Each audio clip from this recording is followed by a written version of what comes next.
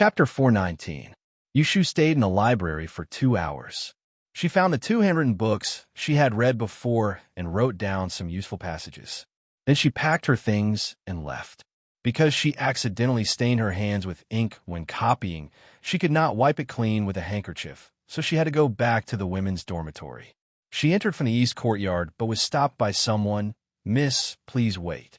Yushu turned her head and saw the servant woman who usually guarded the courtyard running out of the central room onto the south corridor. She stopped and waited for her.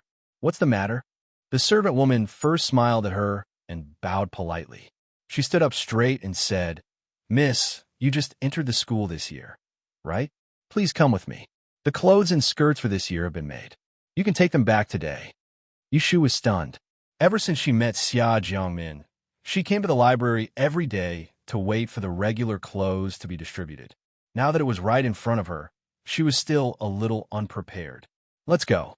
She nodded and followed the servant woman to the central room where the guards usually drank tea and talked. The room was not big. On a long couch, there were more than 10 thick bags neatly arranged. She knew that they were filled with clothes, but she could not see the color. On the day she entered the school, everyone's measurements were different. There was a rope tied to the bags and a wooden plate. The servant woman did not recognize Yushu, so she asked her to show her waist plate for entering and exiting the Taisha library. She looked inside and took one out. She handed it to Yushu and said, "This is yours." Yushu thanked her and left with the heavy bag. She returned to the room and closed the door. She put the bag on the table and nervously opened it. The moment the knot was opened, her whole heart sank. Underneath a flat, square jewelry box was a neatly folded red and pink blouse. It was the color that Xia Jiangmin had foreseen in her dream. The delicate and pleasing hibiscus pink was now in Yushu's eyes. It had become a symbol of danger. She sat on the chair with a straight face and nervously opened the jewelry box. When she saw a double-strand peach hairpin lying inside, she heaved a sigh of relief. Fortunately, not Haitang. In Xia Jiangmin's dream, the woman who was pushed down the stairs wore a begonia flower on her head. At that time, Yushu mistakenly thought that the begonia flower was a headdress that came with the regular clothes, so she read her fortune on the same day. Fortunately, Lu Yao told her that she was not the unlucky one. Therefore, she wasn't worried that she would be killed, but she was worried about the new female students who were admitted to the school this year. If every one of them had a begonia on their head, it would be troublesome. Putting away the clothes and the jewelry box, Yushu was not in the mood to try the size at all. Just looking at the color was enough to annoy her. After tidying up, Yushu went to the observatory. This time, when she entered the courtyard again, she was not stopped by the guards at the door. It must be Shui Rue's order. When Yushu found Shui Rue, he was squatting next to the long stone tablet, followed by 2 officials who were checking something. "Big brother." Yushu was originally outside. She would call Shui Rue Lord Shui seriously. After being corrected by him once, she called him as she did in private. He was not afraid of the bad influence, so why was she embarrassed? "Here you are." Shui beckoned her over and pointed to the stone tablet used to observe the stars. "Look." Yushu thought she found something. She walked over and squatted down beside him, looking at his finger. She saw a small snail crawling in the slender ditch, and there was nothing else. "This is a snail, what's wrong?" Yushu felt that she was stupid. She really didn't see anything unusual about these 2 snails. Shui Rue turned his head. He grinned at her and said, "Don't you think it is a little similar to you?" Yushu was puzzled. "How is it similar? It's a hard shell." Shui Rue said vaguely, then stood up. Yushu didn't understand what he was insinuating. Even if she understood, she had to pretend not to understand. She raised her head and said to him, "If you have the leisure to look at snails here, why don't you find a few people to ask for a confession?" Shui Rue looked down at her. "I just saw Daozi come back." "Oh." Yushu didn't show a surprised expression. She stretched out a finger and touched the snail that was slowly crawling forward. The little thing was so scared that it quickly retracted its head, leaving only a round shell. She uncomfortably retracted her finger and casually asked, "Did you ask anything?" "No. It would be strange if there was anything." Yushu thought that Jingchan was full of secrets. Either he didn't say anything or if he said one thing, he could pull out many things. While they were talking, a guard suddenly rushed over and stopped in front of Shui. He panted and cupped his hands. "Darren, please enter the palace. His Majesty summons you." Yushu had already stood up and looked at Shui hesitant face. She didn't know why, but she felt bad. At this time, the emperor summoned Shui. It was most likely because of the case of Taisher Shu Garden. "Shu, I want to enter the palace. You return first, and I'll ask Brother Chui to send you off." Shui instructed Yushu, and he didn't dare make the people in the palace wait any longer before swiftly leaving with his group. Yushu returned to Wangji Tower alone. In the afternoon, she didn't see Shui come back. She had to put aside all kinds of speculations and concentrate on sorting out the case files of various places. It wasn't until it was dark that Shui came back. Yushu told the maid to tell her as soon as he came back. As soon as Shui entered the room, Yushu followed him in. She closed the door and went forward to pour tea for him. Seeing that he looked a little tired, she didn't rush to ask. She waited for him to sit down and rest for a while before she spoke. "Brother, why did you come back so late? Why did the emperor summon you?" Yushu was used to speaking straightforwardly with Shui, so she didn't beat around the bush. She asked him directly, "Is it because of this murder case?" A complicated look flashed through Shui's eyes. In order to cover it up, he handed the empty teacup to her. He gestured for her to refill it while telling her, "The emperor has heard about the case of Taisher Shiyuan. When he asked about it in the morning court, he made Shangqing Darren angry. He summoned me to the palace to ask about it." Yushu asked with concern, "He didn't reprimand you, right?" In her impression, when the emperor was angry, he would cut off officials and demote them. As an emperor, there weren't many who had a good temper. Shui saw that she was a little nervous, and Mo Dao scared her, so he softened his expression and said to her, he only said a few words. He wanted us to find out the truth as soon as possible. He didn't reprimand us too much. It doesn't matter. That's good. Yushu didn't doubt Shui words. Shui also didn't want her to ask again. He changed the topic. "Have you eaten dinner?" "Not yet. I'm waiting for you." Chapter 420. Yushu stayed outside for 7 days to get rid of the darkness on her body. Then she packed her things and went home. Shui was going back to the Yamen today. In the morning, he asked Lao Chui to send her off and went to the Supreme Court in a sedan chair. Zhao Hui and Fangji hadn't heard the news that someone died in the Taisher Shuyuan. They only knew that Yushu hadn't been back for a few days because she was busy with her studies. Yushu didn't intend to tell them. She didn't want to ask for trouble. Returning to her room and changing into fresh clothes, Yushu went to the big room to greet the old lady and was driven to Zhao Hui's room. Yushu sat on the chair beside Zhao Hui's bed. Zhao Hui, who was still in confinement, leaned on the pillow and talked to her. After a while, the wet nurse came with the baby. The 7 or 8-day-old baby was so small. He clenched his small fists and curled them into a ball. He was so soft that Yushu didn't dare to touch him. Zhao Hui was not afraid. She smiled and asked the wet nurse to hand the baby to her, which made Yushu flustered. "Mom, I can't hold him well." "Forget it. You can hold him more. You're not as good as Xiao Xiao. He runs to see Xiao Chuan as soon as he gets out of school. He's more stable than your father." After washing his third son, the old lady decided to give Fangji's only son a nickname, Xiao Chuan. His real name hadn't been decided yet. Yushu held the baby stiffly. She looked down and saw that the little guy squinted his eyes and yawned. There was no sign of crying. She slowly relaxed and freed a hand to touch his face. "Don't touch his cheeks. You'll make him drool," the wet nurse reminded her. Yushu quickly withdrew her hand, which made Zhao Hui laugh again. For some reason, the child who was sleeping soundly heard Zhao Hui's laughter and pouted. He opened his pair of blank eyes and let out a wah without any warning. She began to whimper and cry. Yushu was so scared that she quickly handed the baby to the wet nurse. She watched as the wet nurse gently coaxed the baby and turned to look at Zhao Hui helplessly. Zhao Hui, on the other hand, wasn't nervous at all. She patted her hand and said, "You have to howl like that every day, just in time for you." Yushu thought about it and searched her body.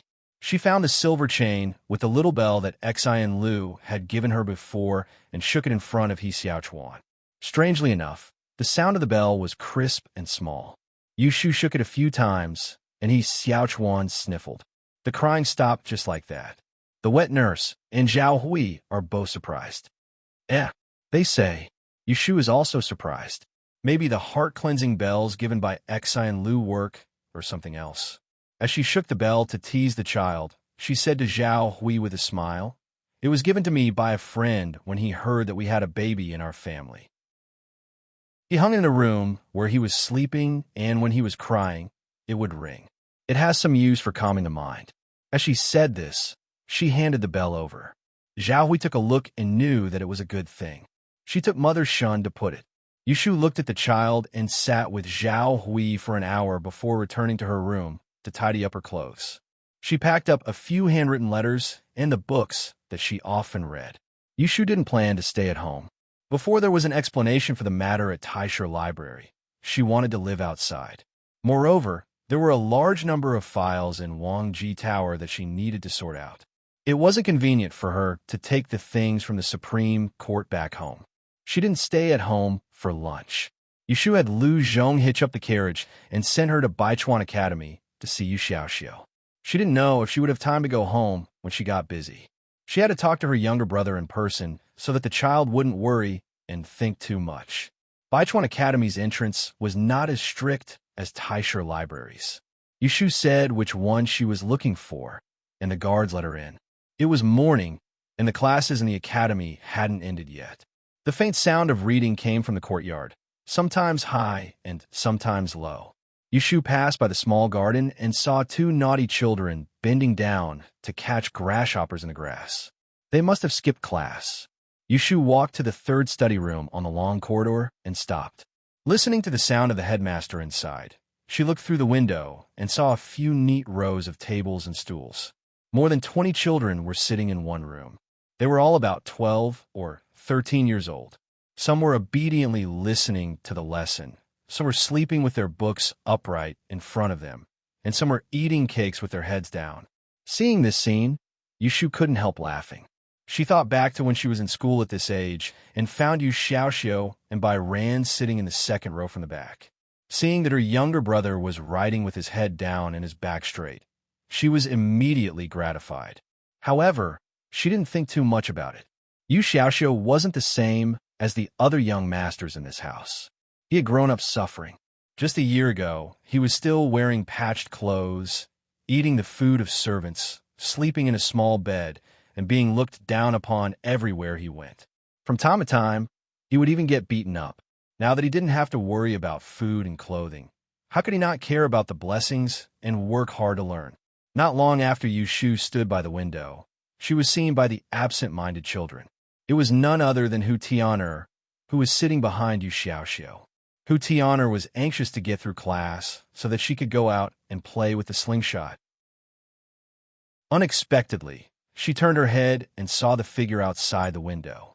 Her eyes immediately lit up, and she grabbed a brush, leaned forward, and poked Yu Xiaoxiu's back. Yu Xiaoxiu looked up at the headmaster, who was talking excitedly.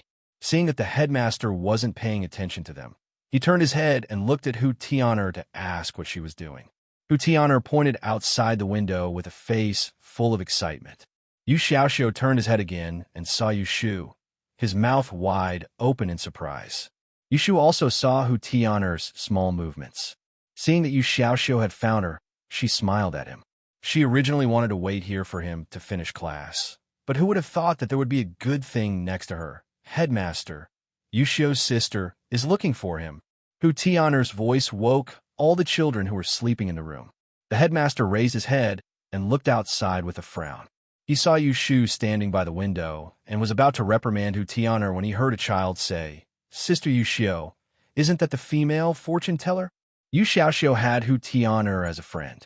In the entire Baichuan Academy, there were probably only a few people who didn't know that this year's new fortune teller was the biological sister of Yushu, who was studying in Xiaoxuan's class. Instantly, the children all became alert and stretched their necks to look outside. Most of them had heard of the story of the female fortune teller from the adults. Pairs of curious and excited eyes stared at Yushu, wanting to see through her. The headmaster also came back to his senses. Knowing the identity of the young lady outside the window, he didn't dare to neglect her. He put down his scroll and quickly walked out to ask, "Is this the new fortune teller?" "Yes. Greetings from Chun Huizhou, a ninth-grade fortune teller." Chun Huizhou was a fortune teller in the past and had a deep understanding of etiquette. When he saw Yushu, he also had to greet her. He didn't dare to look down on her because of her age. The children loved to join in the fun. Seeing the fierce-looking headmaster bowing to a young lady, they all chattered excitedly. "Headmaster, you don't have to be so courteous. Thank you for teaching my younger brother." Yushu raised her hand to return the greeting. Naturally, the headmaster was very friendly towards Yu Xiaoxiu's teacher. As a parent, no matter how capable they were outside, they were all like bears in front of the teacher. Not all. Yu Xiao is a sensible and smart student. He doesn't cause trouble. The headmaster started to praise Yu Xiaoxiu. He wasn't lying. While Yushu met the headmaster outside, Yu Xiaoxiu was surrounded by some children in the study room. Many eyes were filled with envy. After all, not everyone could have a fortune teller sister. Yu Xiaoxiu had been surrounded by many people recently. He was used to it. He glared at Hu Tuner, who was eager to see the world in chaos, and whispered, "You're meddlesome." Hu Tiana laughed and nudged him with his shoulder. He leaned over and whispered, "If you don't like it, don't admit it. In the future, I'll just say that my sister is here." Yu Xiaoxiu glanced at him again and said unhappily, "In your dreams." On the other side, Chun Huizhou finally finished talking with Yushu. He turned his head to look at the mess in the room. He coughed and gave a warning look to a few naughty children. He then waved at Yu Xiaoxiu, asking him to come out. Yu Xiaoxiu went out obediently. Bai Ran, who was his study partner, didn't follow. Yushu and Chun Huizhou greeted each other and led Yu Xiaoxiu away. As soon as the siblings were far away, the headmaster entered the study room with a straight face. He pointed at the students in the room and told them to sit back down. He lectured, "You naughty monkeys, don't think about making trouble all day long. Did you see that? That female fortune teller is only a few years older than you, but even I, the headmaster, have to bow when I see her. This is because she is good at learning. If you want everyone to admire you, you are mediocre just by relying on your family name. You need to learn diligently so that you don't disappoint your parents." Achoo! Yu Shu, who was walking on the road, suddenly sneezed. Yu Xiaoxiu asked with concern, "Sister, did you catch a cold?" Yu Shu rubbed her nose and shook her head. "No, someone might be talking bad about me behind my back." At noon, Yu Shu brought Yu Xiaoxiu to Wang Ji Lu and had the kitchen prepare a lot of delicious food. She accompanied him for lunch and gave him a small bag of silver for him to spend. She told him that she wouldn't be going home for a while and told him not to run around, to study and practice calligraphy, and to listen to He Fangji. Before the afternoon, Yu Shu had Lu Zhong send Yu Xiaoxiu back to the academy. At noon, Shuirui didn't come back. Yu Shu didn't plan to wander around the Taisher library. She stayed in the study and continued to copy the files. She had done a divination last night and felt that the day of the accident hadn't come yet. In the blink of an eye, it was evening. Shuirui didn't come back, but a distinguished guest came to Wang Ji Lu. "Miss, Jing Wangya has come and asked you to come over to speak." Lin Fu stood at the door to report to Yu Shu. As soon as Yu Shu heard that Lu Tan had come, she quickly put down her pen and paper. After tidying up her clothes, she followed Lin Fu to an elegant room on the opposite side of the second floor. She passed by the guard outside and knocked on the door to enter. The candles in the room were brightly lit. Lu Tan was sitting beside a pear blossom half-moon table. There was a wine pot beside his hand. He was dressed in a green silk upper garment. He was dressed in ordinary attire. He was still the same person. However, Yushu had not seen him for only half a month. She could tell that he was somewhat different. "Greetings to Wang Yi." Yushu changed the way she addressed him, guessing why he had come today. Chapter 4:21. Yushu found a chair and sat down. Lu Tan waved to the servant behind him to serve her tea. How many days has it been since the murder happened in Taisha Shuyuan? Luton didn't beat around the bush and asked directly. Yushu also guessed his intention, so she answered after thinking. It happened on the 6th day. It's been 6 or 7 days. I heard that you were the first one to find Miss Chow. Yes, I accompanied Miss Six of the Exian family to the observatory to measure the stars at night, and then I saw her hanging in the hut. Strictly speaking, the first person to find Chow Yuling's body was Exian Liu. Then what about the note that was found in Miss Chow's room? Lu Tan frowned slightly. Why is there a false rumor that she was killed because she came out at night to meet Marshal Uncle Jing Chun, and Cousin Rue sent someone to monitor him? Is it true? Yushu hesitated and said, a note was found in Miss Chow's room. The handwriting on it was the same as Daozi's. Brother Shui sent someone to follow Daozi to avoid arousing suspicion. It can't be regarded as monitoring. If it was really monitoring, it should be closely watched. But 2 days ago, she saw Jing Chun and Ji Xingxuan walking together in the rain, and she didn't see any officers around them. Lu Tan's face was a little clear. Seeing that Yushu didn't understand, he sighed and said, yesterday morning, someone reported the case and distorted the facts, claiming that Miss Chow was killed tragically. They also said that Marshal Uncle was monitored because of the murder, but the Supreme Court covered up and neglected the investigation. In a rage, my father reprimanded Guo Huaiyan, the minister of the Supreme Court. Then he summoned Cousin Ray, who was responsible for the case, to the palace and met him in the imperial study to question him personally.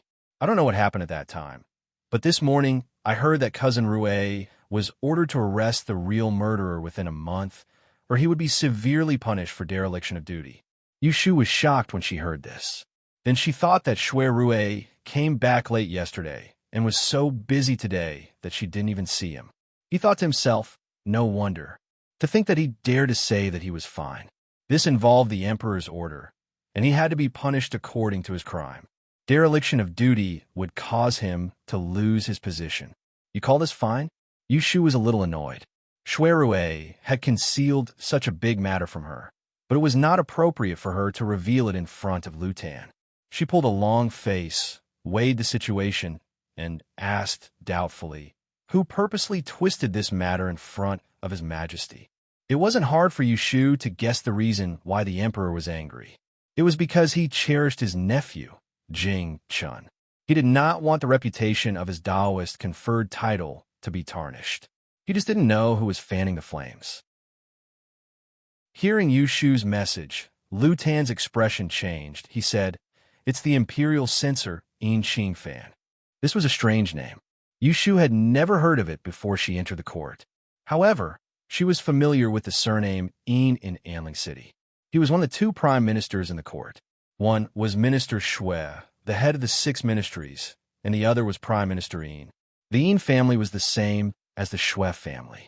They were all the top nobles in the capital. The Shui family had a daughter who was an imperial concubine in the palace. She was Lu Tan's mother. The Yin family also had a daughter who was an imperial concubine in the palace. She was Prince Ning, Lu Hao's mother, concubine Yin. Yushu thought of this and couldn't help but feel that this imperial censor, Yin, must have something to do with Prince Ning. Maybe it was Prince Ning who ordered him to stir up trouble. No matter whether Jing Chun or Shui Rue didn't please anyone, he would be happy to see it. Just when she was full of suspicion, someone outside the door reported, Your Highness, Lord Shui is back. Please come in. Yushu turned her head and saw the door was opened. Shui Rue was still wearing the official robe that he left in this morning. She could see a trace of fatigue on his eyebrows. He looked at her. He turned to Lu Tan and bowed. To Your Highness. Lu Tan had been promoted to a prince. His status was far higher than when he was a prince. Shui Rue was cautious. Even if he had a good relationship with Lu Tan, he wouldn't be careless about these details. Cousin, you don't have to be so polite. Sit down. Lu Tan's tone was much gentler than when he was talking to Yushu. He said that he would give up his seat, but he didn't move. Shui Rue sat down beside Yushu. When Yushu saw the pale corners of his mouth, she quickly poured a cup of tea and passed it to him to quench his thirst. After that, She didn't wait for him to speak before she sensibly stood up and said to Lu Tan, "Your Highness, since Big Brother is back, I will leave first." Lu Tan nodded and didn't ask her to stay. What he and Shui Rui wanted to say was not suitable for others to listen. Yushu turned her head and glanced at Shui Rui again. Then she left the door. When Yushu returned to her room, she wasn't in the mood to copy the data. She put away her pen and paper and called for a maid to pour water for her to wash up. She also ordered the kitchen to prepare food and wine. Looking at Shui Rui's appearance, it seemed that he hadn't eaten dinner yet. Shui Rui and Lu Tan didn't talk for long. After Yushu washed up and changed her clothes, she heard the door open. It was Lin Fu outside. "Miss, Jing Wang Ye is leaving. Gong Ye is calling for you." After Lu Tan left, Yushu definitely had to respectfully send him off. She hastily fastened her belt and hurriedly went downstairs. She just happened to catch up with Shui Rui, who was sending Lu Tan to the entrance of the backyard. She quickened her steps and stood next to Shui Rui. "Your Highness, take care." Lu Tan put on a scarlet cloak and turned his gaze to her. He smiled slightly and said, "Bin Wang is holding a banquet in Xinshan Garden. Don't miss the Lotus Room." After she finished speaking, she got into the carriage with the help of the eunuchs who bowed. Yushu and Shui Rui watched the carriage leave. Only when it was out of sight did she raise her head and say to the man beside her, "Why did you lie to me and say that it's nothing? Are you sure that you can find the murderer within a month?" "Regardless of whether I'm sure or not, I'll only know after I try." Shui Rui was exposed by her, but he didn't seem embarrassed at all. He said something ambiguous and walked towards the courtyard. Yushu gave a light humph and didn't pursue the matter of him hiding it from her. She slowly followed his footsteps. When Shui Rui was eating, Yushu sat beside him. She rested her chin on one hand and swirled an empty wine cup as she suggested, "If there's no other way, why not find a reason to arrest Ji Xingxuan and force her to talk? How can we extort a fifth-class master of E without solid evidence? Moreover, Prince Ning is protecting her." Shui Rui rejected the idea. "Why don't I come out and testify for you? I'll use my special technique, and we'll perform the questioning the underworld to help you keep your black hat." Yushu continued to give him bad ideas. Shui Rui shook his head again. Not everyone can understand the Yishui. You can't explain it one by one. In the end, it's just empty talk. It's hard to convince people unless you're willing to give your strange art to Celestial Commissioner for verification. Are you willing to do that? Yushu said honestly, "I can't bear to." What a joke. Even if she was willing to share her hard work with others, she couldn't explain to those old fogies how to apply the mathematical knowledge from 500 years later to the Yishui from 500 years ago. If she told them the truth, she might be locked up as a sorcerer. Shui Rui saw her unhesitant look and felt a little frustrated. He pretended to be unhappy and said, "Can't you think about it before you speak?" Yushu smiled embarrassedly. "I'm just thinking about it. I can't bear to do that either. Why do I have to do that?" Facing such a heartless person, Shui Rui couldn't get angry or laugh, even if he wanted to. This time, it was because he was careless that he fell into a trap and fell into a dilemma. That was why he had to make a military pledge. Facing this murder case with hidden secrets, he really had a headache. It's not that he didn't have the means to investigate, but it was inevitable that he would offend some people. If he became a target, it would be like drinking poison to quench his thirst. Fortunately, he still had some time to slowly worry about it. Yushu looked at Shui Rui's inadvertent frown and knew that he was troubled. She thought for a moment and straightened her face, saying, "Stop joking. I do have some ideas. Maybe I can help you." Chapter 422. 3 days had passed since the night Lu Tan visited Wangji Tower. The matter that Yushu entrusted to Shui Rui to inquire about was still unclear. On the surface, there was no progress in the case. On April 15th, there was Feng Zijing's morning class. It was arranged in the soaring yellow building of the northern courtyard, one of the 4 collections. There were hundreds of paintings and picture books here. They had been handed down from generation to generation, and quite a few of them were very valuable. Under normal circumstances, It was not open to the public unless it was personally led by academicians. Yushu had been here twice before and saw that the door downstairs was locked. So she had a chance to enter when Feng Zijing was giving a lecture here. The soaring yellow building was different from the other three, but it was built on a flat mountain rock. It was cool and deep, and there were windows on all sides. Yushu looked around and entered the building.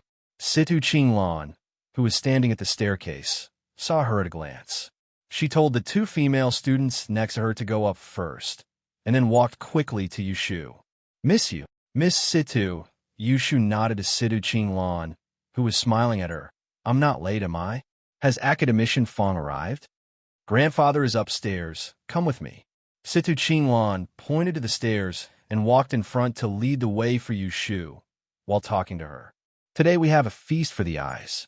We're going to appreciate a few treasure river maps. Grandfather also specially took out a private collection. By the way, you didn't forget to bring the Bagua compass, right? I brought it."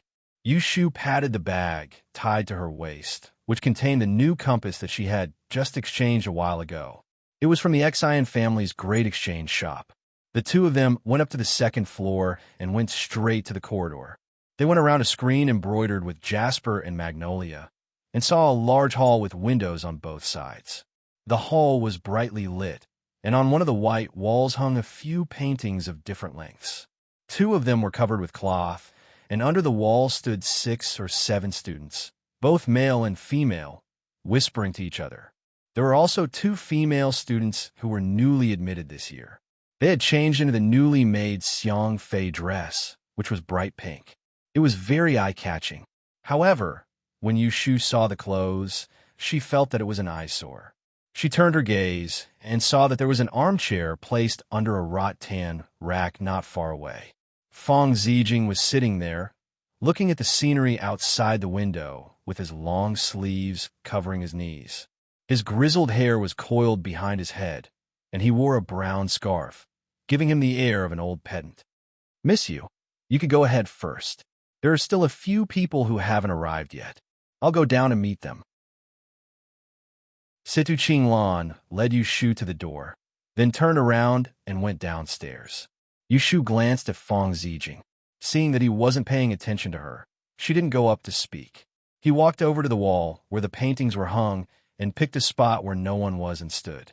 Some of the students who were listening to the zither by the bridge on the 9th day of the new year had seen her and recognized her. After hesitating for a while, 2 or 3 of them came forward one after another to greet Yushu. They saw that she wasn't in the mood to chat, so they all retreated. They didn't ask for trouble. Not long after, Situ Qinglan led the last 2 students who had rushed to the morning class upstairs. When everyone was present, Feng Zijing turned his attention from the window to the room and coughed lightly. He made the dozen or so people in the room quiet down and stand facing him. Feng Zijing first swept his gaze over the students, and his gaze swept past Yushu. He only paused for a moment, then withdrew his gaze and slowly said, "The 4 arts of zither, chess, calligraphy, and painting. The 4 arts of Manjushri are all related to the study of Yi, and their techniques are in harmony. They are the earliest strange arts, which is also the origin of the strange arts. In the last lecture, I explained the similarities between zither music and the study of Yi. When you go back, you should also do your homework. After today's lecture, I will leave someone alone to test you. Today, I asked you to come to the soaring yellow tower to enter the realm of painting and take you to see the river diagram." Speaking of this, he stopped and raised his hand to stroke his goatee. He asked, "Who can tell me about the origin of the 8 diagrams and the river diagram?" Every 3 years, a batch of new people came to the Taisha Shuyuan. The 18 academicians also talked about the old topics every 3 years. It could be said that they accommodated the new students, but there were some old students who followed Feng Zijing for the first year, so it didn't matter to them to study again. As soon as Feng Zijing's voice fell, after a short pause, someone came forward to answer. "I know. It is recorded in the CI of E that the 8 diagrams of Fushi were derived from the river diagram on the back of the dragon horse. The river comes out of the diagram, and the luo comes out of the book. It is a natural divine object, and it is the rule of the sages. The person who answered was a young man of the same age as Yushu. He had a bright voice and a good appearance. Yushu looked around and saw a few people who opened their mouths but didn't get to speak. They didn't make excuses for Feng Zijing's question and seemed to be very willing to answer. Thinking about it, it was natural. After all, this was the Taisha Shiyuan. No one who could stand here was an idiot. No one from an aristocratic family would lose face outside. That's right. The river diagram uses 10 numbers to form 5 directions. The 5 elements, yin and yang, and even the image of heaven and earth. It is very grand. Look at the 2 sketches on the wall. You should know that the white circle is yang, symbolizing the sky above your head, and the black dot is yin, symbolizing the earth below your feet. Take out your divinatory compass and compare it to find the 5 elements first. As Feng Zijing spoke, Yushu took out the 8 diagrams compass like the other students and observed the black and white dragon horse on the wall. Although she could recite the position of the river diagram by heart, it was the first time for her to listen to such a detailed explanation. With Feng Zijing's attainments, when talking about the river diagram, he quoted from many sources from ancient times to modern times. Even if he didn't enlighten her, Yushu, who was a self-learner halfway through her life, benefited a lot. Sidu Qinglan stood beside her grandfather, Feng Zijing, and from time to time refilled his cup of tea to moisten his throat.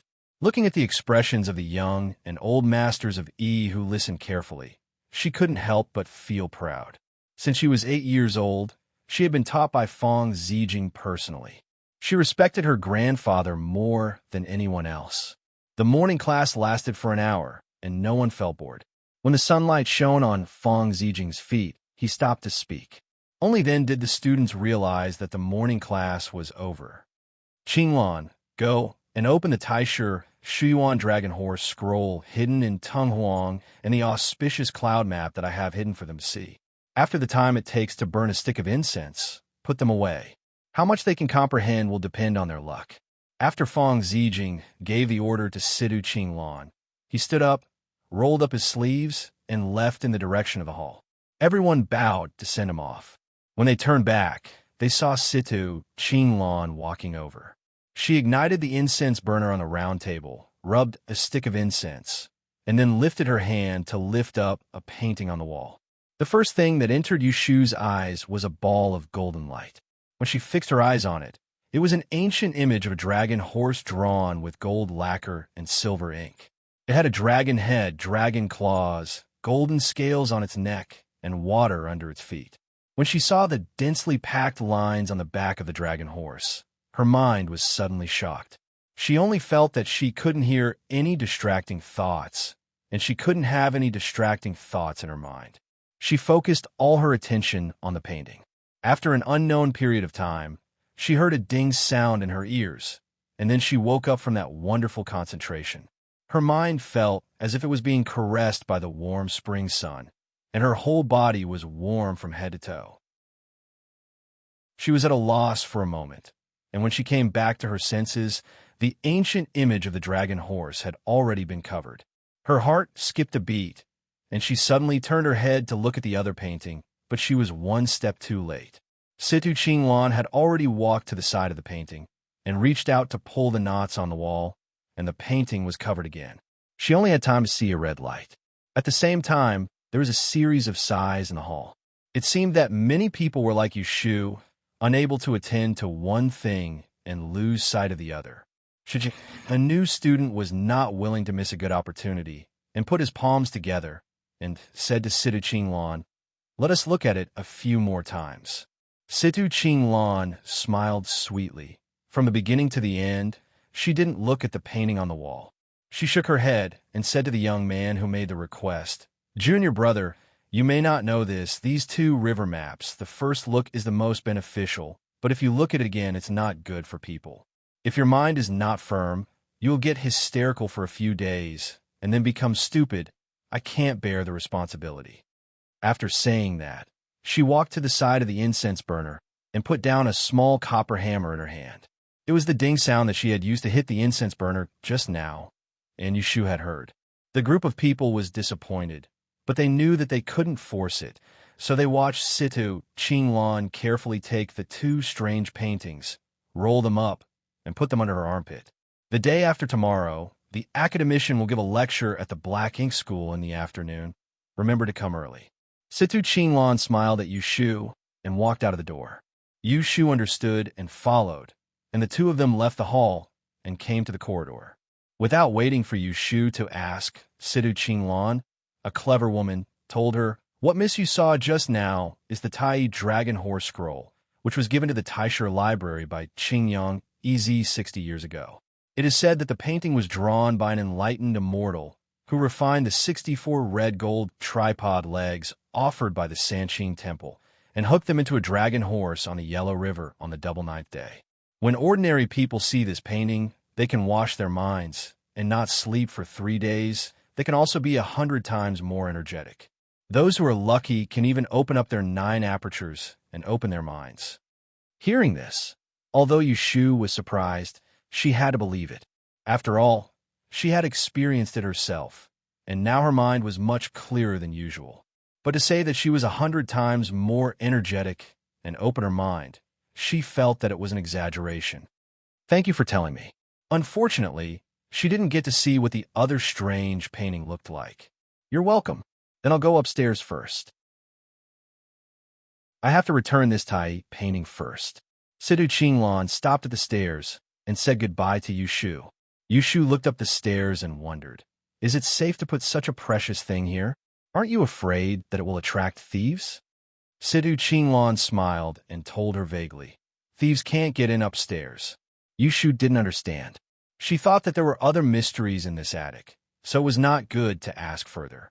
So she separated from her and went downstairs. After leaving Soaring Yellow Tower, Yushu didn't go anywhere else. She walked all the way to the front gate of the library, planning to return to Wanji Tower. While she was full of energy, she should speed up sorting out those files. The carriage parked on the street saw her coming out, so it drove over and stopped in front of her. The curtain was lifted, revealing a figure sitting by the window. "Shu, eldest brother, why are you here?" Yushu was a little surprised to see Shui Rue. He hadn't appeared in Taisher Library for a few days. Chapter 423. Yushu sat in the carriage and happily took the letter from Shui Rue's hand. She opened it and said to him, "You really have a way to find out." A few days ago, she learned about Shui Rue's situation from Lu Tan and made up her mind to help him solve the case. Therefore, she let go of her worries and asked him to investigate the birth dates of the new female students this year.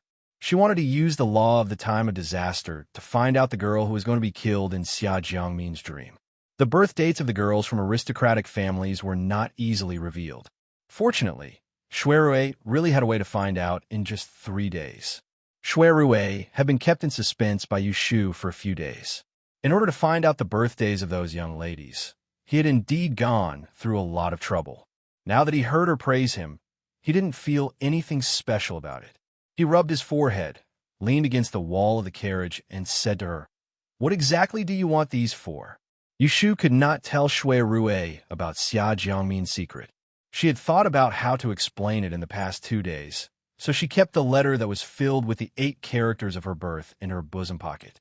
She told him in all seriousness, "If I said that I observed the stars at night and noticed that another life was going to be lost in the Taisher Library, would you believe me?" Shui Rue looked at her and did not believe her at all. "Don't fool me. Tell me the truth. If she had the ability to determine people's life and death, why did she go to Taisher Library to study? If she said it, she would have been promoted by the Celestial Commissioner." Hee. Yushu laughed dryly and said, "Actually, I am not sure. It is just a guess. From the looks of it, Miss Chow's death was not successfully blamed on Jingchun. Anyone with a discerning eye could see that he was framed. I assume that the real culprit was unwilling.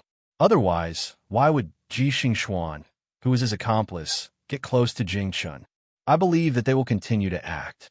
The worst-case scenario is that more people from the Taisher Library will be killed. So I want to start from this point. Although I don't have the ability to predict a person's death date, I have the ability to predict a disaster from the 8 characters of the 8 trigrams. Who knows, we might be able to gain some insight. That's what I meant. Her words, at first glance, sounded reasonable, but there was no lack of force. It wasn't that Shui Rue didn't hear it. He had high expectations of her previously, so he was inevitably disappointed now. However, he didn't expect that she was trying to cover up something else. Then why do you only want me to investigate the birthdays of the new girls? Shui Rue still had doubts. Yu Shu said matter-of-factly, there are nearly 200 students in the Taisha library. Most of the female students who have interacted with Jing Chun are new students this year. Isn't Miss Chow the same? If the murderer is looking for another target, there's a high chance that he'll start with this group of people.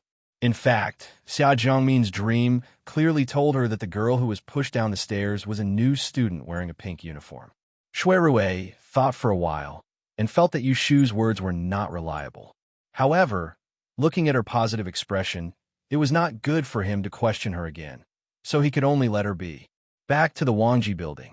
Yu Shu went into the study and took out the more than 10 copies of the 8 characters she had and started to calculate. During lunch, Shui Rue went upstairs to see her. Seeing that she was focused on some kind of speculation, he shook his head and went downstairs. Probably because she had seen the strange painting in the morning, Yu Shu's calculation was surprisingly smooth, and she got twice the result with half the effort. Before dusk, she had calculated the disaster times of the 12 female students in her hands, except for Chow Yuling and herself, in the past half-month. In the end, only one person attracted Yu Shu's attention, and unexpectedly, she knew this person. In terms of the disaster times, on the 20th of this month, this girl would have a fatal disaster. Originally, Yu Shu wasn't sure whether this person would die or not, but with Xia Zhongmin's dream, it was no accident that the girl who was pushed down the stairs was her. April 20th, Yu Shu muttered to herself for a while, and suddenly remembered. April 20th was the day when Lu Tan held a banquet in Xianshun Garden. Yu Shu suddenly stood up, pushed the chair away, and gathered the scattered papers on the table together. She told Xiao Dai, who was serving tea, to burn it later, and hurried downstairs to discuss with Shui Rue. Shui Rue did not go out today, and he was downstairs reading the statements of the people involved in the case. Seeing Yu Shu push the door open and come in with a heavy face, he couldn't help but feel nervous and blurted out, "How is it? Did you calculate anything?" Yu Shu closed the door tightly, walked over, and sat down next to him, hesitating about how to explain to him. Originally, Shui Rue didn't have any hope, but seeing her like this, he didn't know whether to laugh or cry. "If you want to say it, then say it. Why are you so quiet? Making me anxious." Yu Shu said with a complicated expression. "Finally, I calculated that a female student will have an accident, and the date is on the day of the 9th prince's banquet." Shui Rue suddenly frowned. "Is it accurate?" Yu Shu nodded and told him half the truth and half the lie. "For her birthday, there will be a fatal disaster, but I don't know if it has anything to do with the murder in the study garden." Shui Rue thought for a long time and didn't say anything. Yu Shu tilted her head and looked at his solemn expression. After a while, she tentatively suggested, "In my opinion, when that day comes, we might as well keep an eye on her and wait for the rabbit to come to us. Perhaps we'll be able to uncover the murderer." By doing this, she was clearly using Qin Yuero as bait in an attempt to fish out the shark behind the murder case. This action was inhumane and righteous, so she thought it over and over again before saying it. She was afraid Shui Rue would object. If Yu Shu could think of this, Shui Rue naturally also thought of this point. Just as he was hesitating, she brought it up first. He turned his head to look at her, and if he looked carefully, it wasn't hard to see the apprehension in her eyes. His mind changed, and his expression softened. He said to her, "For now, we can only do this. For such a big matter, he, as a man, should be the one to worry about it." There was no need for her to carefully put herself in a dilemma. Seeing that he didn't object, Yu Shu relaxed and said, "Then let's plan it out. When that day comes, we'll keep an eye on her. Regardless of whether she has anything to do with Miss Chow's death or not, we can't let another person die." Shui Rue nodded in agreement. He then asked, "You still haven't said which family's young miss is going to have an accident." AI. Yushu smiled bitterly. "I also recognize this person.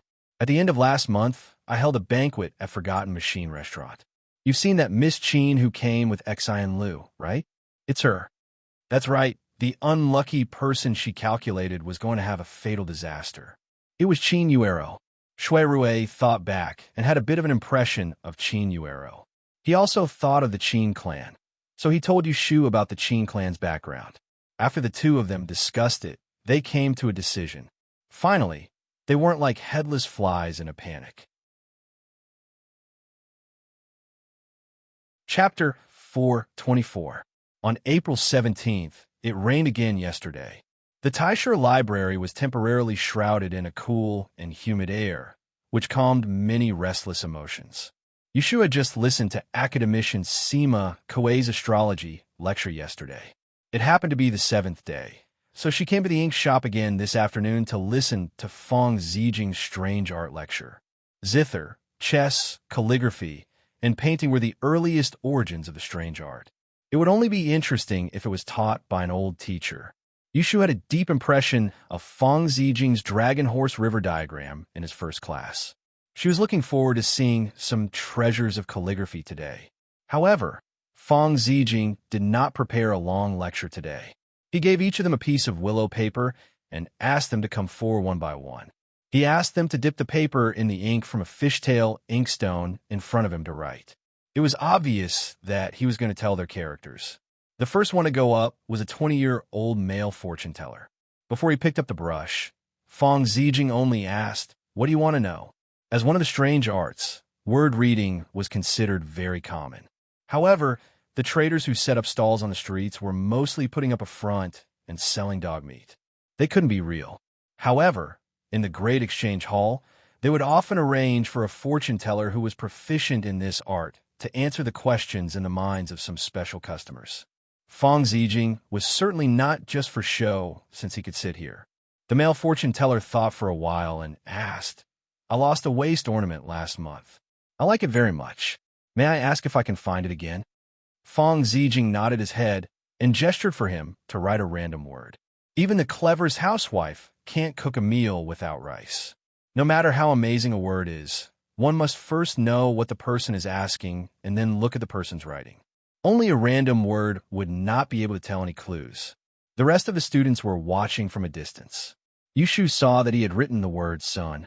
There was nothing else, but the color of the ink was slightly different from ordinary ink. It was not jet black, nor was it jet black, but a slightly viscous blue-black color. She guessed at the small inkstone. There must be something behind it. Fong Zijing took the word in front of him and looked at it carefully for a while. Then he said, "The art of word-telling covers all kinds of things. Some connected the feet, some pierced the heart, some chopped, some added strokes, and some subtracted strokes. I'm sure you've all heard of the northern Iwanshan clan. Their forte lies in the art of word prediction. There's also a wondrous art of fortune-telling that was passed down by Wen Chun-Yitzi in the past, but it's not worth mentioning to outsiders." First, he said something off-topic. Yushu had heard about the Wenshin family, so she remembered Wen Shaoan, who entered the university with her this year. She wondered how he was doing now and which academicians he had studied under. This old man has been immersed in strange arts for dozens of years. He had seen more than 100 strange arts, and he had mastered 18 of them. Among them was word-telling. Even though it can't be compared to Wen Shun, it can still be taken out. Whenever you look at the words, apart from life and death, there is an explanation. Just like everyone else, Yushu's heart palpitated when she heard Fong Zijing casually mention that he possessed 18 kinds of strange techniques. Rare techniques were hard to come by, and those who obtained them would treasure them dearly. One of the most basic conditions was to have a unique skill that was passed down in the family. If others could master one skill, they would be thankful. However, this ordinary-looking old man in front of them had mastered 18. Fong Zijing looked at the respectful faces of these young people with satisfaction. He didn't mean to show off, but he wanted to motivate them. If a learner had no desire to learn, no matter how good his aptitude was, it would be a waste. As he said this, he passed the willow paper to the male disguised master opposite him and said, "This word sun is wide open and can be removed or removed. There is a square inch of space at the bottom, and it is not far away. As I expected, the thing you lost was not picked up by someone else. Go back and look for it in your resting place. You'll find it in less than 3 days." The mailing master was delighted. He didn't doubt Fong Zijing's words at all. After thanking him, he stepped aside and took the place of another person. Yushu watched from the side. Fong Zijing tested word by word without any hesitation. However, some people were happy, while others were sad. She stayed until the last person, and then she stepped forward and asked an unimportant question. The Celestial Commissioner made a seal. "My operator seal has not been sent yet. Could you please help me check when it will be sent to me?" After saying this, she wrote a word on the paper, "Wait." Fong Zijing glanced at her, and his expression was the same as before. However, when he looked at her words, he obviously spent a little more time before he gave her an answer. In less than 3 days. "Wait." Yushu nodded and stepped back. There were a total of 14 students today. After they solved the questions one by one, the class was over. Originally, a group of people was immersed in the question just now, but when Fong Zijing said a few words, it was like throwing a brick into a pond. From today until the end of the year, if there is someone among you who doesn't miss the class and is diligent, I'll teach him the strange technique that I used today. Even the children of aristocratic families who had inherited the family inheritance could not help but be excited when they heard Fong Zijing's promise. This was a strange technique. Who would complain about having too many? Compared to the restlessness of the people around, Yushu seemed calm. It was not that she was not tempted, but she had the rule of the time of misfortune in her hands. There would be a day when she could complete it, so she didn't have the mood to covet other people's things. All right, let's disperse for today. Go back and prepare the black and white chess pieces. In the next class, we'll talk about chess. Fong Zijing leaned back in his chair and waved his sleeves at the group of students. Before he finished his words, he stopped Yushu. "You Swansea, stay here. I have something for you to do."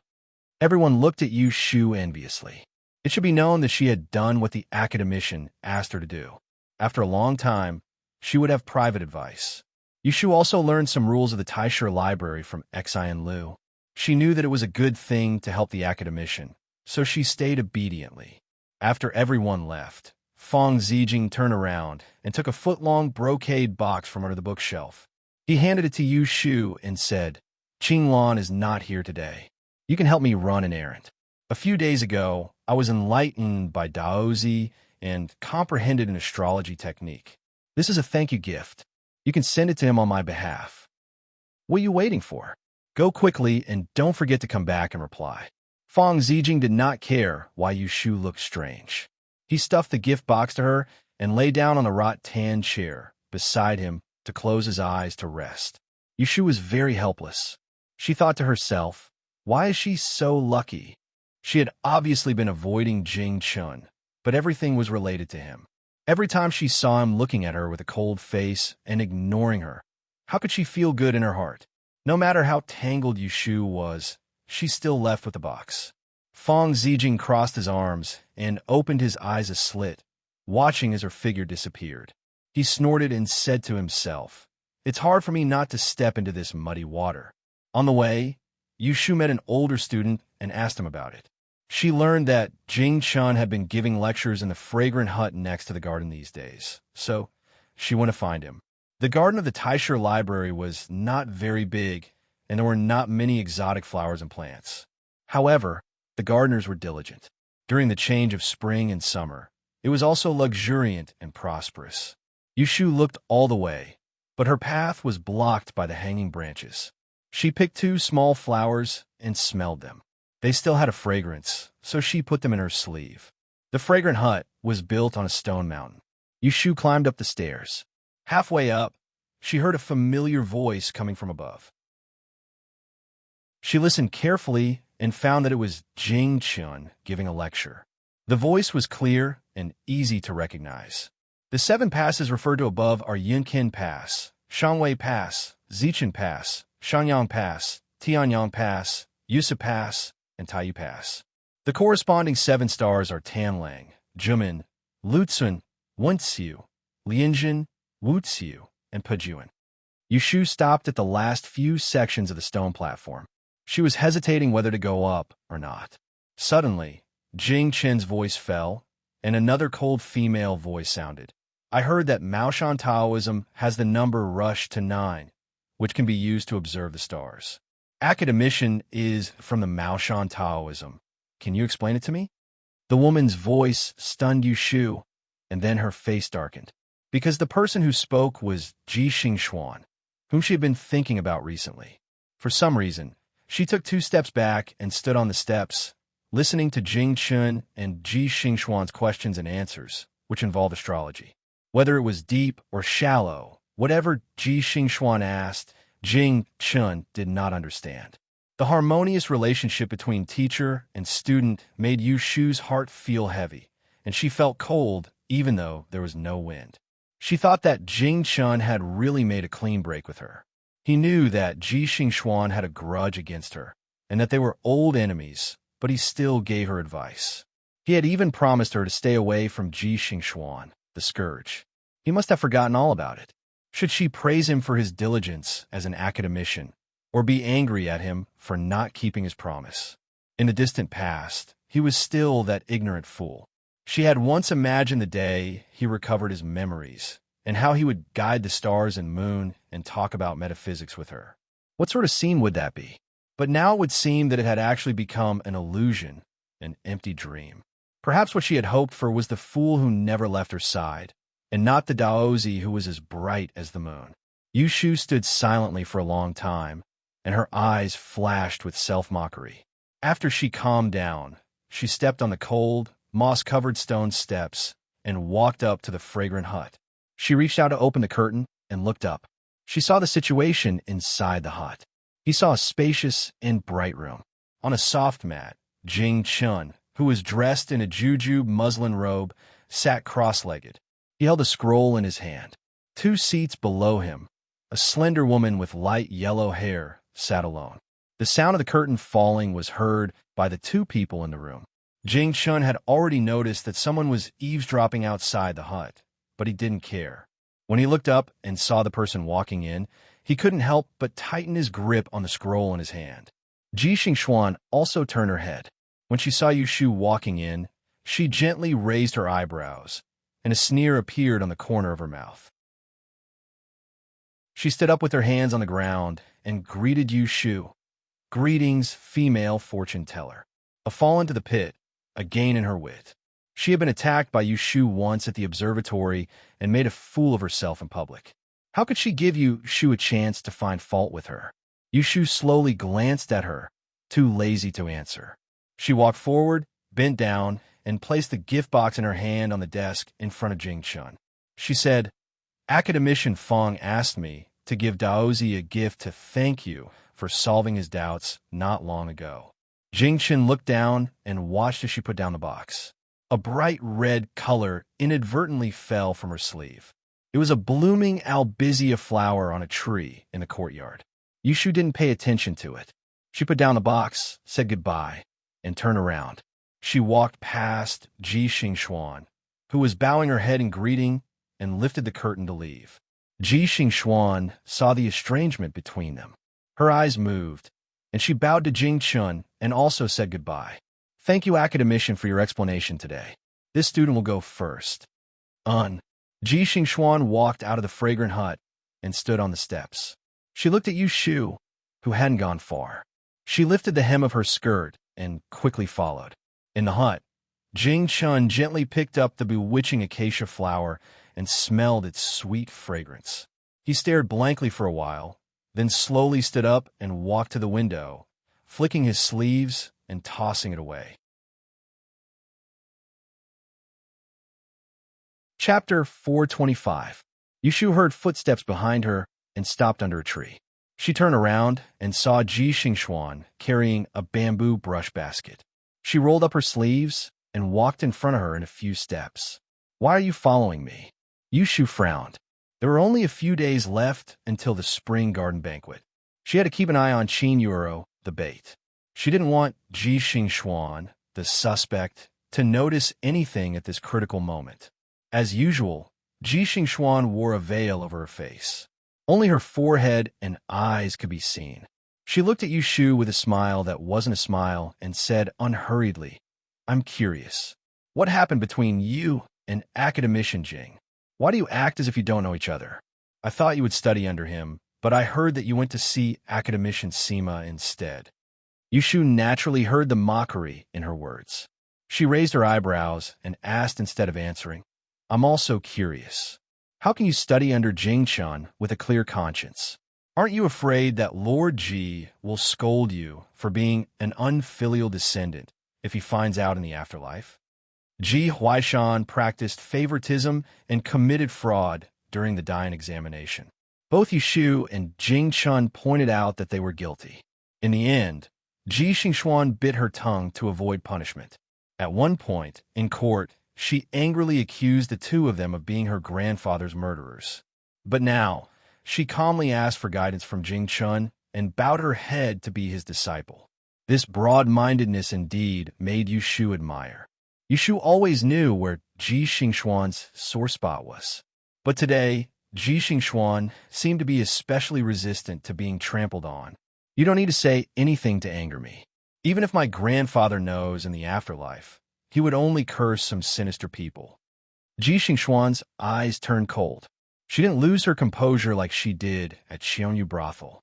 Yushu pursed her lips, thinking that she was just scolding her. She was not in the mood to argue with her anymore. "Then don't meddle in other people's business. Whether Jing-chun and I are good or bad, it has nothing to do with you. If you have nothing better to do, why don't you go back and please your master, lest you lose his favor?" As she spoke, she turned sideways and fiddled with the flowers by the roadside. She turned her head and cast a teasing glance at Ji Xingxuan from the corner of her eye. That glance, it was extremely sarcastic. Ji Xingxuan pursed her lips tightly. Her back stiffened into a straight line. A few months ago, her family had been defeated, and she had no choice but to rely on Lu Hao. She had to endure humiliation to preserve her chastity. However, to someone as proud and arrogant as her, Ji Xingxuan had no other choice. Because of this, she became a target of gossip, but it became a source of hatred in her heart. When she thought of this, she couldn't help but hate the person in front of her even more.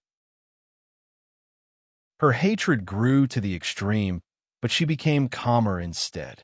She lowered her head and smiled, saying, "Thank you for reminding me. I almost forgot. Yesterday, after the Shuangyang meeting ended, I accompanied them to the banquet at Ningwang Fu. At that time, there were many guests, and I saw the 11th prince. When I saw that he had brought a new pet with him, I felt that she looked very familiar. So I took a few more glances and saw that arrogant demeanor. If I didn't know better, I would have thought that she was the sister of the fortune-teller." Yushu narrowed her eyes. Seeing that Ji Xingxuan didn't seem to be lying, she was instantly enraged. She gave Lu Yi, that brat, a good beating in her heart. In the next moment, she was suspicious. Lu Yi, that brat, should be afraid of her. Why was he suddenly so fearless? However, in the next moment, Ji Xingxuan answered her doubts. Speaking of which, the 11th prince can't be blamed for his carelessness. After all, he knew that he was being threatened. He was beaten for nothing and had to leave the Shuangyang meeting midway. Naturally, he would fly into a rage out of humiliation. Unfortunately, the one who threatened him now has a new leader, so he couldn't directly settle the score with her. He could only find another way to vent his anger. So Louis already knew. Yushu stared at Ji Xingxuan in an unfriendly tone. "When did you tell him?" During the Shuangyang meeting, Lu Yi had slipped into the room she was resting in and wanted to do something to her. She had caught him and beaten him up. She had then lied to him that her teacher was an expert from a Taoist sect to suppress this scandal. Who knew that Ji Xingxuan, who was staying next door, had heard everything? A few days later, she had used this to threaten her for the rest of the Lu Yao technique. At that time, Yushu had not given in. Who knew that in the blink of an eye, she would change her mind? Ji Xingxuan had missed the best chance to control her, so Yushu didn't take this matter to heart. Who knew that in the past few days, Ji Xingxuan would dig it out again? One rainy day, didn't I meet the female fortune teller in the study garden? Ji Xingxuan sneered. I remember that at that time, someone warned me that I would be skinned. I was scared and spilled the beans in front of your highness. I actually told him the dirty things that I heard in Xiongyu House that day. As for how your highness told the 11th prince, I don't know. Yushu was at the peak of the Shuangyang meeting. Ji Xingxuan chose to avoid her.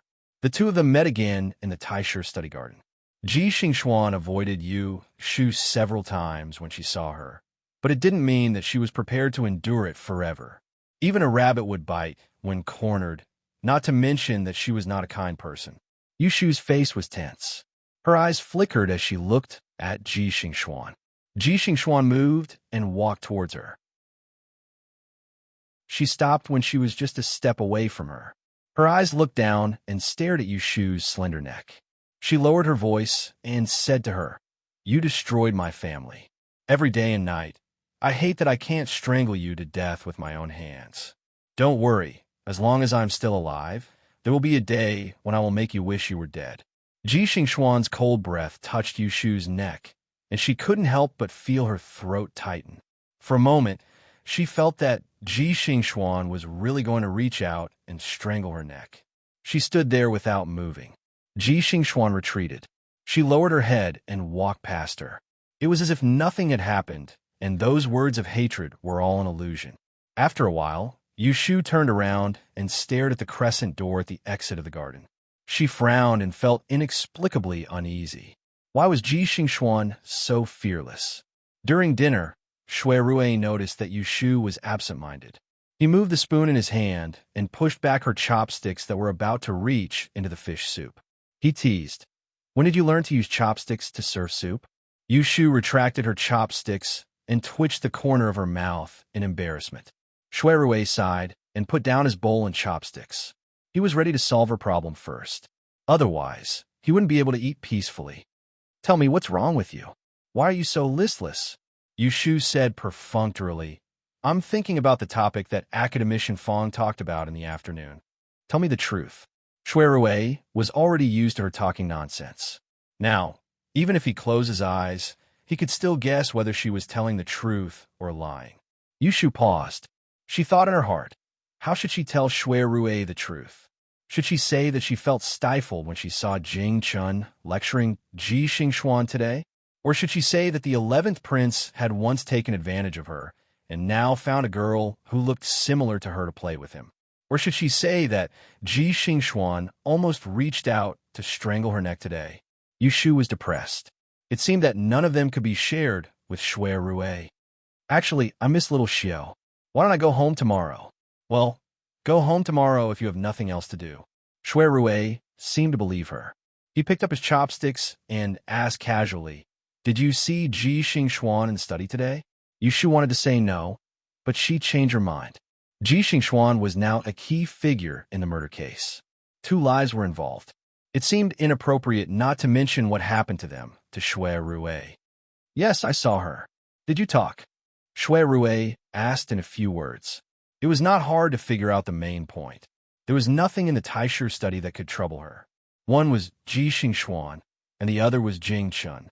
Yu Shu scratched her chin and said, I did talk a little. I paid attention to my words and actions. She will not notice anything strange. Speaking of this, she remembered Ji Xingxuan's fearless look.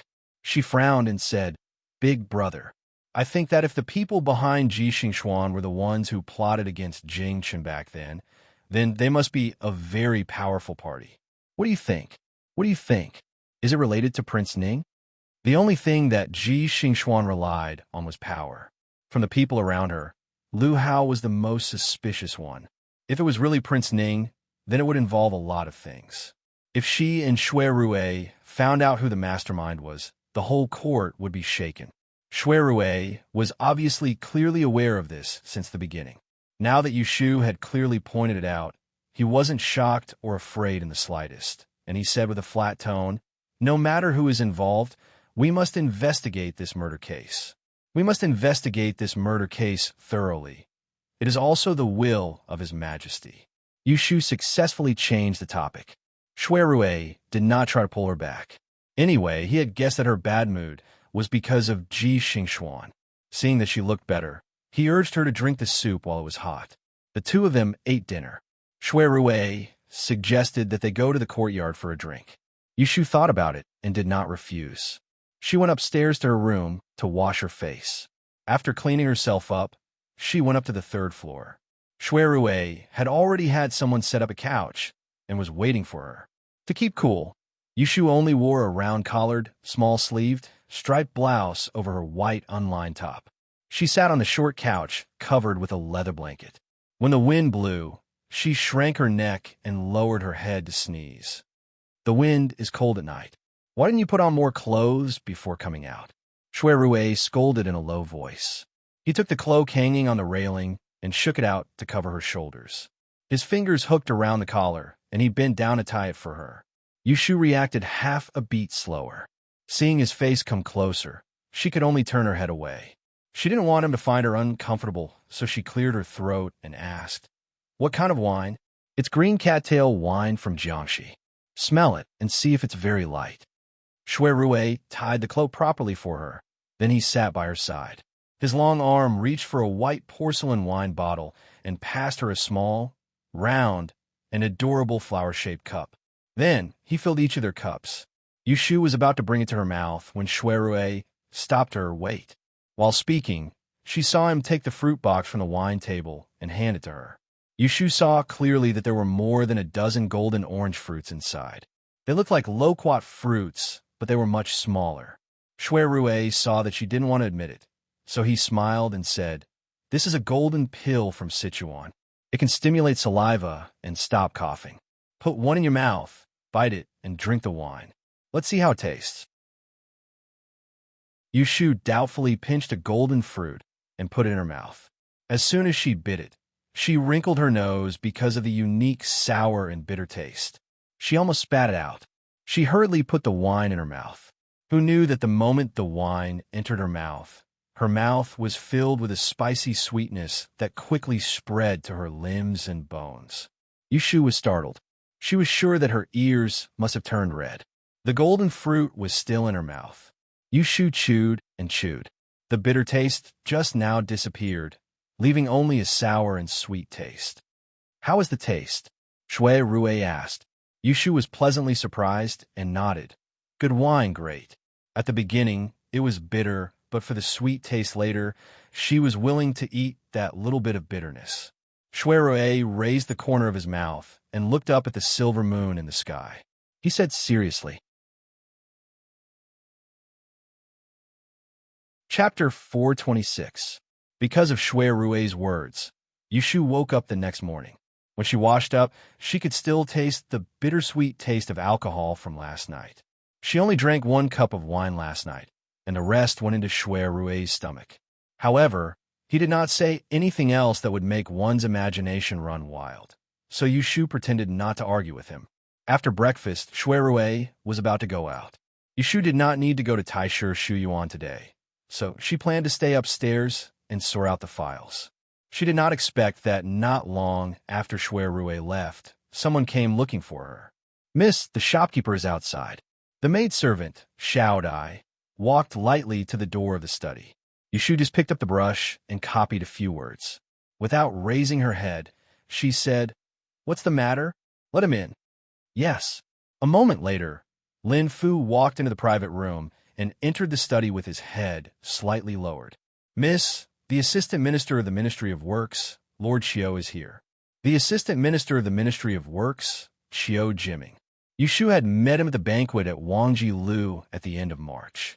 He was a guest invited by Shui Rui, so she had some impression of him. Thinking that this Lord Qiu was here to look for Shui Rui, Lin Fu did not dare to slight her, so he came to ask her. However, Yushu was too lazy to go out to meet him, so she stopped writing and turned her head. "Big brother went to the Yamen today and will not be back for a while. Tell Lord Qiu that he has something to do and come back at night." Lin Fu hesitated. "Lord Qiu is not here to look for young master. He is here to see Mississippi, eh?" Yushu was puzzled. "He is here to look for me?" Lin Fu nodded and took out a name card from his sleeve and handed it over with both hands. Yushu took it and looked at it. This name card was actually made by the government, and it was signed with Chiu Jiming's private seal. Yushu hesitated and said, "Clean up the room next door. Invite Lord Chiu upstairs. Serve him good tea. I will be there in a while." Those who come are guests. The position of Assistant Minister of the Ministry of Works is a lucrative one. Although Chiu Jiming cannot be compared to the nobles of Enling, he is still a fifth-ranked official, the same rank as Shui Rue. Lin Fu obeyed and went to make arrangements. Yushu looked at the loose robe on her body and went back to the bedroom to change into proper clothes. After washing her hands, she went next door to meet the guest. As soon as Yushu entered the room, she saw Chiu Jiming sitting on a chair in the hall. This Lord Zhao was over 30 years old and had a dignified appearance. At this moment, he was frowning, and there was a layer of green beard on his chin. There were also some bruises under his eyes. He was not as spirited as when Yushu first saw him. Lord Chiu. When Chiu Jiming saw Yushu enter, his brows relaxed a little. He stood up and cupped his hands in greeting. Female Oracle. Yushu raised her hand and invited him to sit down. She walked to sit opposite him. Seeing that he was not in good spirits, she did not pretend to be polite. She opened her mouth and asked for his purpose. "May I know why Lord Chiu is here today?" Chiu Jiming first looked at the wide-open door and said to Yushu, "Can we avoid people's eyes and ears?" Yushu saw that he was being secretive and muttered in her heart. But she still had Xiao Dai close the door. "If Lord Chiu has something to say, you can say it. Normally, no one comes up to the second floor. AI, today I came to ask the female oracle for an idea." When Chiu Jiming said this, he stopped and stared at Yushu. Yushu smiled and said, "Darren has to say it. Then I will know if I can help." Chiu Jiming sighed and said with a sad face, "This month, Madam and my daughter." It turned out that at the beginning of the 4th month, Madam Chiu and Miss Chiu went to the Ascending Cloud Monastery outside the city to pray. On the night they came back, Miss Chiu had a strange illness. She talked nonsense and said that she was a fox and wanted to go back to the forest. She also scratched 2 maids. Chiu Darren had no choice but to tie his daughter up. Unexpectedly, the next morning, Miss Chiu was back to normal. The family didn't have time to rejoice when Miss Chiu fell sick again at night. They found several doctors, but they couldn't do anything. Medicine didn't help. Madam Chiu cried and said that her daughter was bewitched by a wild spirit. Chiu Darren invited a Taoist priest from the Ascending Cloud Monastery to cure her. Unexpectedly, the Taoist priest saw Miss Chiu and was so angry that he blew his beard and wanted to leave. He said that Miss Chiu had offended the 3 pure ones and was punished by heaven. If he took care of this matter, he would also be implicated. Thus, Miss Chiu's illness was delayed. She was awake during the day and fell sick at night. After half a month, she was tortured to the point that a layer of her skin was peeling off. Seeing that her body was getting worse, Chiu Darren came to ask Yushu for help. Miss Yu is a fortune teller who is in the top 3 of the 2 rankings this year. In addition to being good at mathematics, she is also good at magic. You must have a cure. I want you to come to the estate and see if my daughter can be saved. Chiu Jiming's eyes were already red as he said this. He looked like a loving father. He really had no choice but to seek help in a desperate situation. However, Yushu didn't immediately agree. She was a fortune teller, not an immortal. It seemed that even the Taoist priests of the Ascending Cloud Monastery didn't care about this kind of evil thing, so she might not have a cure. She didn't want to be criticized behind her back if she couldn't see the problem. Why doesn't Lord Chiu go to a few big exchange shops and ask people to try? Yushu said tactfully.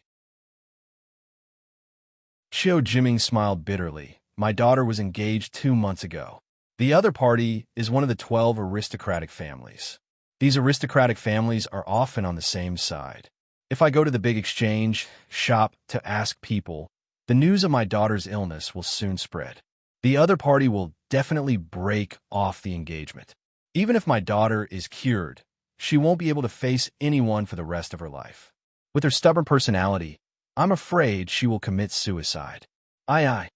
What he meant was that Yushu, who didn't have an aristocratic family background and was a skilled fortune teller, could easily treat Miss Chio's illness and keep it a secret. At this point, Yu Shu saw that he was a man with tears in his eyes and sincere words, so she couldn't refuse. She thought about it and said, I can't guarantee this. After all, I only read people's fortunes and have never encountered such an evil thing. How about this? I'm free today, so I'll go with Lord Chio. If there's no other way, we'll talk about it when we see your daughter. Seeing that she agreed, Chio Jiming hurriedly stood up. Thank you, female fortune teller. I prepared a soft sedan outside. Please go. Yu Shu said, there's no hurry. You go downstairs first. I'll go back to my room to get a few things and then follow you. Chio Jiming of course agreed. Before he came, he knew that Yu Shu would reject him. Now that he managed to invite her, he finally had something to look forward to. At night, when Shui Rui came back, he didn't see Yu Shu and asked Xiao Dai about it. Replying to Lord, Miss was invited away by Assistant Minister Chio Jiming in the morning. She hasn't returned yet. Shui Rui was curious why Chio Jiming invited Yu Shu, so he asked in detail. However, Yu Shu and Chio Jiming spoke with the door closed during the day, so Xiao Dai didn't hear it. She shook her head and said she didn't know. Shui Rui was worried. Seeing that it was dark outside, he didn't change his clothes and planned to go out to look for her. Unexpectedly, when he reached the courtyard, he saw the back door open. Yu Shu led Xiao Qing and slowly walked in, looking exhausted. Shu. Hearing the call, Yu Shu looked up and saw Shui Rui standing in the courtyard. She quickened her steps. Big brother, you're back. Shui Rui nodded and looked her up and down. He only thought that she was tired, but didn't see anything wrong. Only then did he relax. He put one hand around her back and helped her into the room. Why is Lord Chio looking for you? Yu Shu lazily sat on the chair and reached out her hand. Have a cup of tea first. When Shui Rui heard her voice was hoarse, he didn't need the servants to personally pour some tea and place it into her hands. After letting the tea moisten her throat, Shui Rui told her everything about the reason why Chio Jiming came to visit this morning. It was a family scandal, but Yu Shu didn't think it was necessary to hide it from Shui Rui. After all, his mouth was much tighter than hers. After listening to the reason, Shui Rui was a bit unhappy. You're not a Taoist priest who can catch monsters. This Chio Jiming is making things difficult for you. Yu Shu chuckled. Seeing her expression, Shui Rui's eyes turned, and he said suspiciously, Don't tell me that you really know how to catch monsters. After getting along with her for a long time, it seemed that all the strange things he saw on her were no longer strange. Yu Shu blinked her eyes. I don't know how to catch monsters, but I know how to catch people. Seeing Shui Rui's puzzled face, she twisted her body and leaned on the armrest to talk to him about what happened during the day. When she went to Assistant Minister Chio's residence, she saw Miss Chio, who was sick and bedridden. She didn't get sick during the day, so Yu Shu chatted with her for a while. She didn't find any clues, so she asked for Miss Chio's date of birth and had someone find a quiet room. She used the law of time of misfortune to calculate the first half of the month. She wanted to know what was wrong with her. Shui Rui asked curiously, Did you calculate it? I did. Then what's going on? Yu Shu snorted and said, There's nothing wrong with Miss Chio at all. Huh? Shui Rui couldn't react for a moment. Yu Shu explained to him, according to what Chio Darren said, when Miss Chio went to the Ascending Cloud Monastery to offer incense, she was touched by something. This kind of evil can be considered disaster. I should be able to calculate it, but from Miss Chio's date of birth, she didn't have any disaster on that day. Instead, it was very smooth. Shui Rui understood immediately. He frowned and said, You mean she pretended to be crazy? I wasn't sure at first, but I sent the others away and only left Miss Chio and me in the room. After bluffing her for a while, she finally told me the truth. Guess what happened?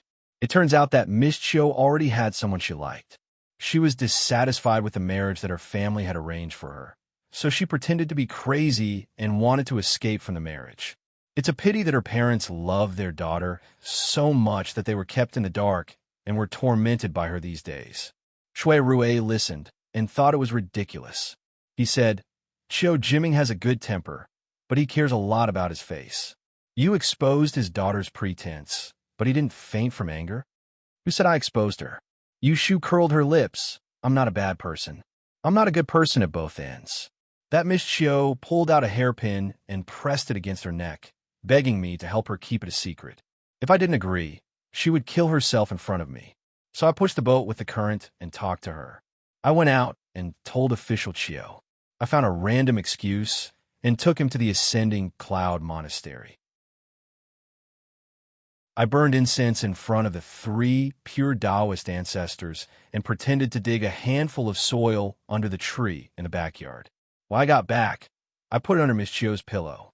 In the end, when the sky turned dark, Miss Chiu was naturally safe and sound. She didn't have any crazy anymore.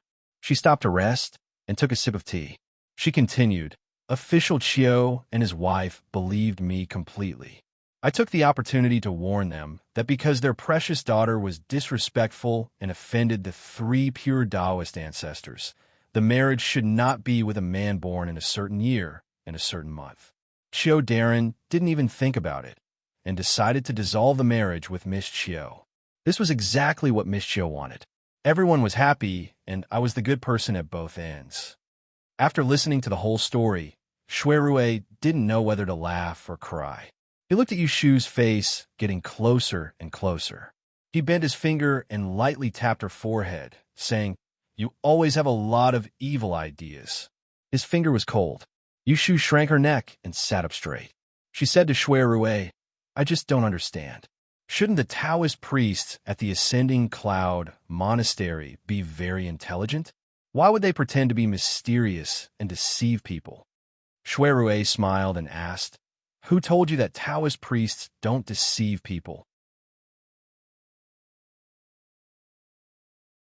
Chapter 427. April 20th, Xianshan Garden's banquet was held in the evening. Yushu was staying at Wang Jilu when someone came to deliver the gift list. Yushu and Shuirue had just finished their breakfast.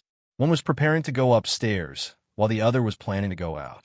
Lin Fu brought them to the door and handed a gift list and a letter to Yushu. She rolled her eyes and heard the steward outside respectfully say, Our family's Darren has been really busy these days.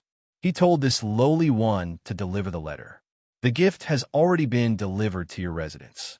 Our Darren will definitely pay a visit to Swansea another day, and thank you in person. Yushu opened Xiu Jiming's letter and looked at it. Her eyebrows twitched. She said a few words to the steward and then had Lin Fu send the person out. Shuirue took Xiu Jiming's gift list from her hand and scanned it. He didn't find it expensive, so he smiled and said to Yushu, Chiu Darren's gift is too small. It doesn't seem like his style. It seems like there's a follow-up. What's written in the letter? Yushu smiled and looked at Shuirue. She said, You're right. I think he wants to remember a favor from me in addition to these gifts. This Chiu Jiming really knew how to behave. He didn't play games with her. She didn't waste her time running around to solve his family's problem. By the time they finished talking, it was already late. Before Shuirue left, he warned Yushu, I will go directly to Xianshan Garden in the afternoon to make some arrangements. When it's time, let old Chue send you off. Don't go too early and don't be late. We'll meet again. Yushu nodded and told him not to worry. After seeing Shuirue leave, she went upstairs. When she returned to her room, she felt a little restless. She knew that something was going to happen tonight. No matter how calm she was, she couldn't help but worry that something unexpected would happen. According to her and Shuirue's previous discussion, she only had one task tonight, to keep an eye on Chinyuero. When the carriage turned a corner, it suddenly stopped. Chinyuero was absent-mindedly thinking about something when she saw Exun Lu choke on her tea. Cough, cough. Be careful. Chinyuero quickly took out a handkerchief and patted Exun Lu's back while wiping her. Slow down, what's the rush? Exun Lu grumbled unhappily at the coachman outside. Looking down at the tea stains on her skirt, she said bitterly, This is bad. Chinyuero said, How about we go back and change? We left early, so there's still time? Exun Lu hesitated for a moment, then shook his head. Forget it, going back and forth is troublesome. We're almost there. We should be able to Shui family's residence. Chinyuero furrowed her brows. What wind? Did I forget that you've just recovered from your illness? Later, when we reached the garden, You have to sit down obediently and don't run around. Xin Lu unwillingly pouted. I'm only accompanying you because I'm worried about you. Qin Yuero smiled helplessly. Yesterday, she went to visit Xin Lu. Coincidentally, Xin family's old man was there. He glanced at her a few times and told her that she had a calamity recently. To overcome it, she needed a person with hooves in the Chinese zodiac to stay by her side. Qin Yuero didn't feel anything was wrong, but she still went home and told her elders. She couldn't explain why, so she took out 2 pendants to avoid calamity and brought them with her.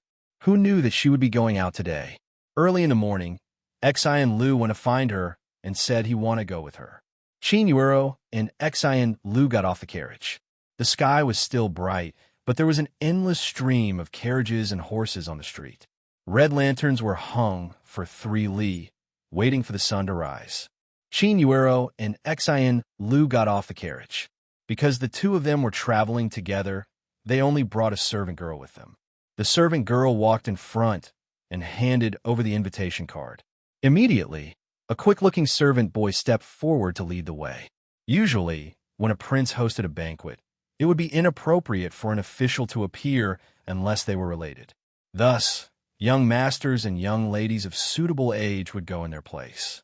Of course, if their official rank wasn't high, there weren't as many rules. Many young people came to the banquet tonight. Qin Yuero and Xin Lu were natives of Anling, so they were familiar with these faces. After entering the banquet hall, they exchanged greetings with the madams and young ladies they knew. Although the murder at Taishur Library had not reached the point where everyone knew about it, the people who came tonight had more or less heard about it. Those who knew about it knew that Xin Lu had suffered a shock because of it. Today, they met to say a few words of comfort. Qin Yuero looked at Xin Lu, who was surrounded by people, and calmly stood up. She moved a few steps to the side and looked around the banquet hall as if she was looking for someone. A moment later, she saw a figure sitting on the main guest seat. She pursed her lips as if she had made a decision. Yushu came alone. She handed over the invitation and entered. The servant boy led her through the front courtyard to the east courtyard. From afar, she could see that the banquet hall was decorated with lanterns and streamers. The courtyard and corridors were filled with banquets. Pastries and wine were served. Half of the guests had already arrived. The guests who were sitting outside were all rich and powerful. Yushu was a guest that Lu Tan had specially invited, so she naturally went inside. Yushu entered the door and looked around. The first thing she looked for wasn't Shui Rue's figure, but Qin Yuero. There were many people in the banquet hall. Yushu stared at the pink-dressed women and quickly found a familiar figure. Surprise flashed in her eyes, and she walked past the table. Fei. Xin Lu had just finished dealing with a group of people, and his face was almost stiff from smiling. He turned his head and saw Yushu. Only then did he reveal some genuine happiness. He grabbed her and said, "Lotus Room, I knew you were coming. I didn't know you were coming." Yushu looked up and down at Xin Lu's pink dress. When she saw that Xin Lu was wearing this year's new casual clothes, she felt disgusted. She glanced at her hair, but fortunately, she didn't see any begonia flowers. "I came with Yuero." Xin Lu laughed mischievously. He turned his head to call out to Qin Yuero, but he discovered she was gone. "Huh, she was here just now." Yushu's eyelids twitched. She was about to ask again when she saw Xin Lu nervously stand up. He looked left and right and muttered, "This Qin Yuero. I said I would accompany her. Why is she running around? This won't do. I have to go find her." After he finished speaking, he tugged on Yushu's sleeve and begged, "All right, Lotus Room, help me look for her." Yushu had the same intention, so she didn't ask why he was so anxious. She took advantage of the situation and agreed. The 2 of them took advantage of the fact that the banquet hadn't started and Lu Tan didn't show up. They slipped out of the banquet hall through the back door. They first looked around, but they didn't see anyone. Xin Lu couldn't help but become anxious. Yushu looked up at the curtain of night that hadn't fallen yet. She wasn't worried, but she couldn't leave someone out of her sight. She said to Xin Lu, "This garden is big. Let's split up and look. You go there, I'll go here." Okay. Thus, Yushu went east, and Xian Lu went west.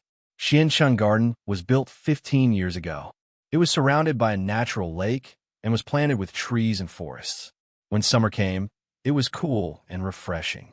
At the end of spring, there was shade everywhere. Two slender female figures, one in front and one behind, passed through the small forest and arrived at the tranquil lake. Yuero, why did you bring me here? Ji Xingxuan looked around and asked. She had just arrived at the banquet hall. Not long after she sat down, Qin Yuero indicated for her to leave. Along the way, no matter how many times Mo Tinga asked, Qin Yuero didn't open her mouth. Qin Yuero turned around and stared at Mo Tinga without saying a word. Qin Yuero and Ji Xingxuan had known each other for 2 years. Although they couldn't be considered best friends, they were still good friends. Xian Lu, who grew up together with Xian Lu, didn't hate Ji Xingxuan and cut off all contact with her. Ji Xingxuan felt somewhat uncomfortable under Qin Yuero's stare. She turned her head to look at the ripples on the lake's surface and said, "The banquet is about to start in a moment. If you have something to say, quickly say it." I saw it. Ji Xingxuan's heart inexplicably skipped a beat. She turned her head and asked with a puzzled expression, "Saw what?" Qin Yuero sighed. Her voice was slow and carried a trace of uncertainty. On the day Chao Yuling died, we were at the observatory. I saw her placing her book on the wall. When she wasn't paying attention, you flipped through her book behind her back and put something inside. Ji Xingxuan's brows stiffened for a moment. In the next moment, she sneered and said, "Why don't I remember doing this?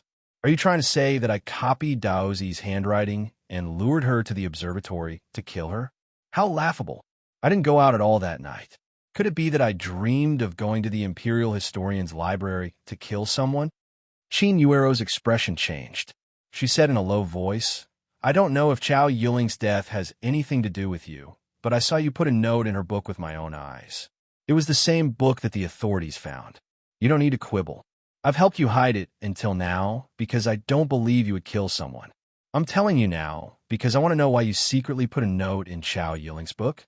Did you know that someone wanted to harm her?" Ji Xingxuan's eyes darkened. Beneath her veil, she was about to bite her lip. After a moment of silence, she said, "I'll say it again. You're mistaken. I didn't put any note in her book." Qin Yuero was clearly disappointed. She shook her head and said with a bitter smile, "If you don't want to say it, I won't force you. I'd rather believe that I didn't recognize the wrong person. Don't worry, I won't report you. It wasn't easy for you to get to where you are today. I don't want to just watch you be destroyed. I'm not related to Chao Yuling, but I'm your friend. I'll repay you for saving my innocence at that time." After hearing this, Ji Xingxuan lowered her gaze and didn't refute her. "Sai, you're on your own." Qin Yuero turned around and left without looking back. She left Ji Xingxuan standing on the shore.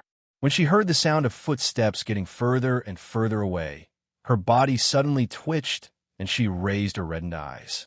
However, from beginning to end, no one saw a hunched figure hiding in the grass not far away in the dusky twilight.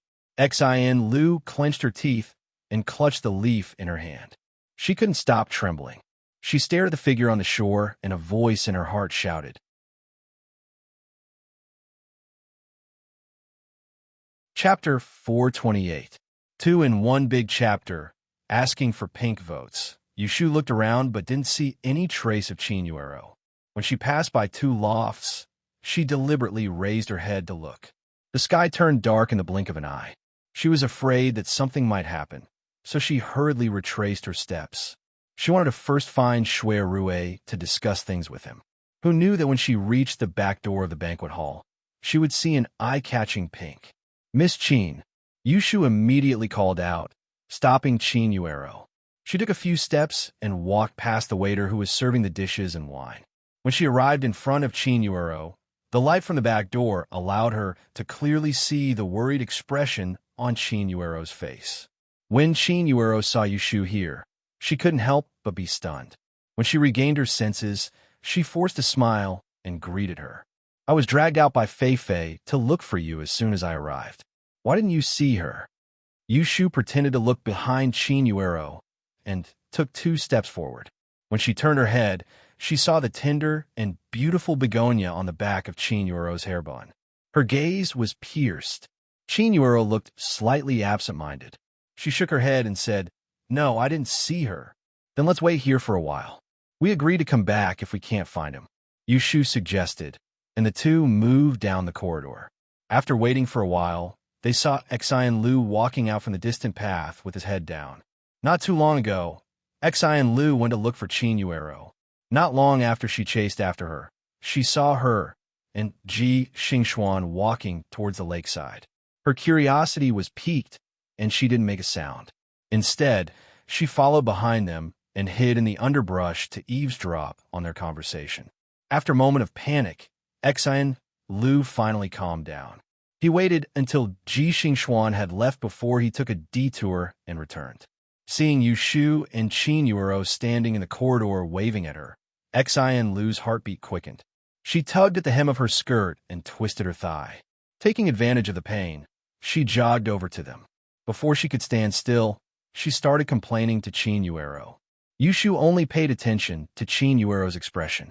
Chinyuro, on the other hand, had something on her mind. The two of them didn't notice anything wrong with Xian Lu.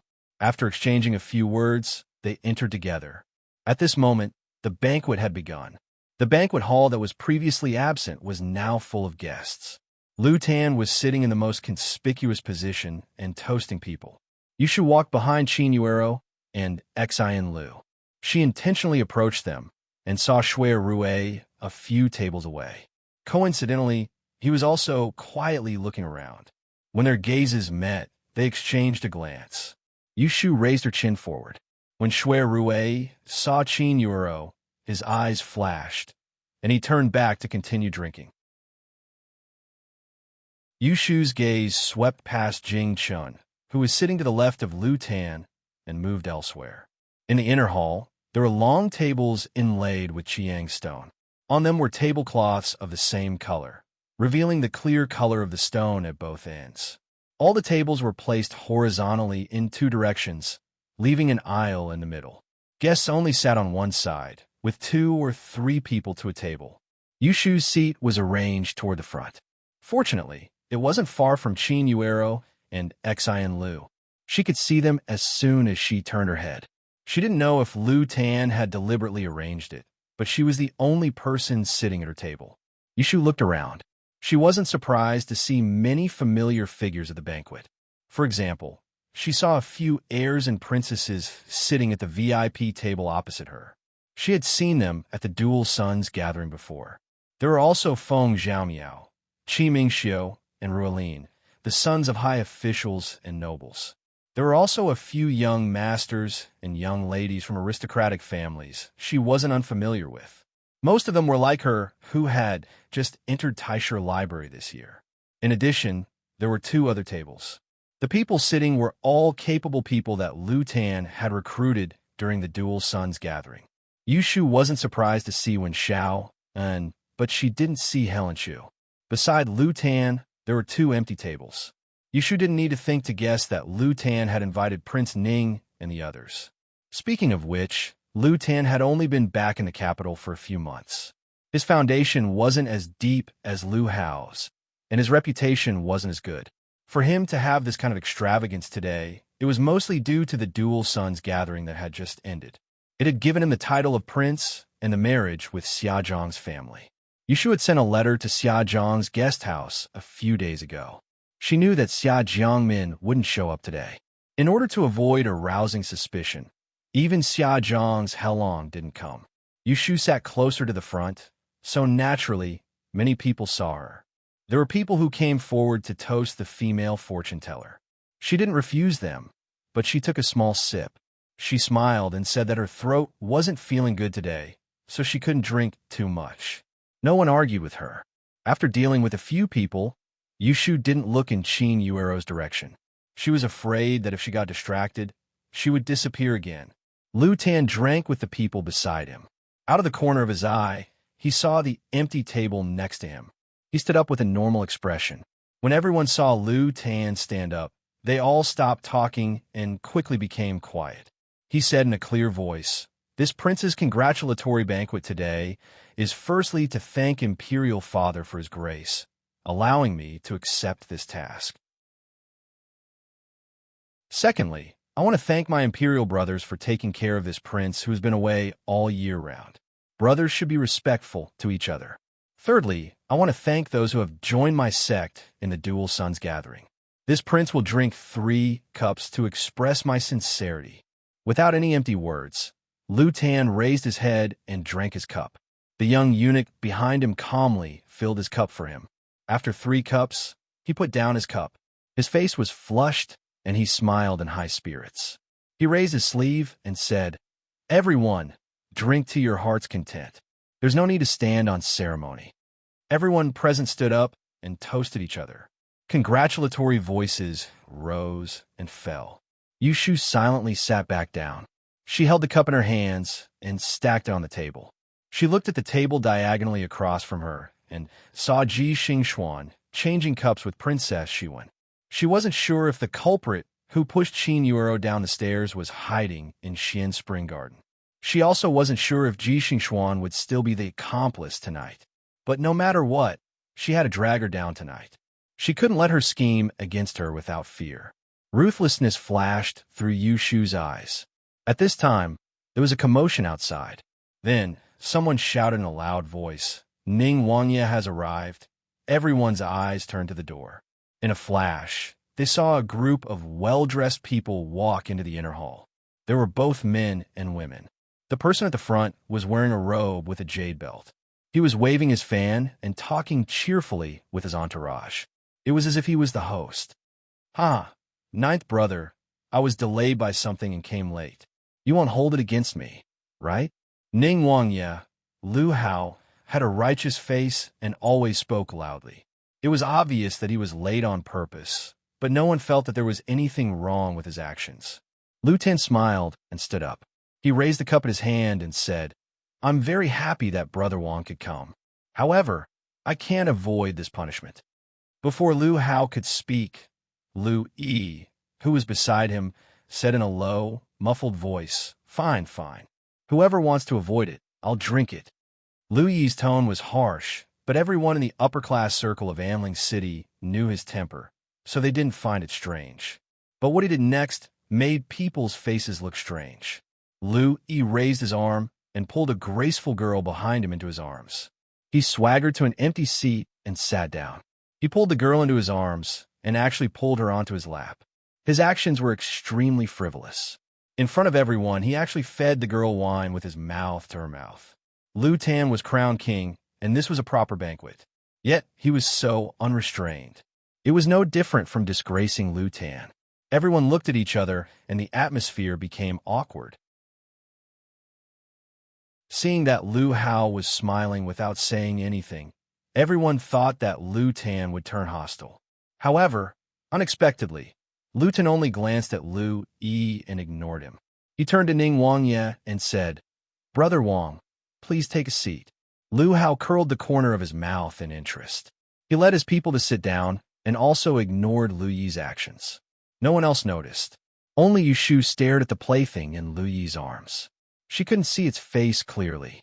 She thought about what Ji Xingxuan had said to her outside the fragrant hut that day. Lu Yi found a girl who looked similar to her to be his plaything and attended Ning Wangye's private banquet. She just didn't know if it was the one in front of her. Yushu frowned. She wasn't sure if Lu Yi, this brat, would embarrass her in front of everyone. Thinking about this, she looked at Ji Xingxuan again. She lifted her veil and lowered her head to drink wine. She couldn't see her expression clearly. Xian Lu, who was sitting next to Qin Yuero, was also secretly looking at Ji Xingxuan. She didn't eat much of the food and wine in front of her. She held her chopsticks and looked back at Qin Yuero from time to time. Qin Yuero noticed her gaze and asked, "What's wrong, Fei Fei?" Xian Lu hurriedly squeezed out a smile and pointed at the back of her hair. "I think this flower hairpin is quite unique. I've never seen you wear it before." Qin Yuero said, "This is a reward from the palace. I saw that it matched this set of clothes, so I took it out and used it." Xian Lu said, "Oh." Xiwen peeled a piece of preserved plum blossoms in boredom. She tilted her head to look at Ji Xingxuan, who was refilling another cup. She said, "How many cups has this been? Why are you in a bad mood?" "When have I ever been in a good mood?" Ji Xingxuan couldn't help but laugh at herself.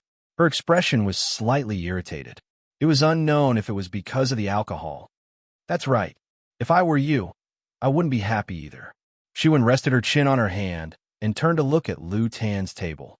Her gaze fell on one person, and she pouted. "It's nothing.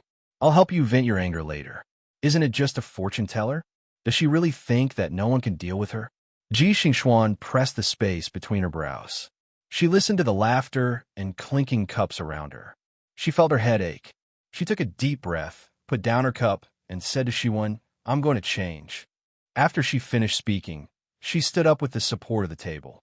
She did her best to not attract attention and walked to the back door. When Yushu saw Ji Xingxuan leave the table, she straightened her body and subconsciously looked at Qin Yuero. She saw that Qin Yuero was staring at the dishes on the table in a daze. The seat next to her was empty.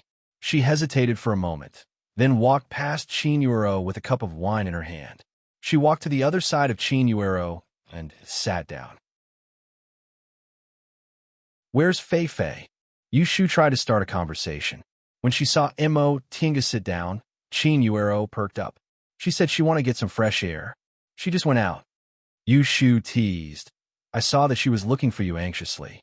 She said she had to accompany you, but now she's willing to leave you behind." Qin Yuero smiled at her, then told her about how she met Old Man Xian at Xian Manor. She rolled up her sleeves and showed Mo Tinga the jade bracelet she wore to ward off bad luck. Once the conversation started, the two of them started chatting. Unknowingly, it was getting late. Yushu gradually felt strange. According to her thoughts, someone must have lured Qin Yuero out so they could make a move on her. However, after waiting for so long, not a single suspicious person came forward. Instead, Ji Xingxuan's seat remained empty. This made Yushu feel slightly uneasy. Could it be that she was an eyesore sitting there? Yushu suspected this, so she picked up where Qin Yuero left off and jokingly said, "Fei Fei has been gone for so long and still hasn't come back. Could it be because I'm occupying her seat? I'll go back to my seat." And, okay, Qin Yuero's conversation with Yushu diverted some of her attention. Her complexion looked much better than before. Yushu held her cup and pushed her chair away. She planned to go back to her seat from the back, but when she walked past Qin Yuero, she inadvertently glanced at the back of her head. Startled, she blurted out, "Huh? Where's your crabapple hairpin?" When Qin Yuero heard this, she turned around and touched her hair bun. She helplessly said, "Fei Fei took it off and put it on." Oh, the space between Yushu's eyebrows twitched, and she suddenly returned to her seat. A thought flashed through her mind, and a moment later, her expression suddenly changed. She cursed in her heart and immediately threw down her cup. She stood up in a panic and hurriedly walked in the direction of the back door that Qin Yuero had pointed at. Yushu's strange movements were noticed by Shui Rue.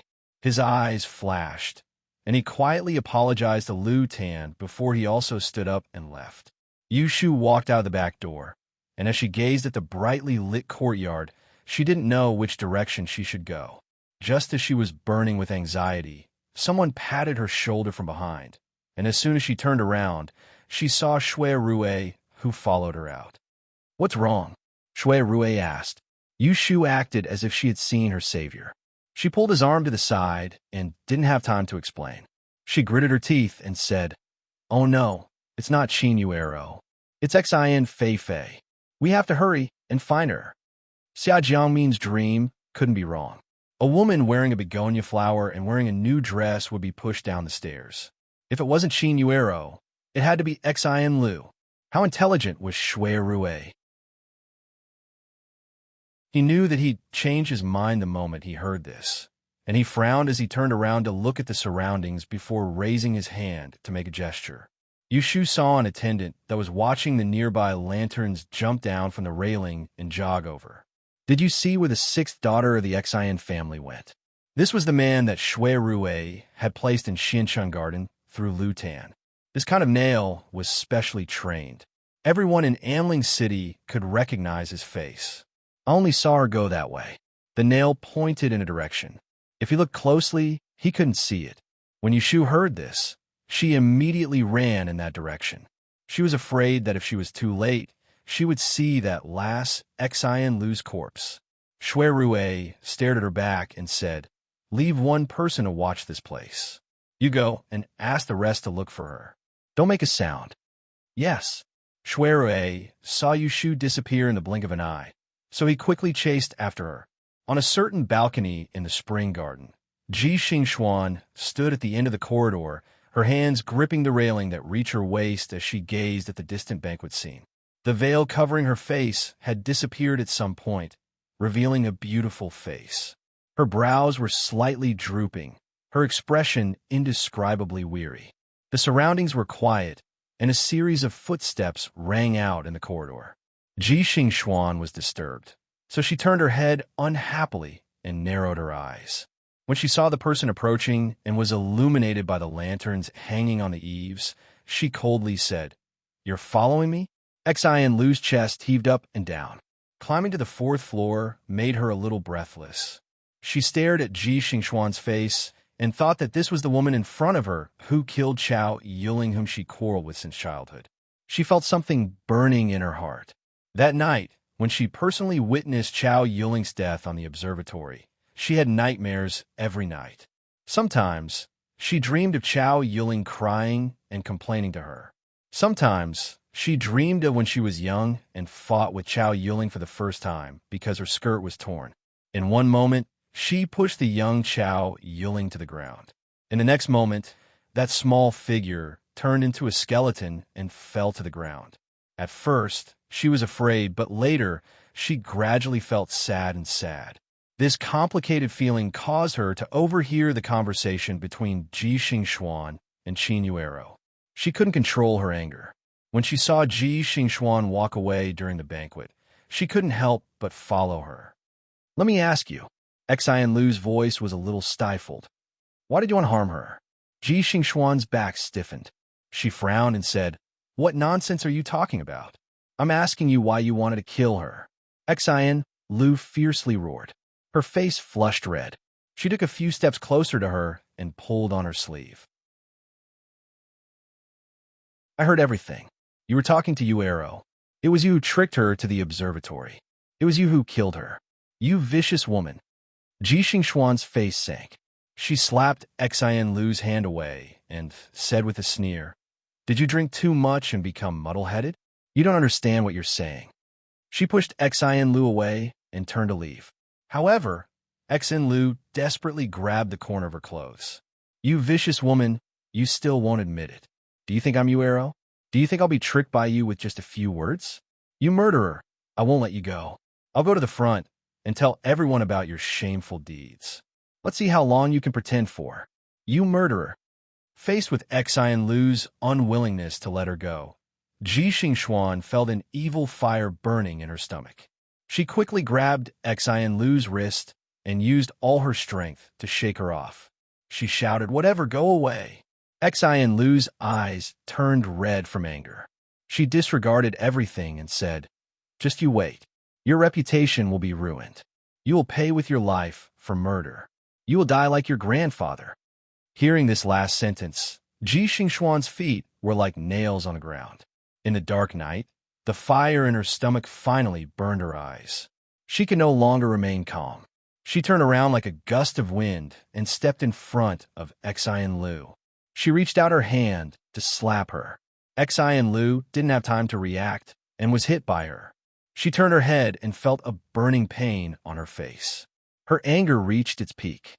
She threw herself at Ji Xingxuan and screamed, "You dare hit me, you vicious woman." Both of them were women. Ji Xingxuan's strength was not much stronger than Xian Lu's. With a tug, they were pushed to the railing. Xian Lu grabbed her collar and wanted to slap her back. Ji Xingxuan's face was gloomy. She dodged and kicked her. Xian Lu's slap missed. Half of her body was hanging over the railing. She was caught off guard and fell down. With a scream, Xian Lu grabbed the railing in a panic.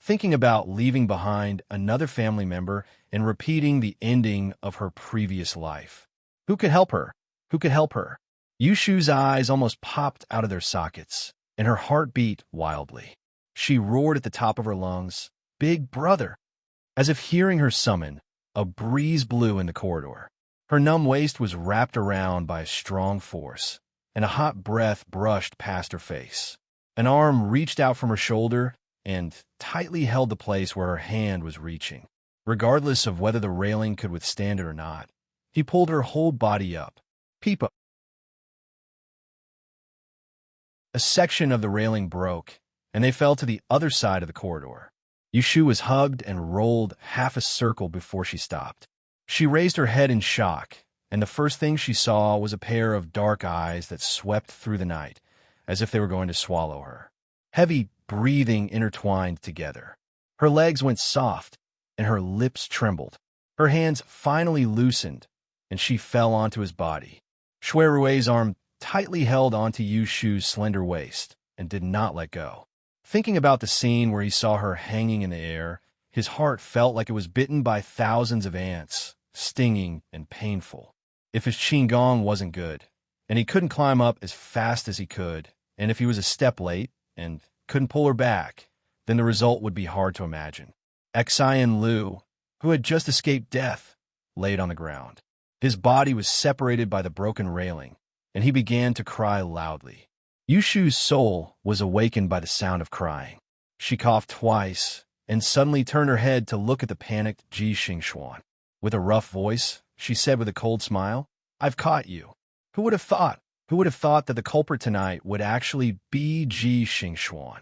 This time, she had firmly grabbed onto her foxtail. Let's see if she didn't skin her alive. A gust of cold wind blew through the tall building. Ji Xingxuan shivered, and the burning anger in her heart was extinguished. She looked down at Xian Lu, who had fallen to the ground. Only then did she realize what she had just done. She slowly shook her head, and her eyes were in chaos. She crossed her arms, bit her lips, and took 2 steps back, almost unable to stand steadily. Shui supported Yushu to stand up, and he glanced at Xian Lu, who was on the ground, before glancing at Ji Xingxuan, who obviously had a guilty conscience. His expression was extremely gloomy as he took out a torch from his pocket, folded it, and tossed it out of the building. The torch exploded into a string of dazzling flames in midair, and it notified his subordinates who were looking for him to rush over here. Yushu no longer paid attention to Ji Xingxuan. She wanted to comfort the overly frightened Xian Lu, but she found that the arms around her waist had not loosened. She looked up at Shui Rui's taut, handsome face, and she didn't know why her heart softened. She patted the back of his hand and said in a low voice, "Big brother, I'm fine." When Shui Rui heard this, he didn't say a word. He tightened his arms for a while, and then gently let go of her. Yushu took a breath, squatted beside Xian Lu, and pulled her in her arms, patted her shoulder, and coaxed her. Okay, don't be afraid. Wu Lian Fong." Xian Lu cried and hiccuped. She tightly grabbed Yushu's sleeve and said incoherently, "It's her, she killed Chao Yuling. I found her, and now she wants to kill me. She is the murderer." Shui Rui looked at Ji Xingxuan with sharp eyes. He followed Yushu's footsteps, and when he arrived downstairs, he only saw Yushu dragging Xian Lu in the air, and they almost fell from the building, but he didn't know what happened before. Yushu stared blankly for a moment, then became pleasantly surprised. She couldn't help but ask Xian Lu, "What did you say you found?" Xian Lu was at a loss and didn't think to help Qin Yuero cover up anything. She sobbed and told her how she overheard the conversation between Qin Yuero and Ji Xingxuan, and how she followed Ji Xingxuan upstairs, and how she questioned her but was pushed down the stairs. Yushu almost couldn't hold back her laughter. Although tonight's plan had changed, it wasn't for nothing. With Xian Lu's confession and what she saw with her own eyes, Ji Xingxuan couldn't hide the smell of the fox. At this moment, a few servants saw the signal and ran upstairs. They reported to Shui Rui, "My lord, this subordinate is late." Shui Rui waved his hand and pointed at the absent-minded Ji Xingxuan. In a stern voice, he said, "Capture her and take her away." Ji Xingxuan was startled.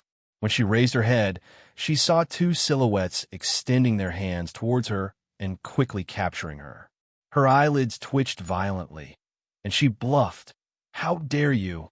Do you know that I'm a great master?" She didn't even have the chance to resist before her mouth was gagged. At the banquet, in the middle of the night, everyone had a fake smile on their faces, which were covered by the brilliant lights. They toasted each other, and it was hard to guess a person's true nature. Lu Tan and Lu Hao were chatting across the table. They were exchanging blows and secretly spying on each other. Jing Chun was sitting next to Lu Tan. In front of him was a cup of fragrant tea. He didn't like to drink, so no one forced him to. At this moment, a silhouette rushed in from the back door and went behind Lu Tan. He bent down and whispered in his ear. Jing Chun had excellent hearing. When the person was halfway through his report, he frowned and looked hesitant.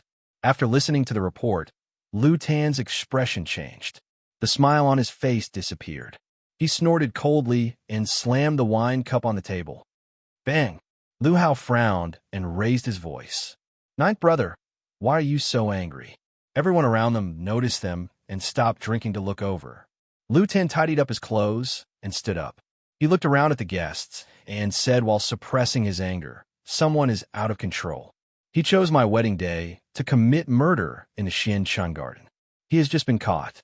I'm going to interrogate him. Everyone, please help yourselves." Lu Tan wasn't very old, but he had been in the limelight recently. When he flipped out, he exuded power without being angry. Some people wanted to ask him why, but they didn't dare to ask him. Just as Lu Hao was hesitating, he saw Lu Tan turn his head and say, "This matter is related to Brother Wang. Follow me." After saying this, he stood up and left the table. After taking 2 steps, he turned around and said to Jing Chun, "Martial uncle, come with me." Jing Chun didn't say anything. He stood up and followed him. Being implicated by Lu Tan in front of everyone, a trace of displeasure flashed across Lu Hao's face. In the midst of whispers, he also left the table with the people beside him. There were a few busybodies present. After hesitating for a while, they also quietly followed.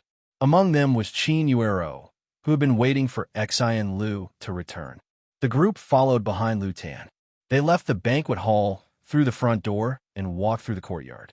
On the way, Lu Hao asked Lu Tan what had happened. However, Lu Tan played dumb with him, appearing to be enduring silently and unwilling to say much. When they reached the door of the parlor at the end of the flower garden, Lu Hao, who was walking behind Lu Tan, saw the situation inside and was immediately stunned. In the room that could accommodate more than 10 people, there were 2 neatly arranged rows of chairs and tea tables on the east and west sides. There was a narrow path in the middle.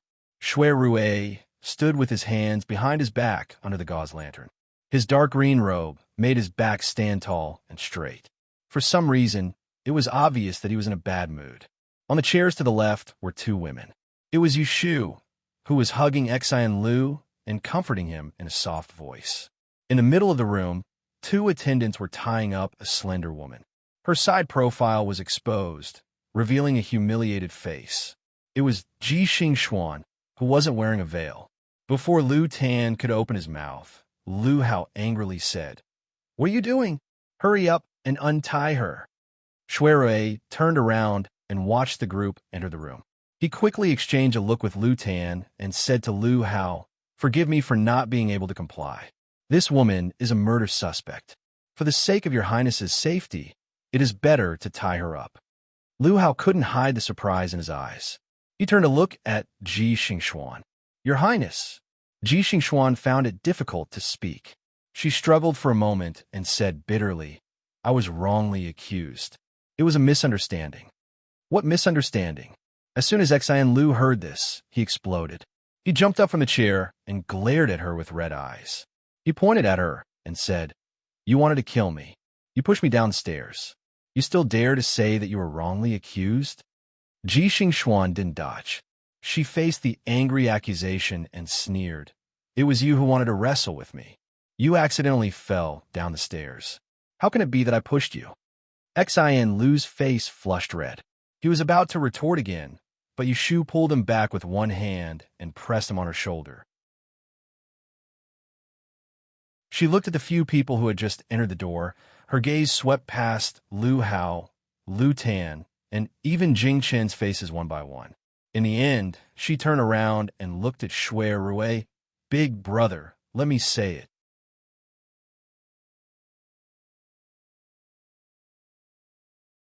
Chapter 430. More updates. Please give me a pink vote. It was very quiet inside and outside the hall. Only Yushu's heavy and powerful voice could be heard. One night, half a month ago, I accompanied Miss Xin to the observatory to do her homework. I was shocked to see Miss Chow hanging in the room. This murder case caused panic in the entire Imperial Historian's library.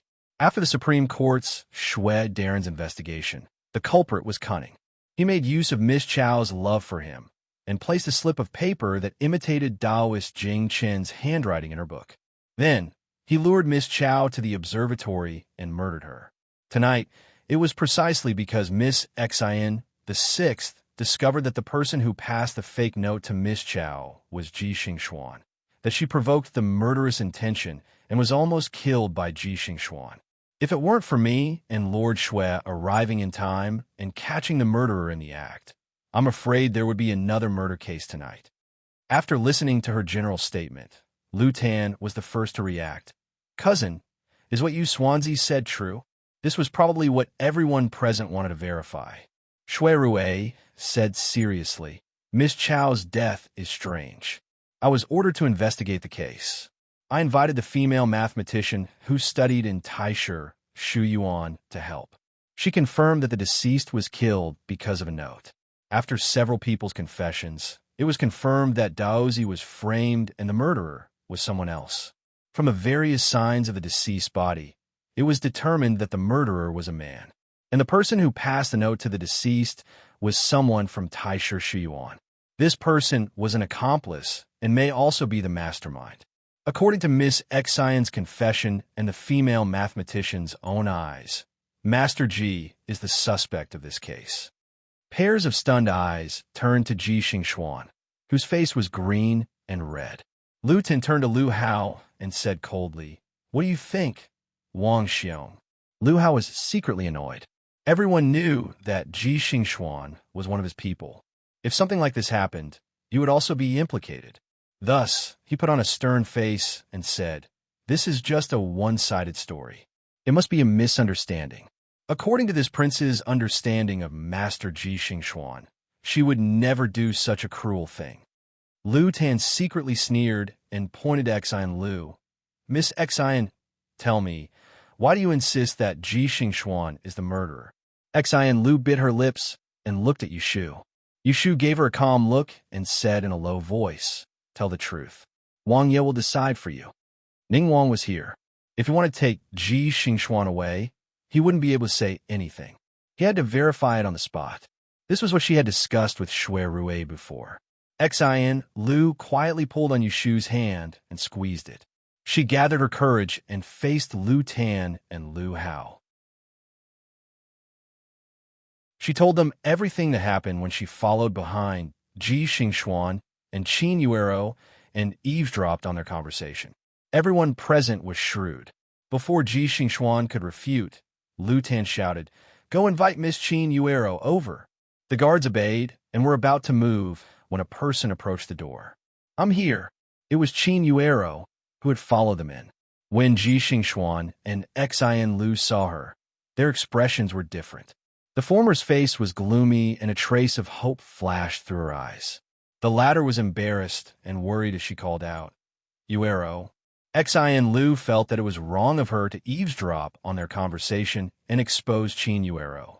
But now, she would not let Ji Xingxuan be cleared of suspicion. She was afraid that Qin Yuero's heart would soften and she wouldn't tell the truth. You don't need to say anything, I heard it all. Qin Yuero looked at Xin Lu with guilt and then turned to Ji Xingxuan with a complicated expression. She couldn't hide her disappointment as she said, I was the one who hid the truth. The day before Chao Yiling was killed, I was in Daozi's class and saw her put a note in Chao Yiling's book. Yushu let out a sigh of relief. She had been afraid that Qin Yuero would become soft-hearted and give false testimony for Ji Xingxuan. But now, it seemed that Qin Yuero had heard that her best friend, Xian Lu, was almost killed by the murderer and was bitterly disappointed with Ji Xingxuan. That was why she had come forward to testify against her. When Ji Xingxuan saw that Qin Yuero had turned hostile, she felt dizzy and her feet swayed. She forced herself to remain calm, but her heart sank. As the person involved, Jing Chun, who had been silent all this time, suddenly raised his head and looked at Ji Xingxuan.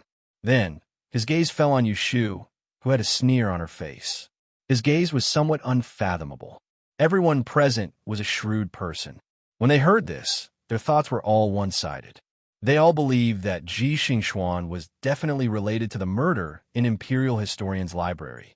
Even if she wasn't the main culprit, she was an accomplice. Lu Hao was speechless and couldn't help but feel angry. He slammed his fist on the tea table next to him, but he didn't say anything to help Ji Xingxuan. This case in Imperial Historian's library had been personally ordered by the Emperor to be investigated.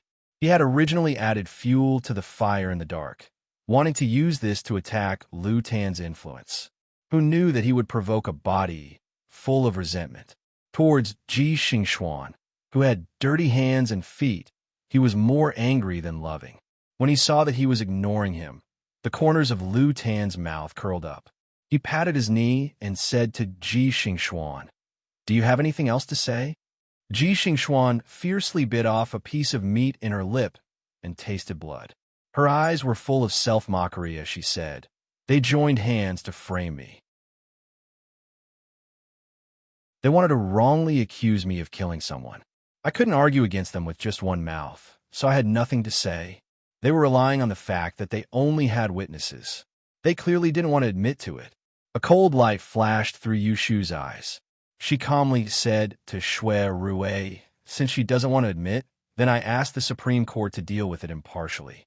Find out who the murderer is and return peace to my Imperial Historian's library." Previously, she and Shui Rui had been having a headache about not being able to use torture on Ji Xingxuan to extort a confession from her and also to search her. But now, they didn't have this worry anymore.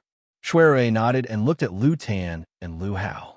He wanted these two princes with the highest status present to express their stance. Lu Hao coldly snorted and turned his head away. Lu Tan's expression was cold as he said, "Since Imperial Father has decreed for Shui Darren to investigate the case, this matter will be handed over to you. Ben Wang will not interfere." But this matter happened at Ben Wang's banquet. Ben Wang will enter the palace tomorrow and report to Imperial Father. Lu Hao heard this and was furious. He knew that Lu Tan wanted to make things difficult for him, but he had no choice and could only stiffly say, "Wait until the truth is found, then report to Ben Wang." Finishing, he brushed his sleeves. Without even looking at Ji Xingxuan, he led his entourage and left this troublesome place. Although Ji Xingxuan didn't expect Lu Hao to save her from her predicament, looking at his heartless back, she couldn't help but feel a chill in her heart. She had long sobered up from her drunken stupor. She looked around the hall and saw many cold eyes staring at her. Sadly, she found that there was no one here who could help her say a word. A chill rose from the soles of her feet. In a daze, she met a pair of clear eyes.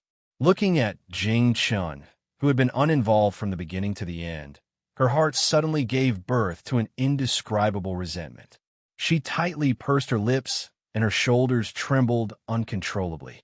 She closed her eyes, and two streams of tears flowed down from the corners of her eyes. Jing Chun was slightly startled. He didn't know why, but at this moment his calm and tranquil heart was in a state of chaos. On the other hand, Yushu calmly looked at Ji Xingxuan, who was at the end of her rope. Once she thought about getting rid of this enemy who had been eyeing her like a tiger watching its prey, she felt a joy that she hadn't felt in a long time. That night, under Shui Rui's order, the officials arrested Ji Xingxuan and threw her into prison. That very night, they sent people to search her house and residence. They must take advantage of this opportunity to end this case. At the same time, far away in the Celestial Commissioner's Taishi Lu building, the man in red who was feeding the fish by the lake raised his head as if he had sensed something. He stared at the stars in the sky and stared at a twinkling star. His brows wrinkled and then relaxed. He casually threw all the bait into the lake and quickly walked to the building behind him. The next day, Yu Shu, who had only returned to Wang Ji Lu to sleep late at night, woke up at dawn. Last night's adventure had almost turned her into a meat patty, but she actually had a good night's sleep. It wasn't clear whether she was broad-minded or simple-minded. After Yu Shu woke up, she leaned against the headboard and drank some water. She wasn't in a hurry to get up. Instead, she waited for her mind to clear up and think about what happened last night. At that time, everything had happened so suddenly that she didn't have too many suspicions. But now that she had calmed down, she felt puzzled. Why did she calculate that Qin Yuero was going to be harmed? But in the end, it was Xian Lu who suffered the calamity. Xia Jiangmin's dream wasn't wrong. The one who suffered the calamity was indeed the young woman wearing a begonia flower on her head and wearing pink clothes. However, she had used the time of calamity law to calculate that Xian Lu was safe and sound. Yet in the end, Qin Yuero was safe and sound while Xian Lu almost lost his life. She didn't think that her time of calamity law was wrong.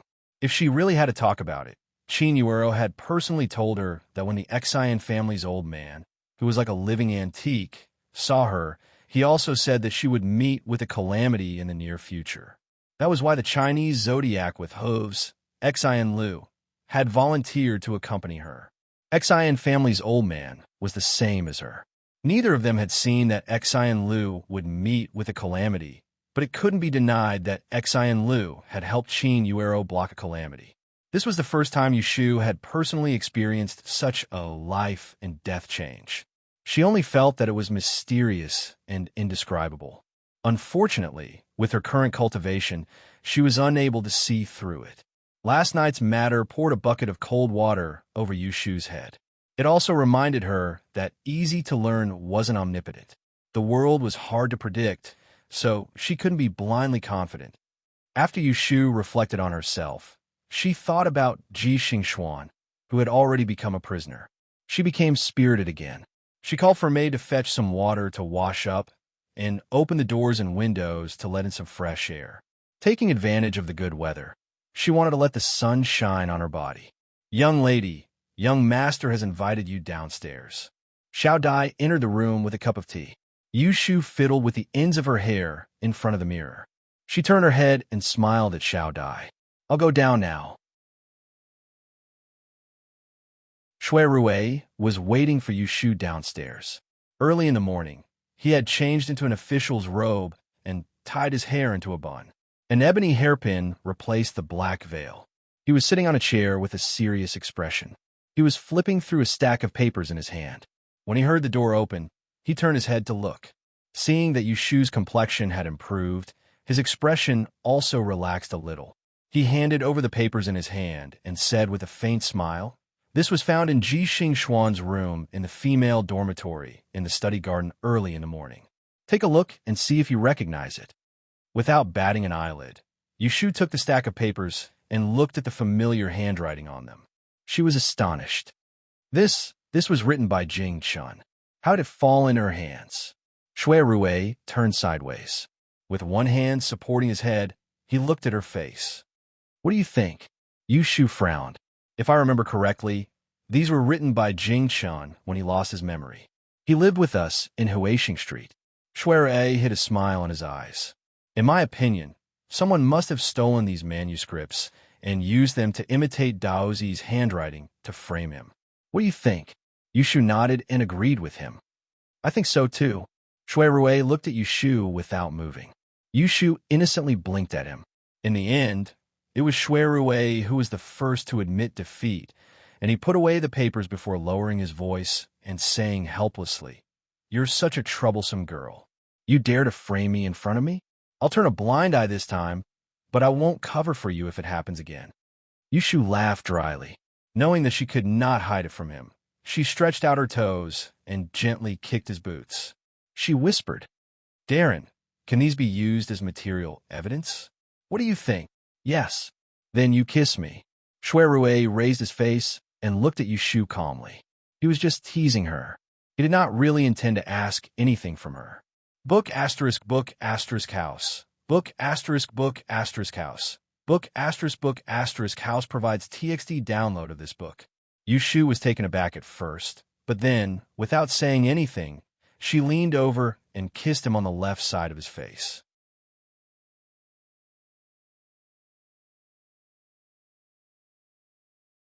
Chapter 431. On the night of the banquet in Xinshan Garden, the newly promoted Haidwanda, Master Ji Xingxuan, attempted to kill someone to silence them. In the end, she failed and was caught. As the host of the banquet, Lu Tan did not deliberately suppress the matter. In addition, there were many witnesses that night, so the next day, the entire Taisher library was abuzz with the news. Yushu did not go to the library today. When she was upstairs holding Exine Lu, her arm muscles were slightly strained. There were many things that happened last night, and she did not have time to attend to it. Early in the morning, Shui ordered someone to invite the doctor to Wangji. Lu Shui planned to wait until after the morning court session to enter the palace to see the emperor, so he was not in a hurry to go out. He first showed the stack of things that he found in Ji Xingxuan's room to Yushu to see, and unexpectedly received a sweet reward. Because of Yushu's generous attitude, he was happy, but he could not figure out what she was thinking about him. Shui sat on the chair in a daze for a while. When he heard Lin Fu outside the door reporting that the doctor had arrived, he collected his thoughts and followed him upstairs. Because Yushu's injury was to her muscles and bones, Shui specially found a female doctor from the Fengri Medical Center in the north of the city for convenience. After a careful examination, Yushu's 2 arms were slightly swollen, and there was a large bruise on her abdomen. Yushu fastened her belt and walked out of the room. She happened to hear Shui asking the doctor and did not miss his frowning and distressed expression. She pursed her lips and smiled. Rubbing her arms, she sat next to him and said in a light tone, "Fortunately, there are no injuries to her muscles and bones. It will be fine after applying some medicine. It's not like you don't know that my body and bones are strong. This small injury and pain is nothing." Looking at her nonchalant look, Shui couldn't help but feel annoyed and a little sour. A girl's body was originally delicate, just like his sisters in the family. It would be terrible even if they were knocked or touched. But she just had to think that her body was as strong as steel. It was obvious that she was not loved when she was young. Yushu saw Shui suddenly put on a stern face towards her and was still puzzled.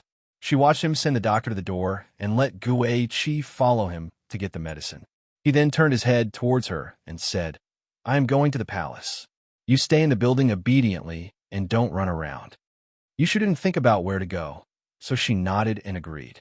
Anyway, Ji Xingxuan was in prison and the court would handle the case. She didn't have to worry about it.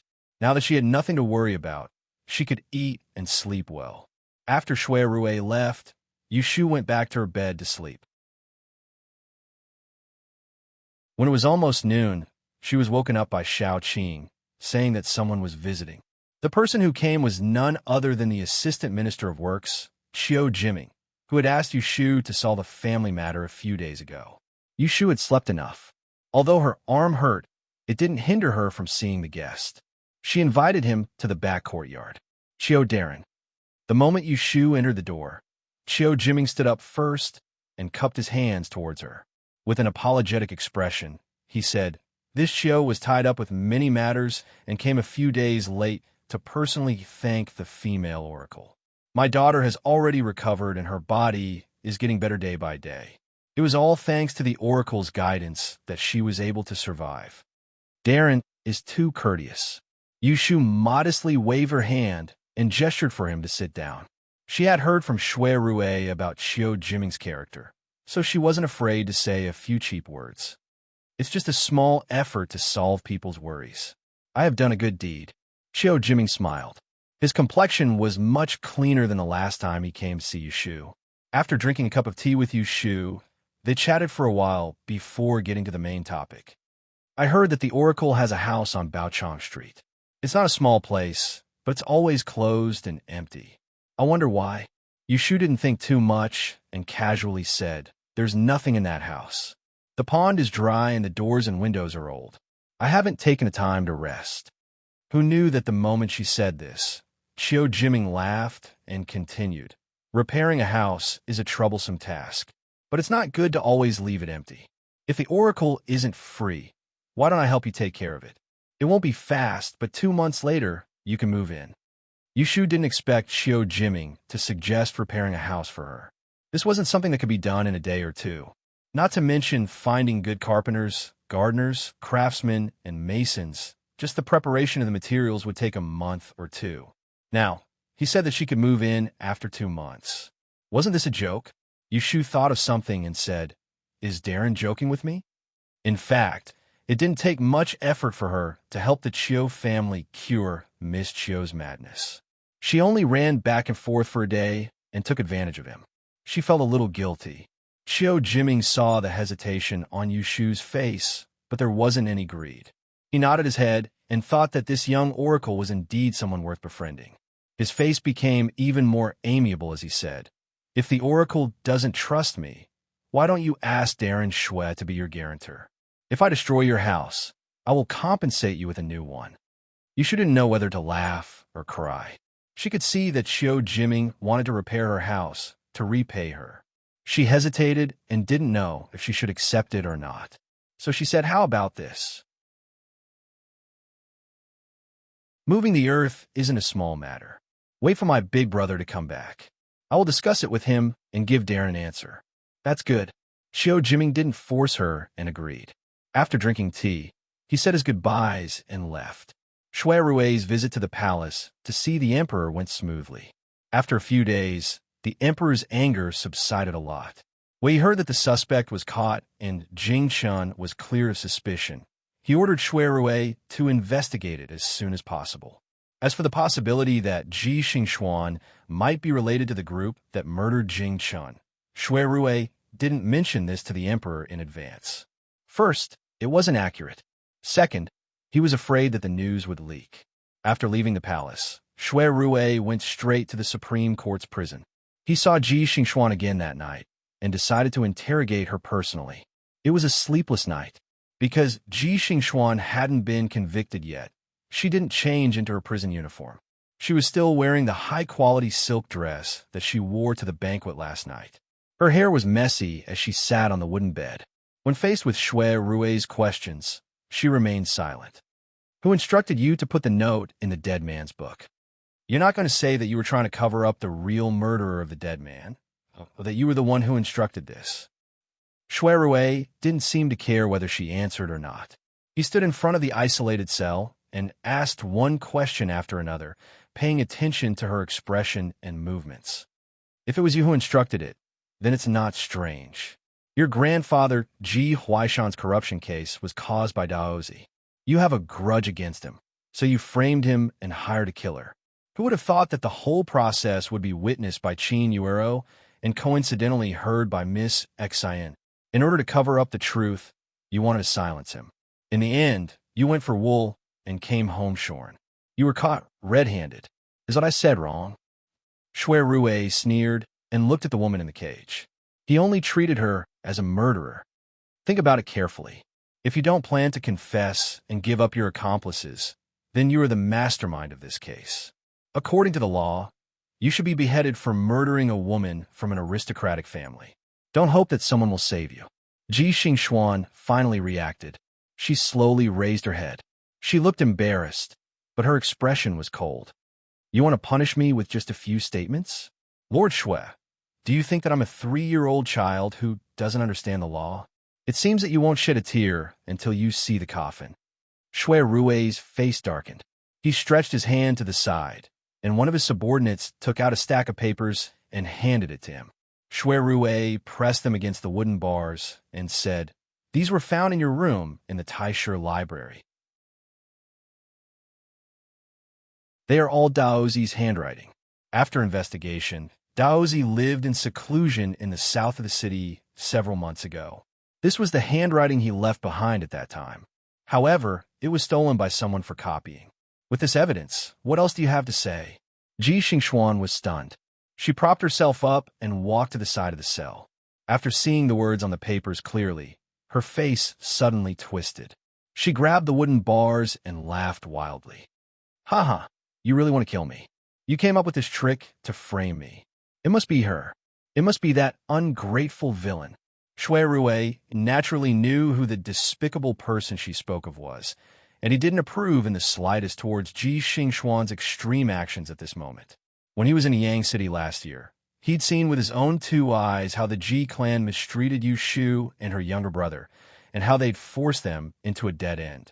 After he'd witnessed the Ji clan's shameless actions, Shui Rue was extremely suspicious of how this clan was thick-skinned to the point of actually thinking that they owed Yu Shu a debt of gratitude. Thinking of this, he was not in the mood to ask anymore. He repeated for the last time, Ji Xingxuan, I ask you again, are you going to confess? Ji Xingxuan's eyes struggled for a moment. Then, she was blinded by anger. She gritted her teeth and said, You tell that damn villain that even if I become a ghost, I won't let her go. Shui Rue suddenly narrowed his eyes and glanced at her fiercely. He turned around and left, leaving only one order. Use torture. As a law enforcer who wore a black veil on his head, as long as he wore his official robe, he was never the soft-hearted one. Yu Shu waited until it was almost evening before she heard that Shui Rue had returned. She hurriedly rolled out of bed and ran downstairs while tidying up her clothes. Shui Rue didn't even have time to change out of his official robe before he was blocked by her in the living room. She watched as she chased everyone out and closed the door. She turned her head and asked him, How was it? Did His Majesty scold you again? Shui Rue shook his head and pointed at a chair for her to sit down. He walked to her side and poured a cup of tea. He stood in front of her and forced himself to drink 2 mouthfuls. He let out a sigh of relief and said, This afternoon, I went to the prison to interrogate Ji Xingxuan. Unfortunately, she clenched her teeth and refused to say a single word. Yu Shu slightly frowned and asked, I knew that she was stubborn. Did you use torture? Shui Rue nodded his head. There was a need to pay attention to torture. It couldn't be too heavy at the beginning. Otherwise, there would be suspicion of extorting a confession. Yu Shu looked disappointed. After thinking for a while, she begged Shui Rue, Can you take me with you next time? Shui Rue said without thinking, No. Yu Shu hurriedly said, Maybe I can think of a way to make her talk. She definitely didn't want to see Ji Xingxuan suffer. Well, she did have that kind of thought. This time, Shui Rue was not willing to negotiate. No matter what she said, he didn't plan to take her to the prison to observe. Seeing that there was no hope, Yu Shu temporarily stopped thinking about it. Then, she told Shui Rue about Qiu Jiming's visit today. She asked for his opinion. Shui Rue's attitude was more straightforward than hers. Yes, Lord Qiu is the assistant minister of the Ministry of Works. He is best at building. Others can't even beg him with money. Since he took the initiative to propose it, you would be stupid to refuse. Yu Shu said embarrassedly, Isn't this too much of an advantage? Shui Rue looked at her with a strange look. He didn't pay attention and said what was on his mind. When did you learn to be so thin-skinned? Yu Shu's face was slightly red. She forcefully glanced at Shui Rue.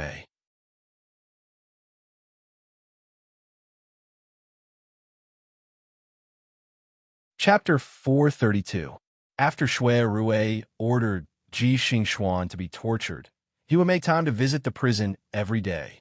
However, for 3 days, he still could not get Ji Xingxuan to talk. The more Ji Xingxuan clenched her teeth, the more he was sure that there was a mastermind behind her. On one hand, he sent more people to protect her in the prison, and, on the other hand, he started to investigate the suspicious people she had been in contact with, try to uncover the truth and draw the snake out of its hole. On this day, Shui Rue returned from the Supreme Court. As soon as he entered the door, he heard the housekeeper report that his second aunt, Madame Exon, had sent someone to invite him to the West residence for tea. Shui Rue changed out of his official robes and went to the West residence.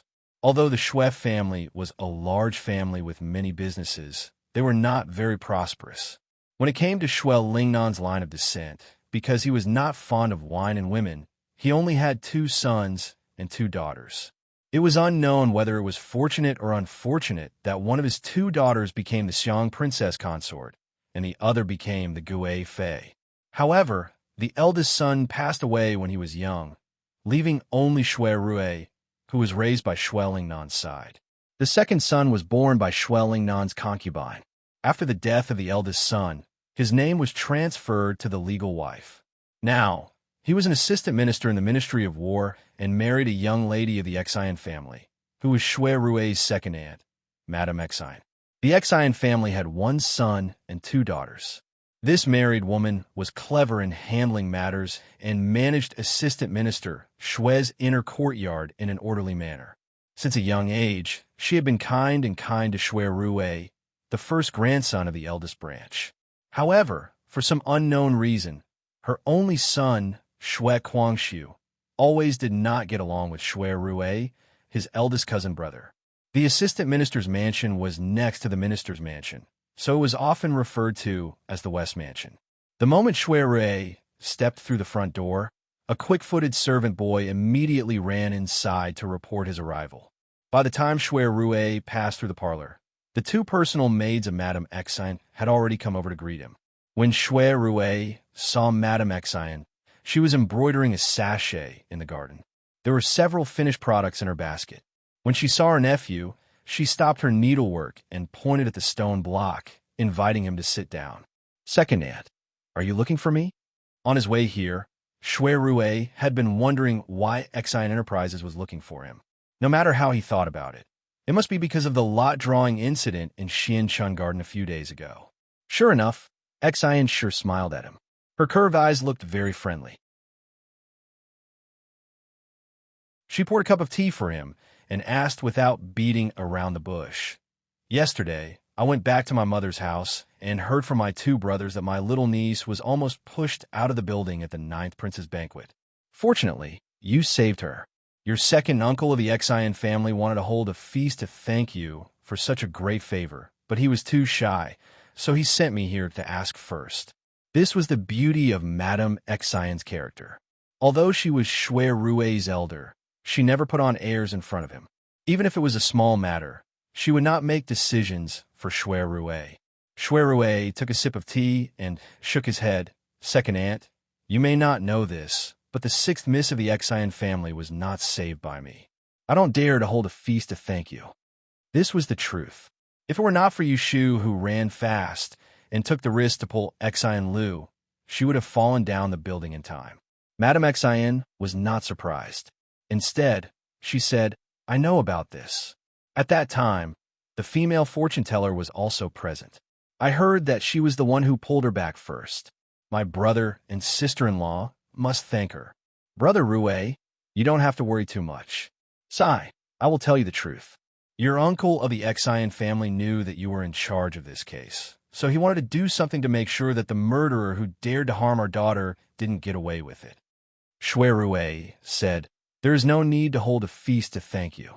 Second aunt's family is also part of our family. This will make us seem distant. Second aunt, don't worry. This case is under the orders of the emperor. I dare not be careless." Madame Xian saw that she could not persuade him, so she rolled her eyes and said a few words to get over it. She took out a freshly embroidered sachet from the sewing basket and gave it to him. "Last time, I saw that the corner of your embroidered sachet was rubbed off, so I sewed a new pattern for you. You know that I like to think of these things to kill time. I dare not say about other things, but in terms of needlework, there is no one in the 2 families who is better than me." Shui Rui accepted the sachet with a smile. Madame Xian did not wait for him to open his mouth and shooed him away first. "You have a lot of things to do. Go busy yourself.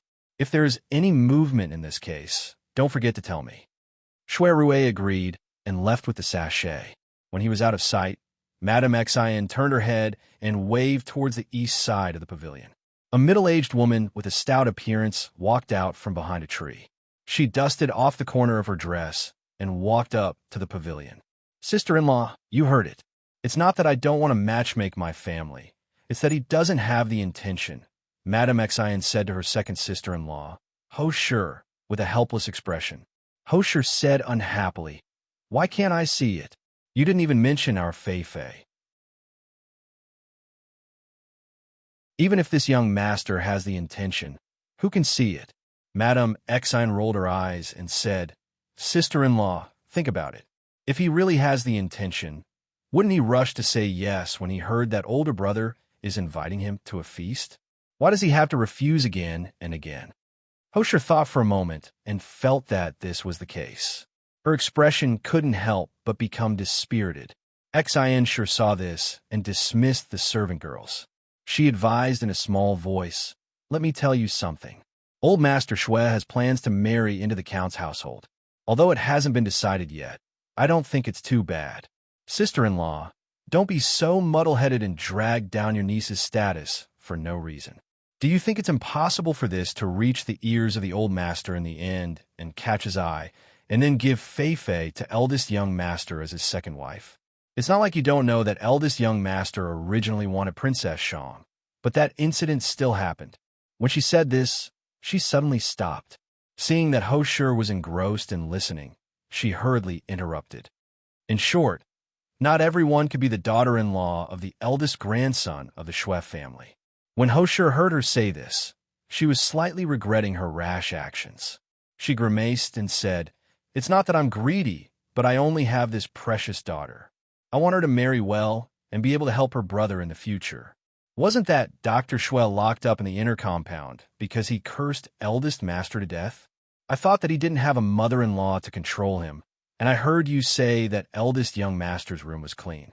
I thought that this was a good thing to increase the relationship, so I had this idea. If it's really like what you say, I won't touch it. Xian sure could hear that she had changed her mind and hurriedly said a few more words to stop Ho Shi's thoughts. Shui Rui left the West Manor and walked towards the East Street. He didn't walk far before stopping. He beckoned at the side of the road. A half-grown boy ran out from the alley and came over to Fawn. Eldest young master, third young master went out to drink with the ladies last night and hasn't returned yet. And who came to the West Manor during the day? Replying to you, this one saw the second mistress of the Xian family come. When did she leave? This. I don't think I saw her. Shui Rui rubbed his chin and thought for a moment. He could roughly guess why Xian sure asked him to come today. He couldn't help but shake his head and laugh. He said to the boy, You go. Have a safe trip. For the past few days, Yushu listened to Shui Rui's words and did not run around. She only applied plasters in the Wangji Tower, drank some soup, and recuperated in peace. The swelling on her strained arm quickly subsided. In the middle of the afternoon, she was lying on the patio with her legs crossed, eating a special pumpkin from Wangji Building. Young Madame Ba was sitting on a stool next to her, playing a light and cheerful tune according to the song she picked. While she was enjoying herself like this, she heard the sound of footsteps coming from upstairs. Sis, Yushu put down the melon skin. There was still a black melon seed stuck on the corner of her mouth. She saw Yu Xiaoxiu open the curtain and run in with a panicked face. Behind him was the fat man, Lin Fu, who was panting. Xiaoxiu. Yushu quickly sat up, wiped her mouth, and said, Why are you here? Yu Xiaoxiu pressed his chest and shouted breathlessly, Mother is gone. When Yushu heard this, she didn't feel surprised or panicked. She had long found that she couldn't live a peaceful life for a few days, and then there would be trouble around her. What happened? Don't worry, come and sit down. Yushu pulled him to her side and gave Lin Fu a look, signaling him to go back to his work. Before Yu Xiaoxiu could even catch his breath, he hurriedly told her what had happened. Today was Baichuan Academy's rest day. Because Yushu hadn't been home for a while, Yu Xiaoxiu couldn't see Aunt Shui. He wanted to go and see her, so he told Zhao Hui and asked Lu Zhong to drive him to the small courtyard where Aunt Shui lived. Who would have thought of the place? The servant woman who stayed in the courtyard to boil water and cook told him that Aunt Shui and servant girl Xiang Sui hadn't come back for several days. The servant woman was bought by Yu Shu from the supply house. Seeing that her master didn't come home, she was anxious but had nowhere to look for Yu Shu.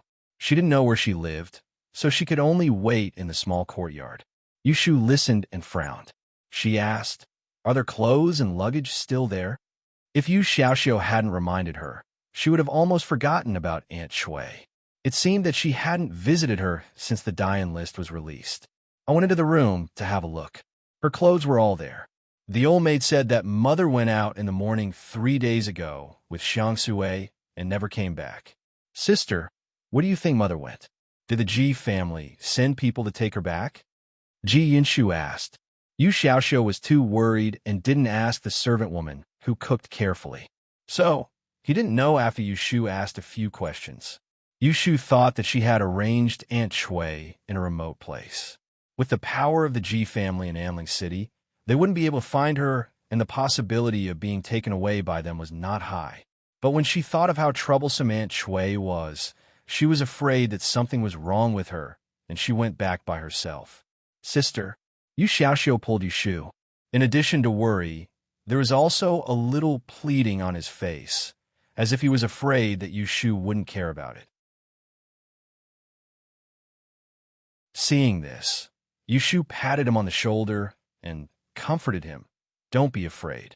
I will go back to my room to have my fortune told and see if mother is safe. Yu Xiaoxiu nodded hurriedly. He still remembered clearly the whip that third Master Ji gave him. It was like peeling off his skin. He was really afraid that Aunt Shui would also be beaten like that if she was taken back. Yu Shu went downstairs with Yu Xiaoxiu and went to the study to calculate the 8 characters of Aunt Shui with the law of time. The result made her secretly relieved, but she couldn't help wondering.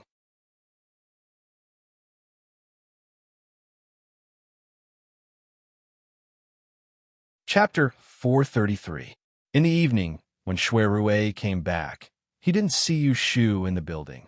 He asked someone and learned that Yu Xiaoxiu came in the afternoon. At that time, Madame Bai, who was playing the pipa, was there.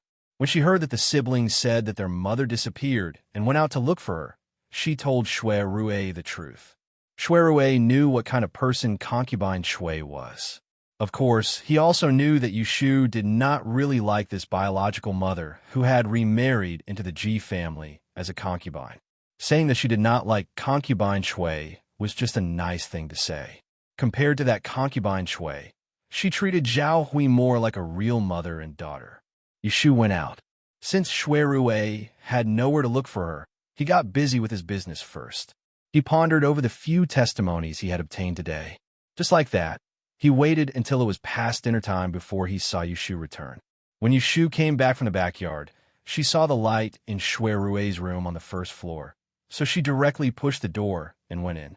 She found a chair to sit down and drink water while calling Shui Rui in the small study room. Eldest brother, I'm back. When Shui Rui heard the sound of the door, he put down what he was doing and came out to have a look. She was sitting there rubbing her legs with her shoulders down. She looked tired. He guessed that she didn't find her, so he asked, How come I heard that your mother disappeared? Well, she ran out a few days ago and disappeared. When Xiaoxiu went to see her today, he found that she was missing. Xiaoxiu and I looked for her in the east of the city for the whole afternoon. Someone saw her leaving home with a maid, but we didn't know where she went. I saw that it was late, so I sent Xiaoxiu back and then came back. Yu Shu was depressed. This time, she was negligent. She didn't think that Aunt Shui forgot the pain after the scar was healed. She was so bold to run out. If she knew this, she would have asked the old maid to keep an eye on her. Shui Rui said, Shall I send someone to help you look for it? Yu Shu casually said, There's no need. She doesn't have much money on her, and she can't go far with a maid. She might come back tomorrow. As soon as she finished speaking, she noticed Shui Rui's slightly disapproving expression, and only now did she feel that her words were slightly cold. After all, as far as Shui Rui was concerned, no matter how bad concubine Shui was, she was her birth mother in the end, and he didn't know that she'd never taken that woman to be her mother. So he rubbed his eyebrows and said, I did a divination. She's fine now. She'll be safe for the next few days. In fact, she was thinking too much. Shui Rui had long understood her temperament. He knew that she was a person who put herself in others' shoes. Others had to treat her well first before she would treat them well. She was not willing to suffer losses, but she was also a person who valued friendship and righteousness. How could she be cold? However, this person was missing, not something lost. How could he sit back and do nothing? Shui Rue sat down beside her, poured a cup of warm water, and handed it to her. He patiently said, "Let's see tomorrow. If she doesn't come back, I will help you look for her. Even if nothing happens, it's not good to let your mother stay outside." Oh, Yushu considered Yu Xiaoxiu's mood, so she agreed to his words. She didn't want to talk about Aunt Shui anymore. She touched her empty belly and said, "I'm hungry. Let's eat first." Needless to say, she knew that Shui Rue hadn't eaten dinner yet. He was waiting for her. Sure enough, Shui Rue had already asked people to prepare the meal. When she came back, they could start eating. At the dining table, Shui Rue talked to Yushu about an upcoming event. Next month is the Saint Ancestors Sacrifice Day. Every year, the Taisha Library will choose a few people to accompany the Emperor. This is a rare event. When you go to the library these days, remember to pay attention. It's best to ask Academician Fong. According to your ranking in this year's Yin examination, you will most likely be selected. I'm afraid that you will be secretly replaced by those aristocratic children. So, you have to plan early. Yushu asked in confusion, "Saint Ancestor Sacrifice Day? Which day is it?" Seeing her expression, Shui Rue realized that she still didn't know about it. Although it was strange, he still told her, "The 9th day of the 5th month is the death anniversary of Emperor Anwu. Since 200 years ago, the Emperor has been holding the Memorial Day. Every year on this day, the Emperor will go to the Imperial Mausoleum to worship heaven, to comfort the holy spirits of the past generations, and to pray for the people of the world. All the officials with important positions in the court have to follow. The Saint Ancestors Sacrifice Day is organized by the Celestial Commissioner. Of course, the Taisha Library is also a part of it." Yushu nodded and said, "I know. There is Academician Fong's morning class the day after tomorrow. I will ask him." Accompanying the Emperor was not a small matter. She didn't expect that she would have the opportunity to see the Emperor's true appearance so soon. She didn't know what the Emperor looked like and what his temperament was like. After the meal, Yushu found a chance to remind Shui Rue, "Big brother, I think you will see blood tomorrow. Stay away from those sharp corners. Swords don't have eyes. You should avoid them, okay?" Shui Rue didn't ask how she calculated it in detail. He made a mental note to be careful tomorrow. Seeing that she was going to go upstairs to rest, he hesitated and stopped her at the door. "Shu, is there anything else?" Yushu turned around and casually rested one hand on the doorframe. She was wearing a bamboo-colored gown that accentuated her long legs and slender waist. It was rare to see such a tall girl at the age of 16. People with slender figures often made people feel that they were delicate, but she had a strong backbone. Just by looking at her, he couldn't help but like her and couldn't help but look forward to her. Shui Rue smiled warmly and changed the words that were on the tip of his tongue. "Nothing. Go to bed early. Remember to let them apply medicine for you." Forget it. He didn't want to be too hasty and ruin this unspoken closeness in front of him. The next day, Yushu prepared to go home. Yesterday, she sent Yu Xiaoxiu back. Because it was dark, she didn't enter the house. She also missed Zhao Hui and the little baby. Lin Fu knew that she was going back to the Fu, so he had already informed the kitchen maid to prepare a 4-layer high food box. Inside were the soups and pastries that were unique to Wang Jilu. He also prepared a basket of pumpkins and fruits that he had purchased a few days ago and carried them to the hidden box at the back of the carriage for her to bring back. Yushu greeted Shui Rue in the morning. Shui Rue knew that she would stay in Wang Jilu until she finished sorting out the big box of files, so he wasn't worried that she would run away. He was also secretly glad that he found such a job for her to do and kept her. Otherwise, they wouldn't be able to see each other every day. As soon as the sun rose, Yushu returned home. Zhao Hui was very happy to see her. She sent her to greet old Madame He and called her over. She hadn't finished her confinement yet. She sat on the bed with a silk quilt covering her stomach. She ordered the servant girl to bring the tea table. Soon, the table was filled with food. The two of them talked. Yushu didn't mention Aunt Shui running away from home. He Fangji went to the medical center. Yu Xiaoxiu was coaxed by Yu Shu last night, so he went to school as usual today. Yu Shu ate half a plate of melon seeds and finished telling Zhao Hui about the inside of Taishi's shoe garden. Coincidentally, he Xiaochuan woke up. After the wet nurse fed him, she brought the child over for her to see. Zhao Hui said, "The last time you came home, the string of bells you gave me was really useful.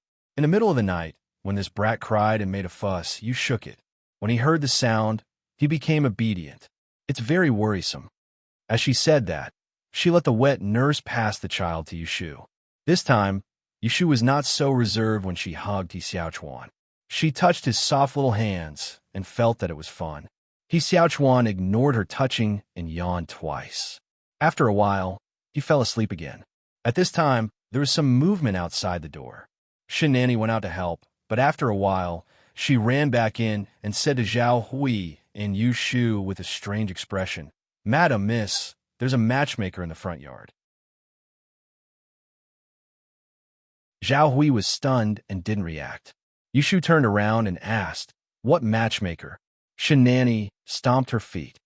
"He said he's here to propose marriage to Miss." Zhao Hui hurriedly sat up straight and asked in detail, "Where did this person come from?" "He came to propose marriage." "What's going on?" Although she, as a mother, had long been concerned about Yushu's marriage, without Yushu's approval, she had only been thinking about the dowry list in private. How could she not be surprised when a matchmaker suddenly came to visit without any preparation? "This servant will go and ask." Shinani couldn't explain clearly, so she walked out again. "Wait." Yushu carried He Xiaochuan to the wet nurse and said to Zhao Hui, "Mother, I'll go to the front to take a look." Zhao Hui wanted to say that this matter wasn't suitable for a girl like her, but her body wasn't well, so she couldn't send old Madam He out, so she could only let her go. When she arrived at the front courtyard, just as Yushu walked through the door of the living room, she saw a woman in red and green sitting on a chair on the east side. She looked to be in her 40s, and behind her was an 8 or 9-year-old girl. This woman had smile lines on her face and was looking around. When she saw Yushu, she hesitated for a moment before standing up. She looked Yushu up and down and asked tentatively, "Is this the eldest miss of the Yu family?" Yushu glanced at her, walked over, and sat down on the main seat. She said, "Who invited you here?" The matchmaker had good eyesight. Seeing Yushu's manner, he guessed that she was the one in question. He didn't get angry at her for neglecting him. He smiled and smoothed the collar of his clothes. He said eloquently, "Eldest Miss Yu is truly a handsome person. Just by looking at you, you can tell that you're a dragon among men. No wonder you were able to pass the Imperial Court's Dain examination. You've done well. However, a girl will always be a girl. At your age, you're not young anymore. You should find a good family as soon as possible. A commoner isn't worthy of an intelligent person like you. Only someone born into an official's family can be a match." Assistant Minister Yin's third young master is talented and good-looking. He's just 2 years older than you, and he's a good poet. He's skilled in both literature and martial arts.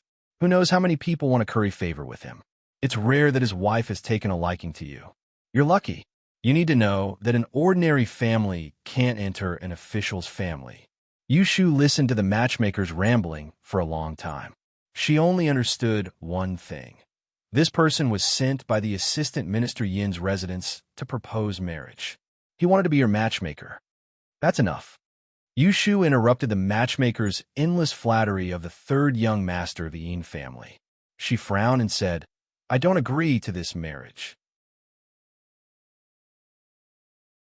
Go back and report it." This was the first time Yushu had encountered a matchmaker. She wasn't angry, but she was impatient. The matchmaker abruptly stopped talking and looked suspiciously at Yushu. He said, "You can't say it like that. This is the matchmaker's suggestion and the order of your parents. Your wife has readily agreed to it. That's why the lady of the assistant minister sent me here to say this. Why is eldest miss unwilling?" Hearing this, Yushu was confused. Her expression changed slightly. "My wife? Which one are you talking about?" The matchmaker unhappily said, "Who else? Of course it's eldest Miss Mother."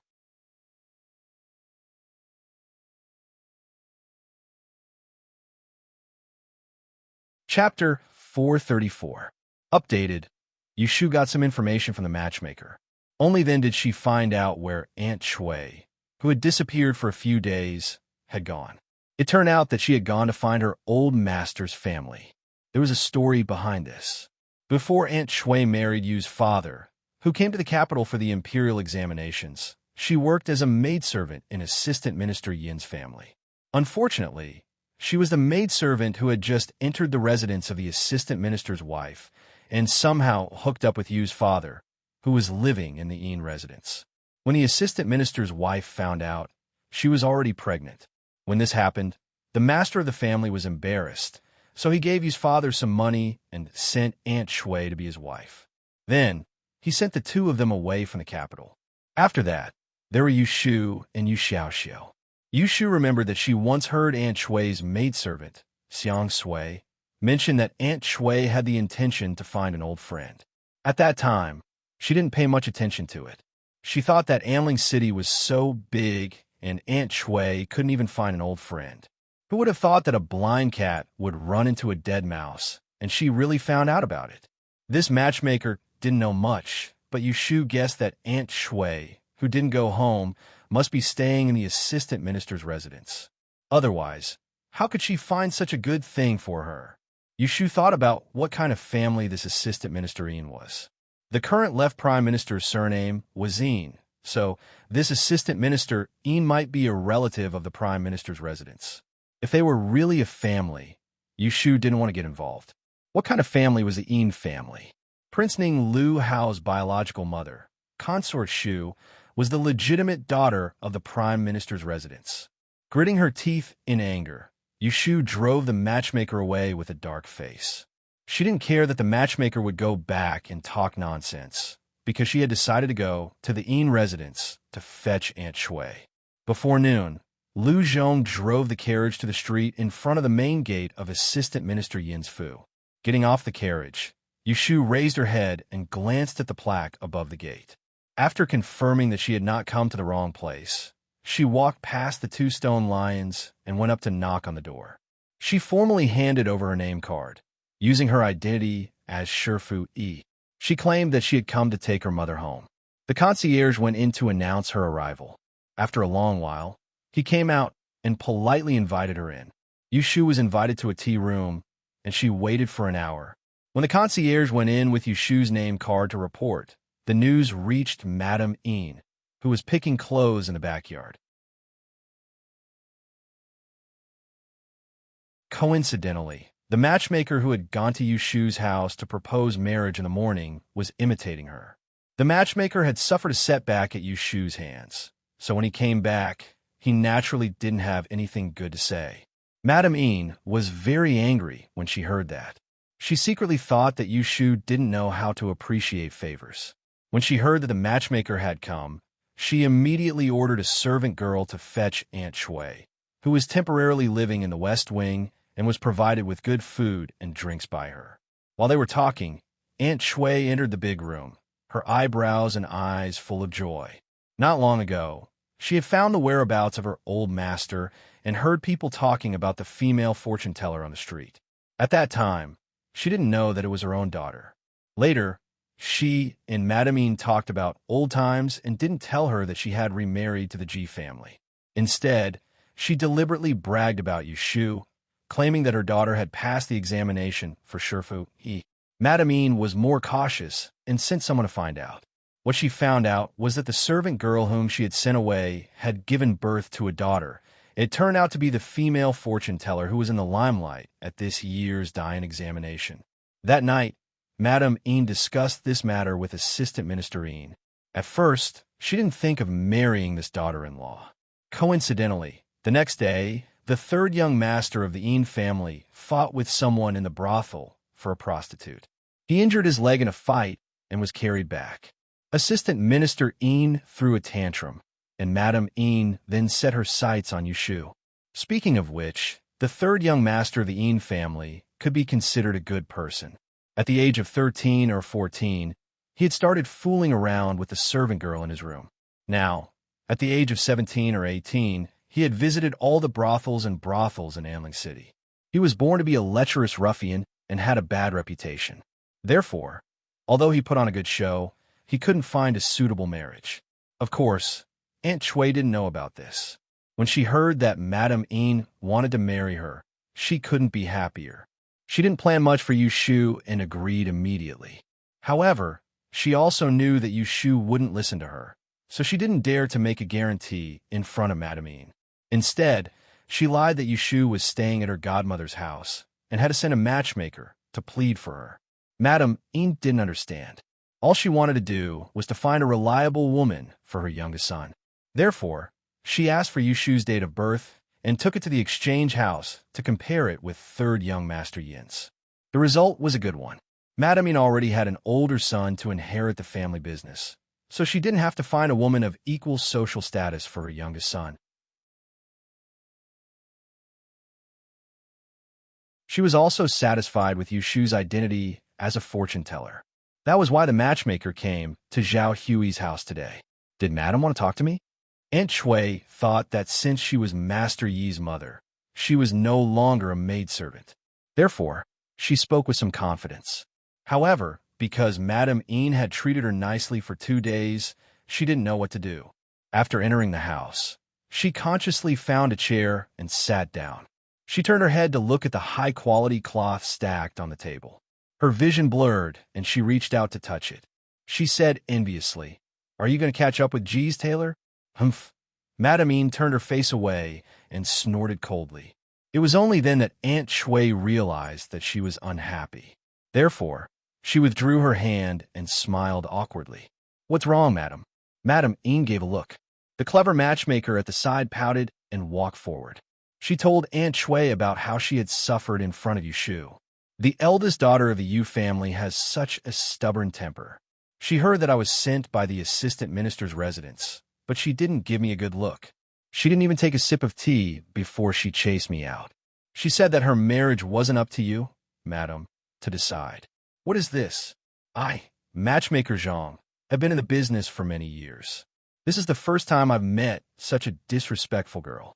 How did Madame Yu teach her daughter? Aunt Chui was embarrassed by her words. She blushed and twisted the silk handkerchief that Madame Yin had given her yesterday. She scolded, "That unfilial daughter. I spent so much effort on her, but in the end, she didn't even live up to my expectations. Why should I make plans for her? Why should I?" As she spoke, she began to cry. Madame Yin impatiently rolled up her sleeves and slammed the teacup on the side. With a bang, Aunt Chui hiccuped and stopped. She stared at Madame Yin with tears in her eyes. Madame Yin already had an idea in her heart. She deliberately said coldly, "Just now, the gatekeeper said that your eldest daughter has come to the door and is waiting in the front hall to take you back. You should quickly pack your things and leave with her. Don't go back and say that I'm not human." Aunt Chui hurriedly said, "Madam, what do you mean? Didn't we agree to marry?" Madame Yin said angrily, "You can't make the decision for your daughter. What you said is useless." Aunt Chui looked embarrassed. She was embarrassed because she had lost face in front of Madame Yin. She was angry because Yu Shu wasn't filial to her. After thinking about it, she couldn't bear to cling to this marriage and the betrothal gift that Madame Yin had promised her. So she gritted her teeth and threw her fear of Yu Shu aside. She said to Madame Yin, "Madam, don't worry. I'll go and persuade that silly girl. She comes from a small family and doesn't know anything. Madam, please don't be offended. When I explain it to her, she will happily accept this marriage." Madame Yin was putting on airs and wanted her to go back and persuade her. She only looked better when her goal was achieved. She nodded and said, "Okay, go and tell her. Come back and tell me later."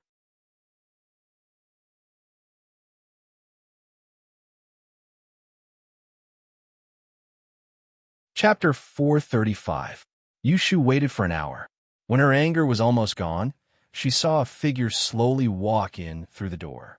Because she was in someone else's home, it was not good for Yu Shu to lose her temper. She watched coldly as Aunt Chui sat down across from her. She gave her an uneasy smile and said, "I am only staying at someone else's fu for a few days. Why did you come looking for me?" "Since you know that this is someone else's fu," Yu Shu said patiently, then quickly return with me. Haha, there is no rush. Although Aunt Shui had promised well in front of Foreign, when she was in front of Yushu, she still had a guilty conscience and was short of breath. She fidgeted for a bit and saw that Yushu did not seem to plan on losing her temper with her. She then gathered her courage and said, "This family's assistant minister's foreign was originally Mother's old mistress. Back then, I had followed your father to wander to Jiangnan. Now that I have returned to Jing, it was difficult to find a home. Foreign remembers old affection and heard Mother say that you are a good person. She wants to discuss marriage with our family and betroth you to the third young master of the family. This marriage is something that cannot be found even with a lantern. You know how generous the family is. Just the betrothal gift is enough for Xiaoxiu to live comfortably for the rest of his life. I heard that the matchmaker came, but was chased out by you. You muddle-headed child, you really don't know what's good for you. In the end, Mother is still planning for you and Xiaoxiu." The more Aunt Shui spoke, the more confident she became. In the end, she even angrily scolded Yushu. Yushu just knew that she was a pushover. She actually had the nerve to covet the betrothal gift that was out of nowhere in front of her. She immediately snorted coldly and interrupted her mumbling. She said, "Mother really has a lot of face. Even the wife of the assistant minister wants to claim kinship with you. She wants her own son to marry you, the daughter of a servant girl. This is not a match. Don't you fear people will laugh at you if this gets out?" Concubine Shui was not convinced. She raised her head and grumbled unhappily. "So what if I'm a servant? You're still the meat that fell out of my belly. You're still Master Yi. Can you find a second child like me in the entire capital?" Yushu snickered and went straight to the point. "It seems that you still have some self-awareness. You know that if it wasn't for me working hard, why would he look at you, a maidservant, and look at me, the daughter of a maidservant?" Concubine Shui was immediately beaten back to her original state. Her face quickly turned red, and she looked at Yushu with a sneer. Seeing the disdain in Yushu's eyes, Concubine Shui didn't know where the courage came from. She pointed at Yushu and said angrily, "No matter what, I've already agreed to this marriage. I gave birth to you and raised you. I am your biological mother, and you are my biological daughter. Your father died early, so this marriage is naturally decided by me. I cannot tolerate your unreasonable pestering and spoiling the good things." Yushu had long known that Aunt Shui was a short-sighted and unreasonable person. She thought that being the mother-in-law of the son of the assistant minister was a great thing. How could she have known that Yushu, a female fortune-teller who was ranked third in the two rankings, could now be on equal footing with a fifth-ranked official just based on a rank? If they really talked about marriage, who knew who would benefit from it? The Yin family was also unreasonable. They pretended to be muddle-headed and thought that they had Aunt Shui in their hands. They wanted to trap Yushu, a live fish. Yushu's heart was clear. How could she tolerate this? Yushu also didn't intend to reason with Aunt Shui. Seeing that she was confused, she glanced at the maidservant guarding outside the door and sneered loudly. "When Xiaoxiu and I were killed, why didn't Mother remember that I was your biological daughter? Don't be afraid of being laughed at by others. My marriage is a big matter, and you really can't make the decision. You don't have to worry about Xiaoxiu either. He has me, his sister, to worry about him. If you are really satisfied with the Yin family's marriage, then I will prepare a dowry for you. You can marry here yourself." After she finished speaking, she stood up and brushed her sleeves. She was about to walk out, not worried that the two maidservants with strange expressions would go back and repeat her words. You unfilial daughter." Aunt Shui was so angry that her mouth became crooked. She wanted to scold someone, but she showed her timidity. She could only point at Yushu and yell. Yushu couldn't be bothered with her. She stopped at the door and casually said to one of the maidservants, "Go and repeat what I said just now from you, madam. Just say that I, Yu Swansea, said it myself. If she really wants my widowed mother to be her daughter-in-law, then send someone to the Wangji Tower in the north of the city to inform me. I will prepare the dowry in advance." Yushu rolled up her sleeves and left. She changed her original idea of taking Aunt Shui away. This assistant minister Yin's family dared to plot against her, so they couldn't blame her for not giving them face. As for Aunt Shui, she didn't believe that Madame Yin would not throw her out after hearing her words. Let's not talk about whether Madame Yin would throw Yushu and her daughter out after hearing what they said in the small tea room for the time being. Yushu walked out of the assistant minister's mansion and returned home. When Zhao Hui asked, Yushu only said that Aunt Shui found her old master's family and caused a misunderstanding by disturbing them. She didn't say in detail. After all, she was almost sold by her own mother. This wasn't something to be happy about. Zhao Hui sighed inwardly when she saw her uneasy expression. She could roughly guess what was going on. Although she hadn't met Yushu and her brother's mother, she had heard a lot about her. Back when she was taking care of Yushu and Yu Xiaoxiu in Yang City, she vaguely knew what kind of person Aunt Shui was. Otherwise, she wouldn't have forced Yushu to live on the streets. She still remembered that around this time last year, when shopkeeper Chao was still the eldest son of the Shui family, he carried Yushu back from outside on a rainy day. Yushu was beaten until her skin was torn and her clothes were ragged. At that time, she thought that if this was her child, she wouldn't let anyone hit her even if it meant risking her life. Thinking up to this point, Zhao Hui held Yushu's hand tightly and said with a pained expression, "To put it bluntly, even if she's your biological mother, she can't arbitrarily arrange your marriage. When a woman marries, it's equivalent to living a second life. Although your mother's knowledge is shallow, I know that you're not like ordinary children in the house. You have big ideas and a competitive personality. If you really want to find someone to grow old together, it's not enough to just find someone that suits you. That person must also be able to tolerate you." When Yushu heard Zhao Hui's heartfelt words, she was slightly startled. A person suddenly appeared in her mind. That person was very tolerant of her and could endure her strong personality. It could be said that he was also very good to her. Yushu suddenly came back to her senses. Only then did she realize what she was thinking about. She couldn't help but blush a little. Afraid that Zhao Hui would see through it, she lowered her head and leaned on her shoulder.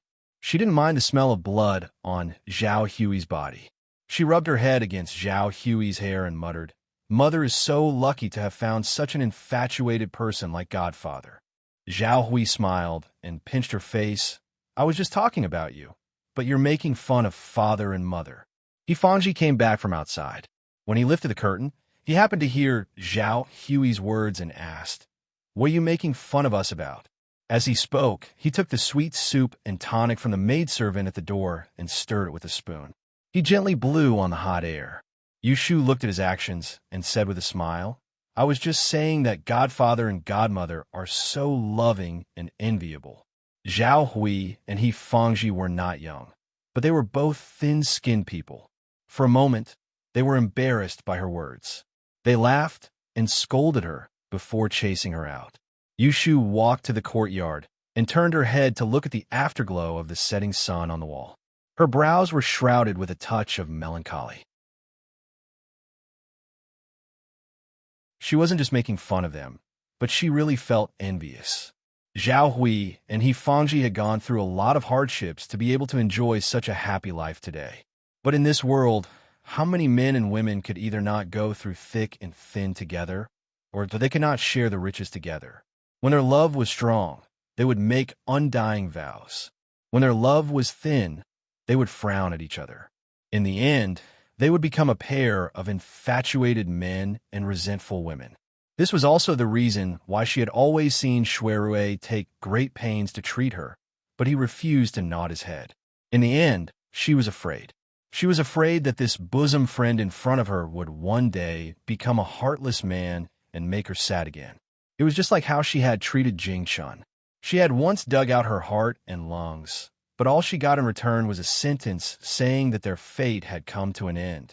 All the good things that had happened before had turned to smoke in the blink of an eye. No matter how helpless he was, he could not hide his ruthlessness towards her. In this life, she had a good time and she didn't want to waste it. She had once thought of finding a decent man and walking down the road, but she hit a wall with Jing Chun. Unknowingly, she became indifferent to the feelings between men and women. However, It couldn't be denied that after she became disheartened with Jing Chun, she couldn't help but be moved by Shui Rue. That was why she turned a blind eye to his methods of getting close to her and acquiesced in this ambiguous relationship. Such a smart and far-sighted man, gentle and considerate, and sincerely trying to please her. How many women could not be moved? Yushu raised her hand and gently brushed her lips. She could still remember the kiss that made her heart beat faster that night, as well as that night in Xian Chun Garden, the person she blurted out at the critical moment. She almost fell head first into it, but she calmed down and seriously considered her relationship with Shui Rue for the first time. She always felt that for her to take the initiative to take that step, she was still lacking something. What was still lacking? A trace of thought appeared in Yushu's eyes, and she hesitated in her heart. Yushu waited until Yu Xiaoxiu came back and told him that Aunt Shui was a guest in someone else's house, so that he could study in peace and not worry. Yu Xiaoxiu naturally wouldn't doubt the truth of Yushu's words. He only needed to know that Aunt Shui was fine. After the family had dinner, the sky was dark. Because of the matter at dusk, Yushu didn't know how to face Shui Rue when she returned to Wang Jilu, so she asked Yundou to make the bed and prepare to stay for the night. At least she didn't forget to send someone to Wang Jilu to send a message, so that she wouldn't be worried if she didn't return. At night, Yushu lay flat on the new bed that Zhao Hui asked people to change and close her eyes to sleep. She heard a small movement by her ear. She turned her head and saw a furry little thing climbing onto the bed, moving to the side of her pillow and lying down with its butt in the air.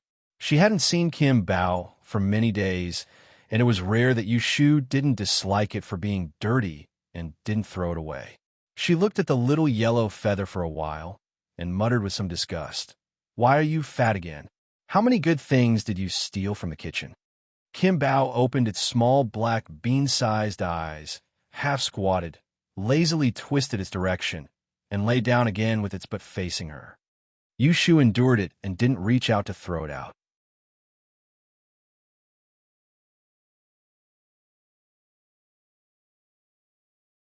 Chapter 436. Yushu didn't know that when she was half asleep, Shui Rue, who was in Wangji Tower, was rejoicing because of today's false alarm. In the afternoon, he went to the Supreme Court's prison to interrogate the prisoners as usual. When he passed by the torture room, he saw a male prisoner being whipped. He suddenly remembered Yushu's reminder yesterday that he should stay away from those sharp knives and swords, so he didn't stay for long. Unexpectedly, after he walked a few steps past the torture room, he turned his head and saw a thrilling scene. A sharp iron hook flew out from the door and went straight through the place where he was just standing. The next moment, it hit the shelf that extended from the opposite wall, knocking over the brazier on the shelf. The sparks of boiling oil splashed all over the ground, making a sizzling sound, and the ground was burnt black. At that time, Shui Rue's face was very ugly. It could be imagined that if he hadn't taken a few steps faster just now, the iron hook would have mercilessly scratched him. Even if he was lucky enough to avoid it, the brazier that fell from the wall would have splashed a few holes on his body.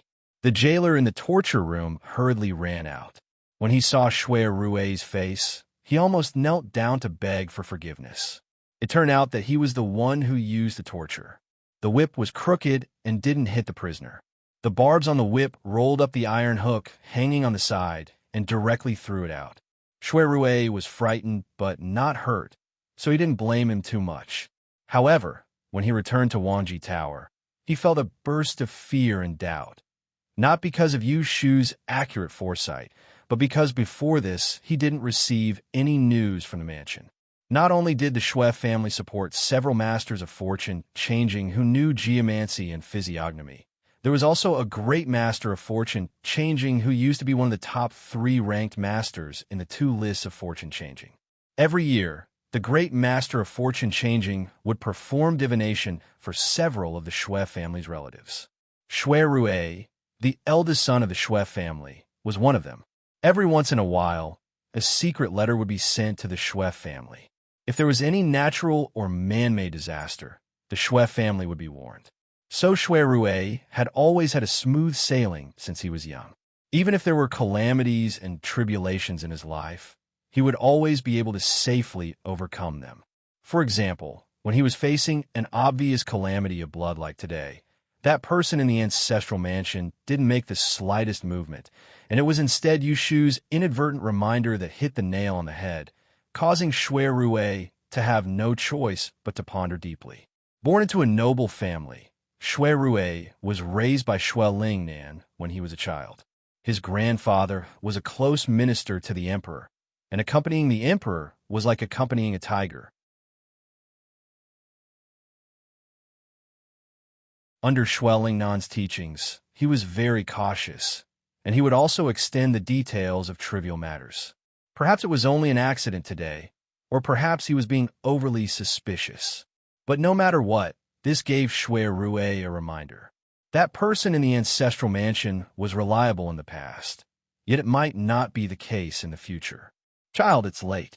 Do you want to rest after supper, or take a bath first? Guichi's voice came from outside the door. Shui Rue collected his thoughts and said, I'll sleep early today.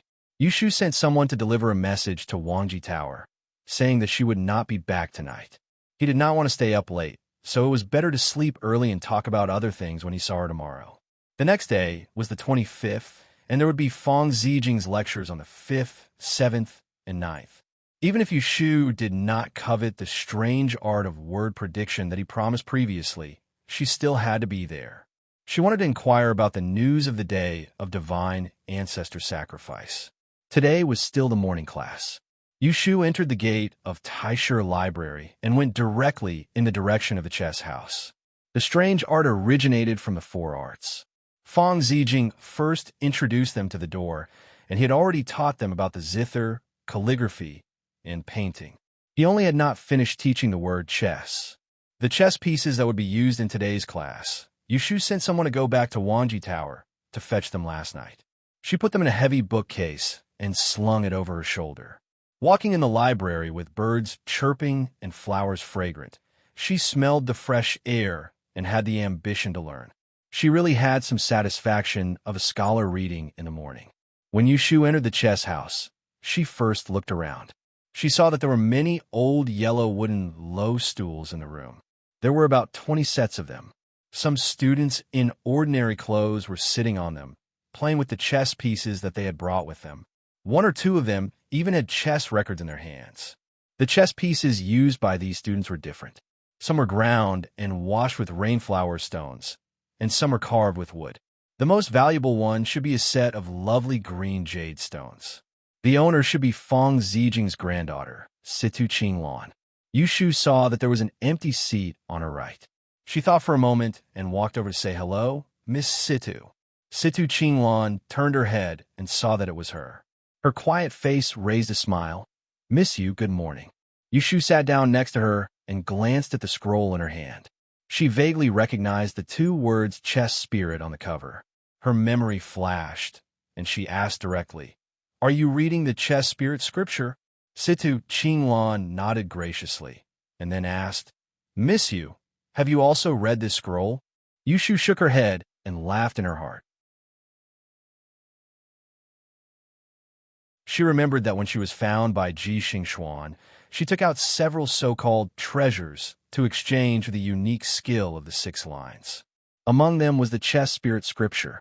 At that time, she was ignorant and had limited vision. She thought that it was a wonderful skill. But now she saw that it was a common skill that could be easily obtained by many children of aristocratic families. Fortunately, she was smart and didn't fall for it. Otherwise, she would have been fooled by Ji Xingxuan as a fool. Situ Qinglan saw that Yushu's eyes were twinkling. No one knew what she was thinking. Because of Fang Zijing's advice, she wanted to make friends with this famous female fortune-teller in front of her. So she handed the scroll in her hand to her and said, This chess spirit scripture is divided into 3 volumes. It was collected by my grandfather. I just started learning it half a year ago. If you're interested, you can study it with me.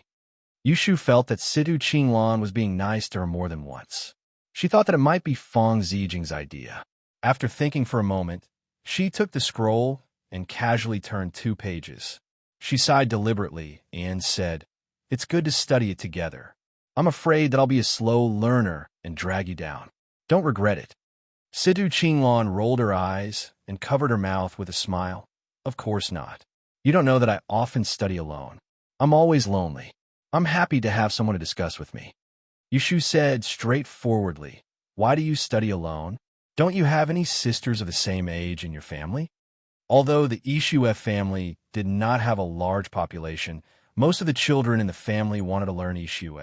As one of the 12 families in the capital, the Fong family should have many children. Situ Qinglan's smile dimmed.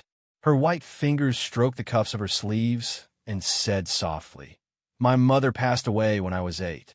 My father sent me to the Fong family in the capital. My grandfather felt sorry for me and taught me personally. So, I don't play with the sisters of the Fong family often." It was not difficult for Yushu to hear the bitterness in Situ Qinglan's voice. Only then did she know that Situ Qinglan might not have had an easy time in the Fong family. Thinking about it, it made sense. She was a cousin of an outsider, but she was personally taught by old Master Fong and could even study in the Taisha library. How could the children of the Fong family accept this? They must have excluded her. Yushu felt a little guilty because she had poked at Situ Qinglan's sad heart.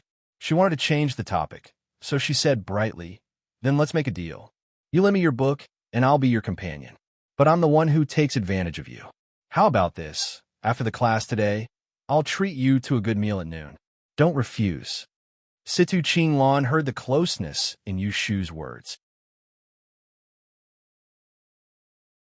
Her melancholy was swept away, and she was very happy to agree. After a while, more people came. Yushu heard people talking about Fong Zijing's fortune-telling. Everyone said it was strange, and many people said it had come true. Yushu did not interrupt, because her fortune-telling seal had not been given to her. According to Fong Zijing's fortune-telling, the Celestial Commissioner should have already made the seal. After class, Yushu was tidying up the scattered chess pieces on the table when she heard Fong Zijing call her, "You Swansea, come here." It was quiet in the chess house. All the students turned to look at Yushu. They couldn't help but feel angry, thinking that Fong Zijing was going to ask her to do something again.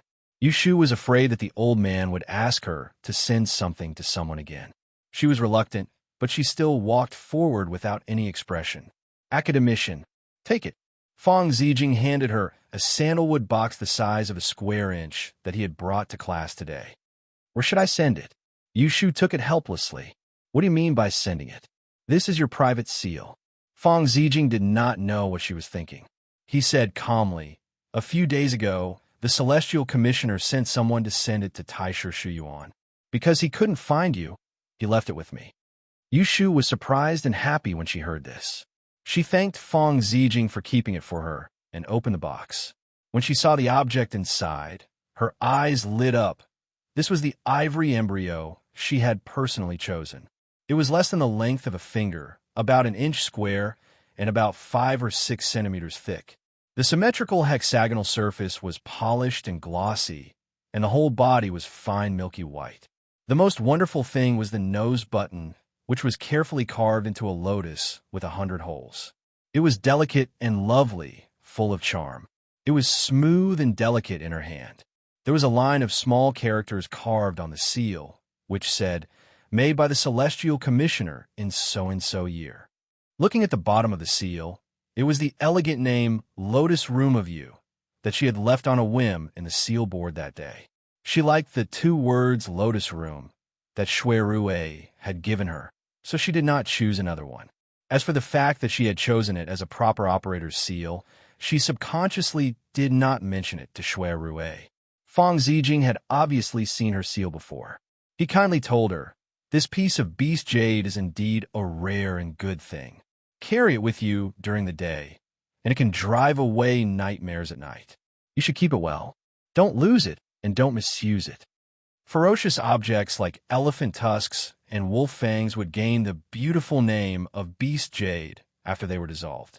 It was said that Yushu's seal embryo was taken from the mouth of an elephant king, so it was indeed worthy of being called beast jade. Yushu agreed and happily put it in her arms. She bowed to Feng Zijing and said, "Academician, you deserve your reputation. I admire you." This referred to the matter of Feng Zijing's word prediction last time.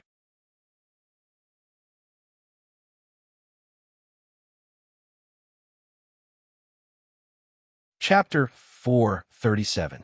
2 p.m. When it was almost noon, Yushu took Situ Qinglan to the Wangji Tower. She said that she was the host. If there was a place that didn't cost money, why should they go somewhere else? The two of them entered through the front door.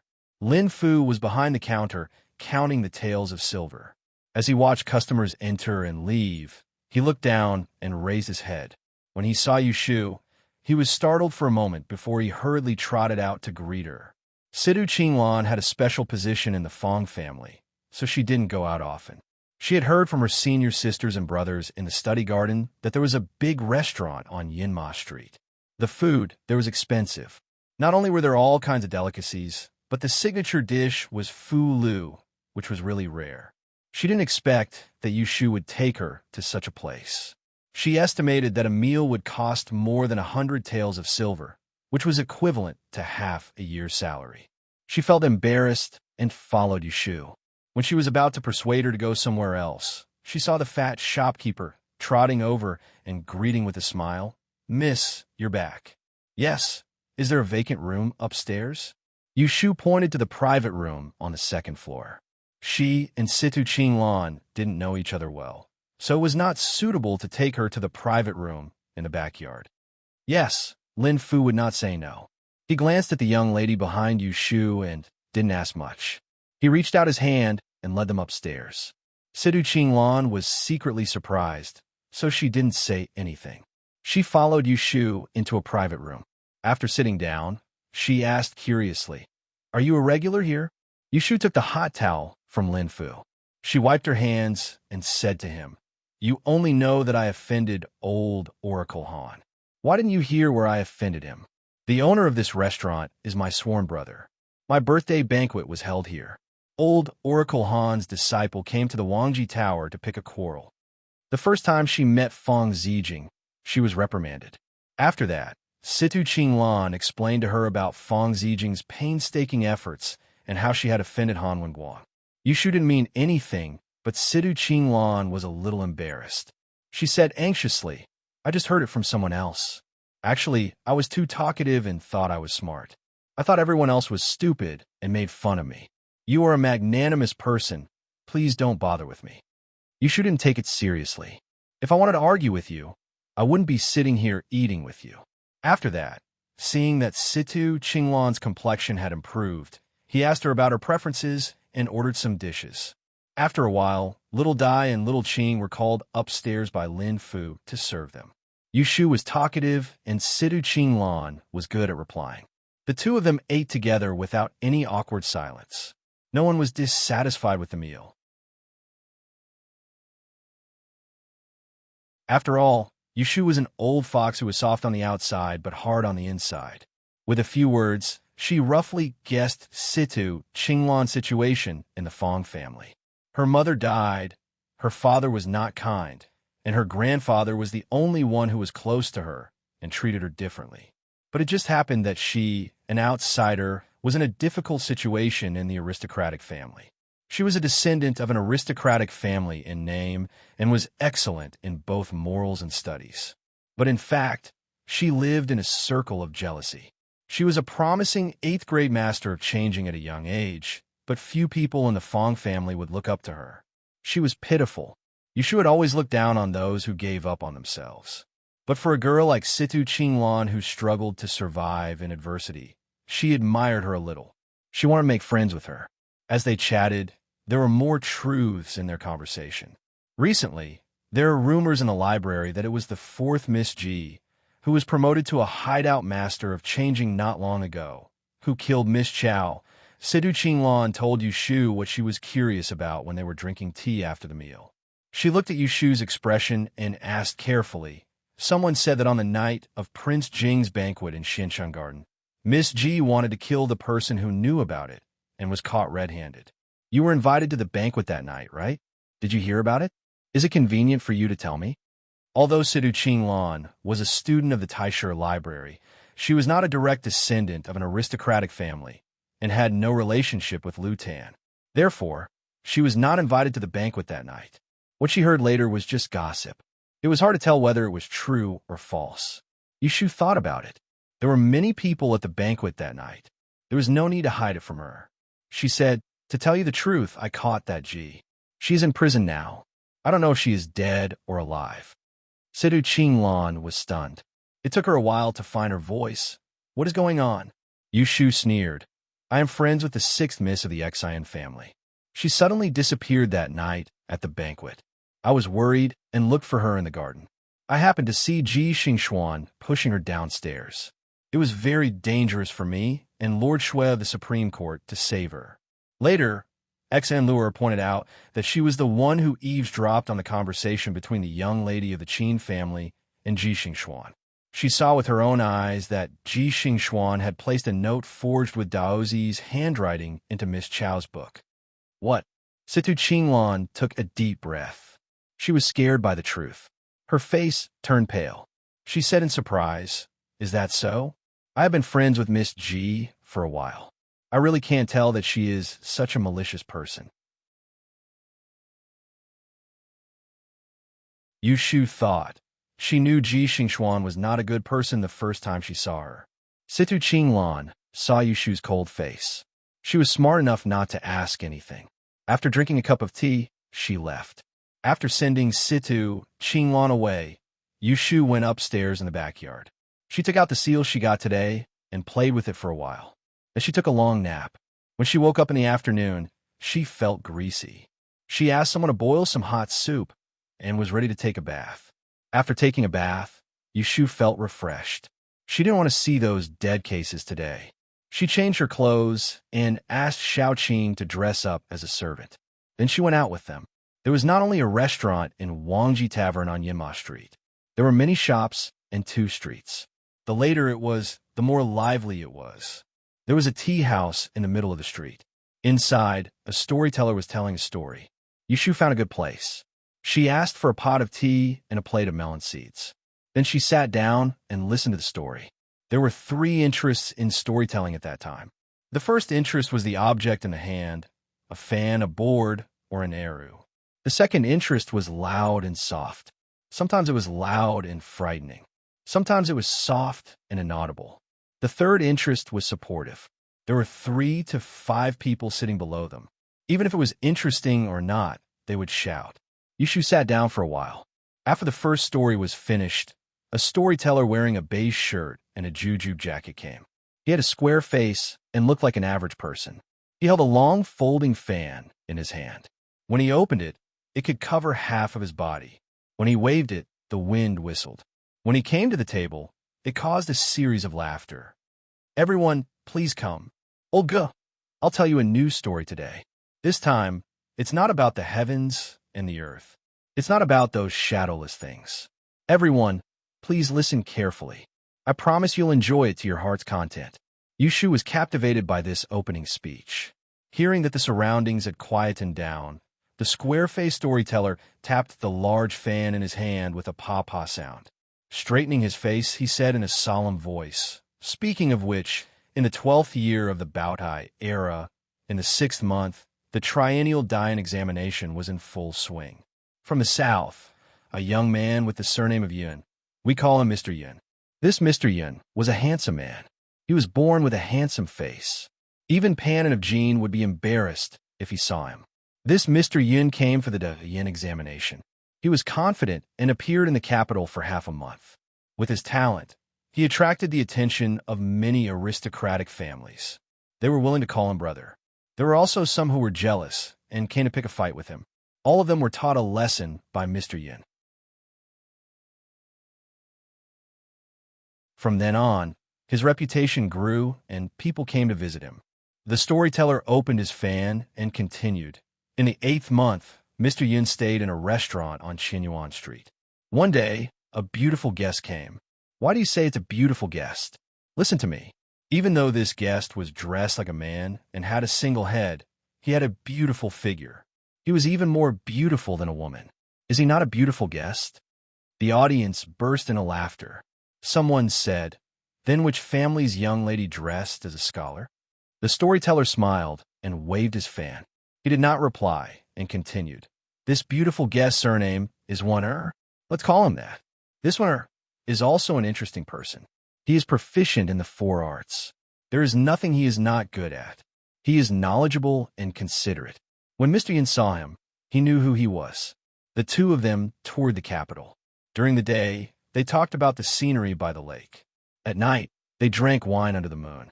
They were so romantic that others envied them. Just like that, a good period of time passed, and it was time for the great Yin examination. That Mr. Yin wholeheartedly took the examination, but that one air disappeared in a single night. The storyteller winked at the crowd mysteriously. Someone quickly handed him a bowl of good tea and begged him to continue, afraid that he would stop here. The storyteller did not hesitate. After moistening his tongue, he slowly said, "After the Yin examination, Mr. Yin tried to find Wen. He was sad that he couldn't find him. He drank by the lake all day and ignored everyone. Just like that, he passed the first month until the Yin examination results were released." He purposely paused. Someone immediately interrupted. "Is this Mr. Yin in high school?" A group of people answered, "Isn't he in high school? He must be in high school." The storyteller waited for the commotion to die down before smiling. He pointed around with the fan in his hand and said, "Not only the high school, but also the people who beat the drums and gongs to deliver the good news." Mr. Yun's reputation grew day by day in the capital, until one day, a golden decree descended from the heavens. He closed the fan in his hand and suddenly raised his voice, imitating the eunuch's voice. "His Majesty has decreed. Virtuous heaven illuminates splendor. This year the son of Dian, Yun Mu Feng, has peerless talent, able to rule the heavens and earth. His Majesty has bestowed the title of Yun Hua to Princess Lu Yu in marriage." As soon as he finished, the tea house became silent. The sound of needles rustling could be heard. Someone's hand trembled and knocked the teacup to the ground. Before anyone could sigh, the storyteller opened his paper fan again and said leisurely, "When this Mr. Yun heard of the imperial edict, he was shocked instead of happy. Why do you think he refused to accept the edict?" Everyone looked at each other. The identity of this Mr. Yun had been revealed. No one dared to speak carelessly. After a moment of silence, someone boldly guessed, "Could it be that he admires the cross-dressing Miss Wen?" The storyteller shook his head and smiled. He emptied one hand and gestured in the air a few times. He mumbled, "Wen is the character Lu. Don't you know who this Wen is?" "Hiss. This Wen is Princess Lu Yu." The storyteller pointed his fan at the person and said, "Yes." Someone was surprised. "Then why did he refuse to accept the edict? Does he not know?" "Ha, you're wrong." The storyteller suddenly sneered and slammed the fan in his hand on the table. He said sternly, "Because this Mr. Yin already has a wife in his hometown."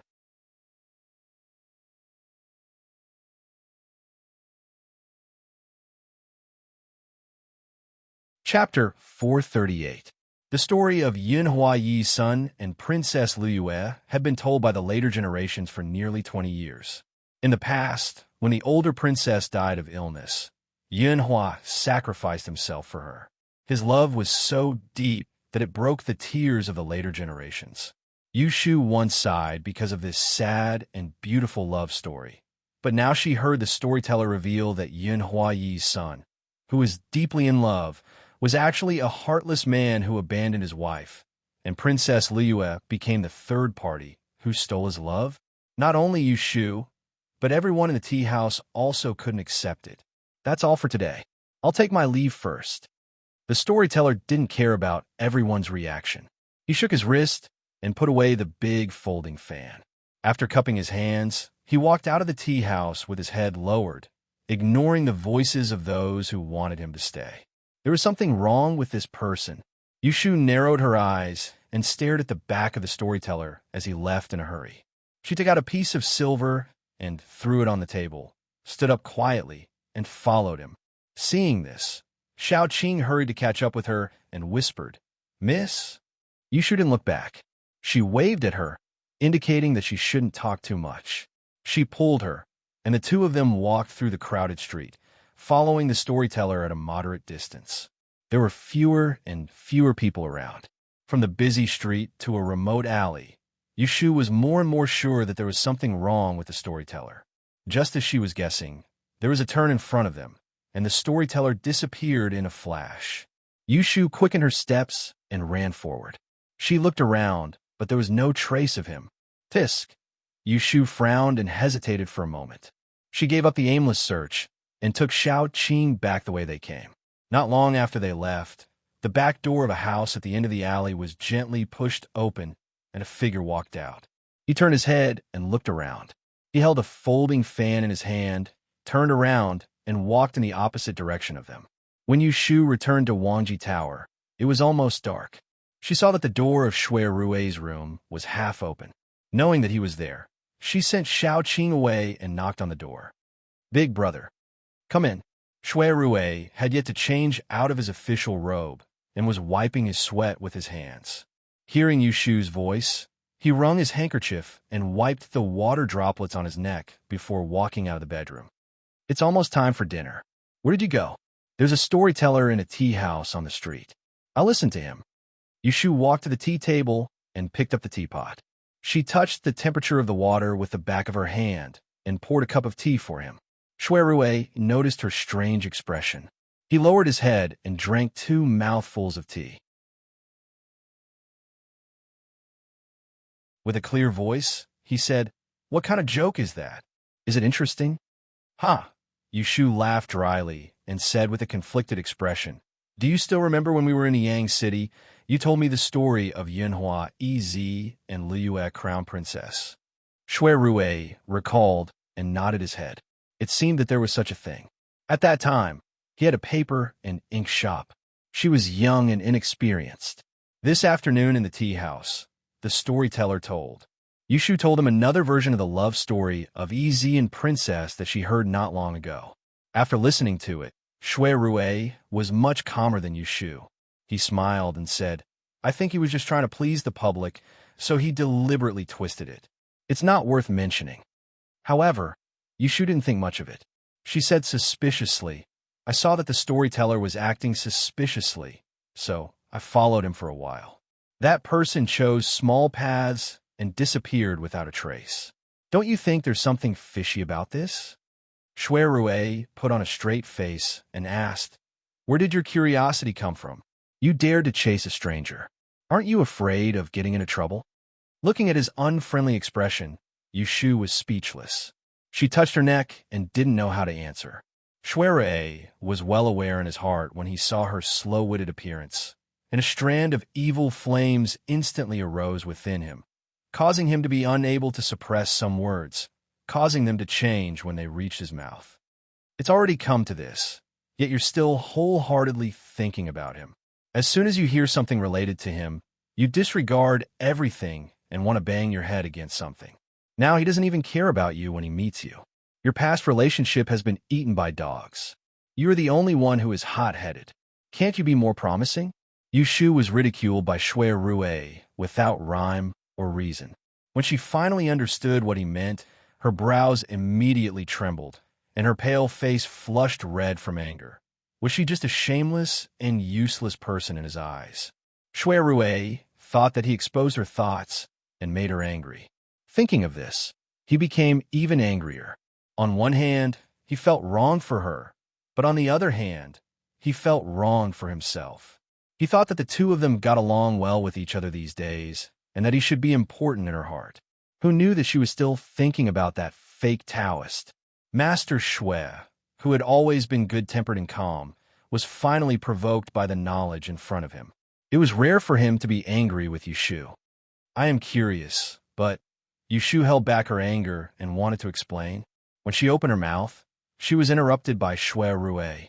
"You are not curious. You are stupid." The veins on Yushu's forehead twitched. She said again, "I am not stupid. I just want..." She was interrupted again.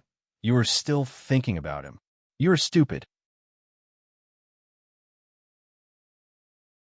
Smack! A string called rationality and Yushu's mind snapped.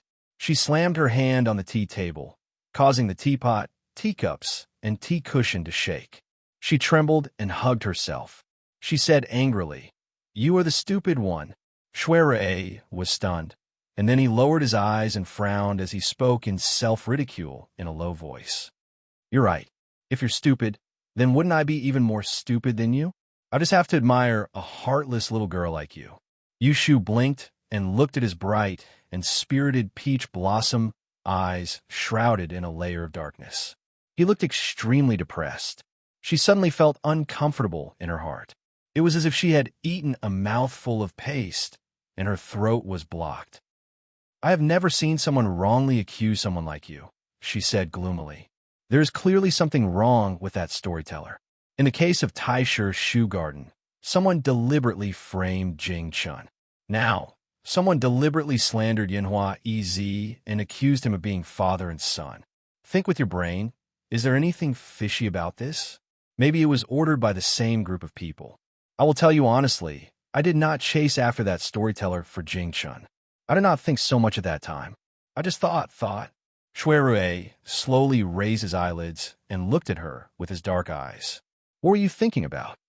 Yushu gritted her teeth and turned her head to look at the door.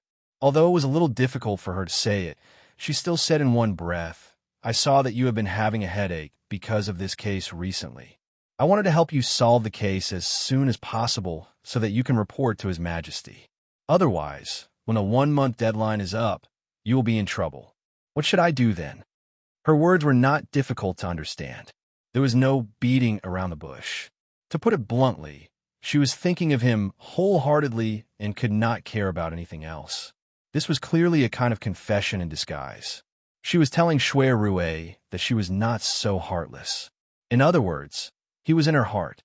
Shui eyes lit up when she spoke halfway, and when she finished speaking, not a trace of disappointment could be found on his face any longer. His gaze that was like a blazing torch was tightly stuck onto Yushu's body, and he could clearly see that her slender neck was dyed with a layer of red, and the side of her face reflected a faint shadow under the light of the lamp. When had he ever seen such a moving scene? His heartbeat was a little chaotic, but he still controlled it. He held the armrest of the chair and tried not to make his voice sound too happy. Is it true? Who knew that when he controlled his voice too much, it was a little cold and hard? It was too late for him to change his words. Yushu only heard these 2 words as doubt. When she turned her head and saw his cold face, she couldn't help but become angry out of shame. She suddenly turned hostile. "If you don't believe me, then forget it. Damn it. You don't believe me even if I tell you the truth." Shui saw that she changed her face and stood up to leave. He felt terrible in his heart. He did not dare to trick her again. He stretched out his arm and pulled her back. He knew that if he did not make things clear now, what he did before would be in vain. This time, if extreme joy turned to sorrow, he would die unjustly. "Ashu!" Shui grabbed Yushu's arm. No matter if she was willing or not, he used his strength to pull her in front of him. He held her wrist with one hand and fixed her in front of him. He sat on the chair and slightly raised his head. His eyes looked at her flushed face, and he could not suppress the joy in his heart. He comforted her with a warm voice. "Why don't I believe you? You have me in your heart. I can't wait to be happy, so I will definitely believe you." His voice was warm and mellow. Every word he said was full of affection and desire to win against Honey. The ball of air around Yushu's head exploded with a pu. She stiffened her neck and turned her head around, lowering her head to fix her gaze on Shui handsome face that was brimming with sincerity. She could clearly see that he was happy. "Didn't you see that pair of peach blossom eyes were so bright that they could light up a lamp?" Her chest trembled as if a goose feather was tickling her heart. She suddenly wanted to laugh. The man in front of her was smarter than her, calmer than her, and even more cunning than her. But because of a few words from her, he was so happy that he was willing to put down his pride and carefully coax her. What else was there for her to be unhappy about? Perhaps it was just a little bit more. Even without that little bit, she would still be tempted. With that little bit, how strong could she be?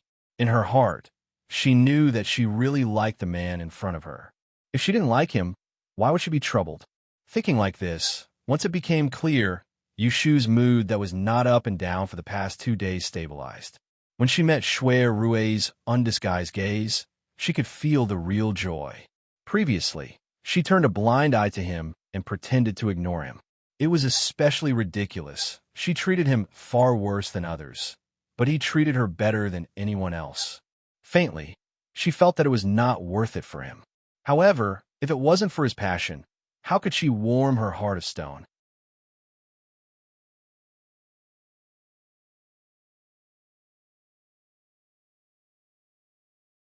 Chapter 439. You're smart. Shui Rui was indeed smart. When the two of them held hands, he heard Yushu's muttering one sentence, one action. He knew what she was thinking. She accepted his feelings and no longer tried to dodge or reject him. The heavens dropped a big meat pie, and he was overjoyed. Only the heavens knew that after waiting for so many days, he finally received a response from her. Now that the clouds have dispersed and the moon has appeared, he felt that it was a bit surreal. Yushu was stared at by him and felt that her face was not thick enough. She turned her head and gave a dry cough before letting go of her hand. She struggled for a bit, but did not move at all. She could only say, "Let go of me first, and I won't be angry. It's already so late. Let's eat first." Normally, how could Shui openly hold her little hand? He held her two soft wrists, and not only did he not want to let go, he also wanted to pull her into his embrace. But he only thought about it and did not dare to be rash. He was afraid that if he was not careful, he would make her think that he was a rash person and make her regret it. Thinking like this, he still did not let go of her. But he moved his eyes away from her face and looked at her hands. Her wrists were held by him with her palms facing inward, gently cupping them. She was tall, and her 10 fingers were long and slender. They were not white and tender, and there were even a few calluses on them. But her joints were clear and looked clean and strong. Her fingernails were round and had a light pink color that attracted people's eyes. Looking at them made his heart dry up. Unknowingly, his palms slid down from her wrists and grabbed those beautiful fingers. He gently pinched them, not daring to use any strength. It only took a few blinks of an eye for Yushu to come back to her senses. When had anyone ever pinched her little hand like this before? She instantly felt a little embarrassed, and her face that had just cooled down heated up again. When she lowered her head, she saw Shui Rui staring at her hand with an infatuated expression. She felt extremely uncomfortable all over, so she exerted all her strength and pulled her hand out when he was unprepared. Then, she took 2 steps back to stand at a safe distance. Shui Rui's momentary slip returned to his senses, yet he wasn't in a hurry. He raised his head unhurriedly to look at her, and his eyes were bright as he said, "You've promised me tonight, so you can't go back on your word tomorrow." Yushu wanted to roll her eyes and say that she had promised him something, but when she saw his serious expression, she didn't have the nerve to act shamelessly. She crossed her hands behind her back and thought for a moment. Thinking that she had to make things clear to him as soon as possible, her expression gradually became serious. She said to him, "Although I'm a woman who learns to be lazy, I can't tolerate even a grain of sand in my eyes. If I were to be with you, I wouldn't be half-hearted. Putting myself in your shoes, I don't want you to have any playful thoughts. In this world, men are superior to women, and I have a strong personality. I have to go against that." At this point, the corners of her lips curled into a mocking smile. She continued, "If you can't tolerate me, then pretend I didn't say anything tonight. Don't provoke me in the future. Otherwise, you know what kind of temper I have." As she finished speaking, she actually started threatening him in an overbearing manner. If it was an ordinary husband, he would probably be enraged, but in Shui Rui's eyes, he only felt that she was full of temperament, sour, spicy, and cute. So his figure flashed as he left the chair and stood up, and then he took a step forward before lowering his head to look at Yushu, who had a ferocious gaze. His eyes narrowed as he smiled, and then he bent his finger to scrape the tip of her nose as he said in a low voice, "Could it be that you don't know that I like you exactly like this?" Being teased by his words, Yushu was embarrassed for a moment. At the same time, she knew his answer. She relaxed and did not give him a cold look. Her expression softened and she said softly, "How would I know what you like about me?" Saying that, she did not wait for him to reply and walked to the side and sat down. "After running for the whole afternoon, I'm hungry. Quickly call the servants to serve food." When Shui Rue heard this, he remembered that she chased after the storyteller in order to help him investigate the case. How could he not feel heartache? He immediately clapped his hands and called the servants in the courtyard to prepare the meal. Since that was the case, he could not help but remind her, if you encounter something like this again, don't be rash. It's more important to come back and tell me. One could not blame Shui Rue for being cautious. He had watched Yushu walk all the way to where she was today. If one were to say that she was unlucky, no one would dare to say that they were second. Those bewitching things were rare for others in their lifetime. But she was lucky. She caught all of them.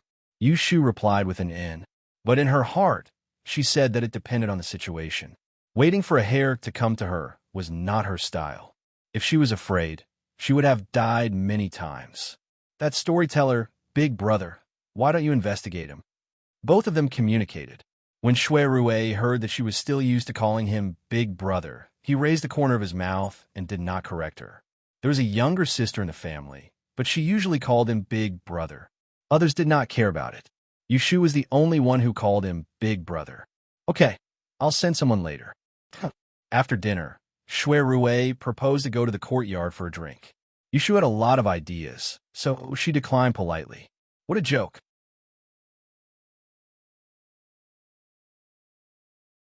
Before she agreed, this person took the opportunity to kiss her 2 or 3 times.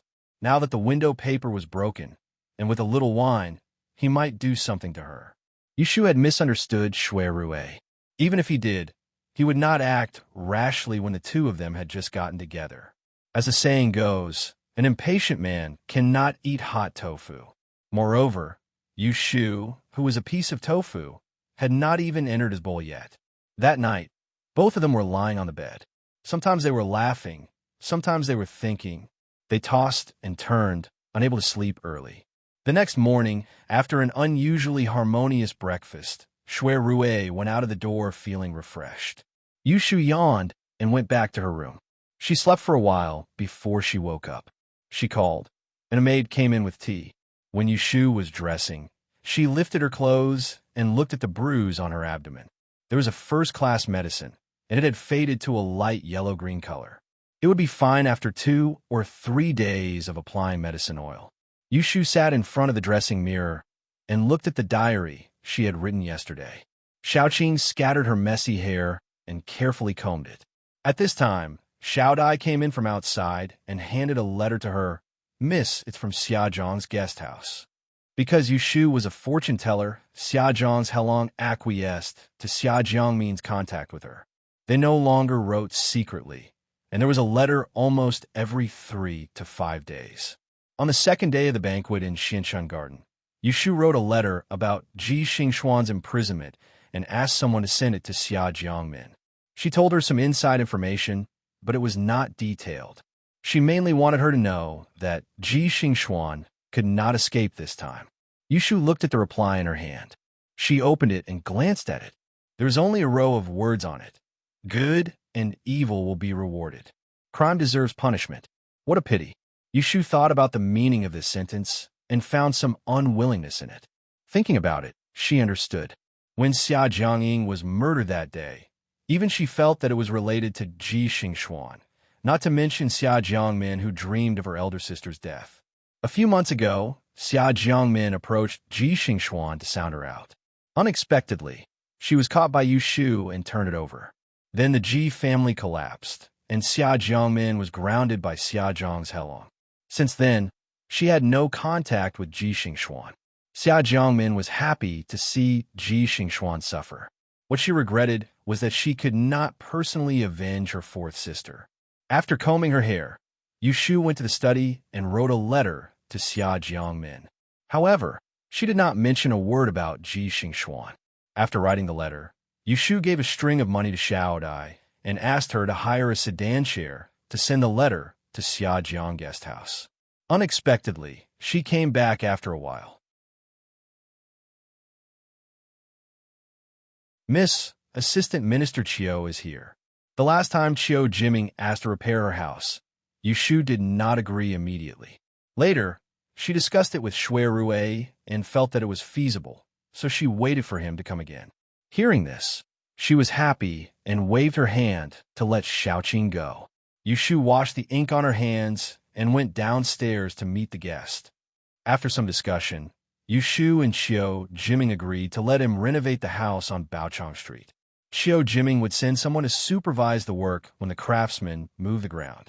Whether the feng shui layout of the house should be changed would be decided by Yushu. As for the cost of the materials, under Yushu's insistence, Chiu Jiming asked her for 1,000 taels of silver. In fact, this amount of money was not even enough to buy a whole set of furniture. After sending Chiu Jiming off, Yushu went back to her bedroom and took out the money box hidden under the cabinet. She sat at the table and counted the money. She had spent half of the 2,000 taels of silver that she extorted from the Ji family. There were also some scattered banknotes. Not counting the pieces of silver, there were only about 100 taels of silver. Lu Tan rewarded her with a plate of silver ingots during the Double Suns meeting. She estimated that there were about 1,000 taels of silver. Zhao Hui had told her that it was best not to use the box of gold that the emperor had bestowed upon her. She should keep it to make jewelry. After calculating it and deducting the money needed to repair the residence, she only had a little more than 1,000 taels of gold left. After paying high tuition fees for Yu Xiaoxiao and Bai Ran, providing for Aunt Shui to eat and drink, and supporting a few idlers, she actually did not have much money left. Yushu's forehead was sweating. Previously, she was only concerned about the Double Suns meeting. Now, she only remembered to encircle Ji Xingxuan. She had food and drinks in Wangji Tower. She did not think about earning money at all. If this continued, she would soon be unable to make ends meet and be stretched to make ends meet. A few hundred taels of silver was enough for an ordinary person to use for 8 to 10 years. But for a master, especially a master from Taisher Library, it was not enough. A white tortoise board was at least 50 taels of silver. It would be destroyed after one burn. A box of ambergris cost 100 taels of silver. It would be gone after a few days of smelling it. Not to mention those rare books and secret texts and feng shui treasures. With her little money, she could not even afford the lowest quality item in the Xian family's Great Exchange Shop's treasure pavilion. Yushu felt a little sad. She did not use these expensive items. It was not that she could not use them. She was just stingy and would save as much as she could. In the past, she did not think it was a big deal. But after staying in Taisher Library for a few days, she realized that it was a big deal. The children of the aristocratic families all had backing.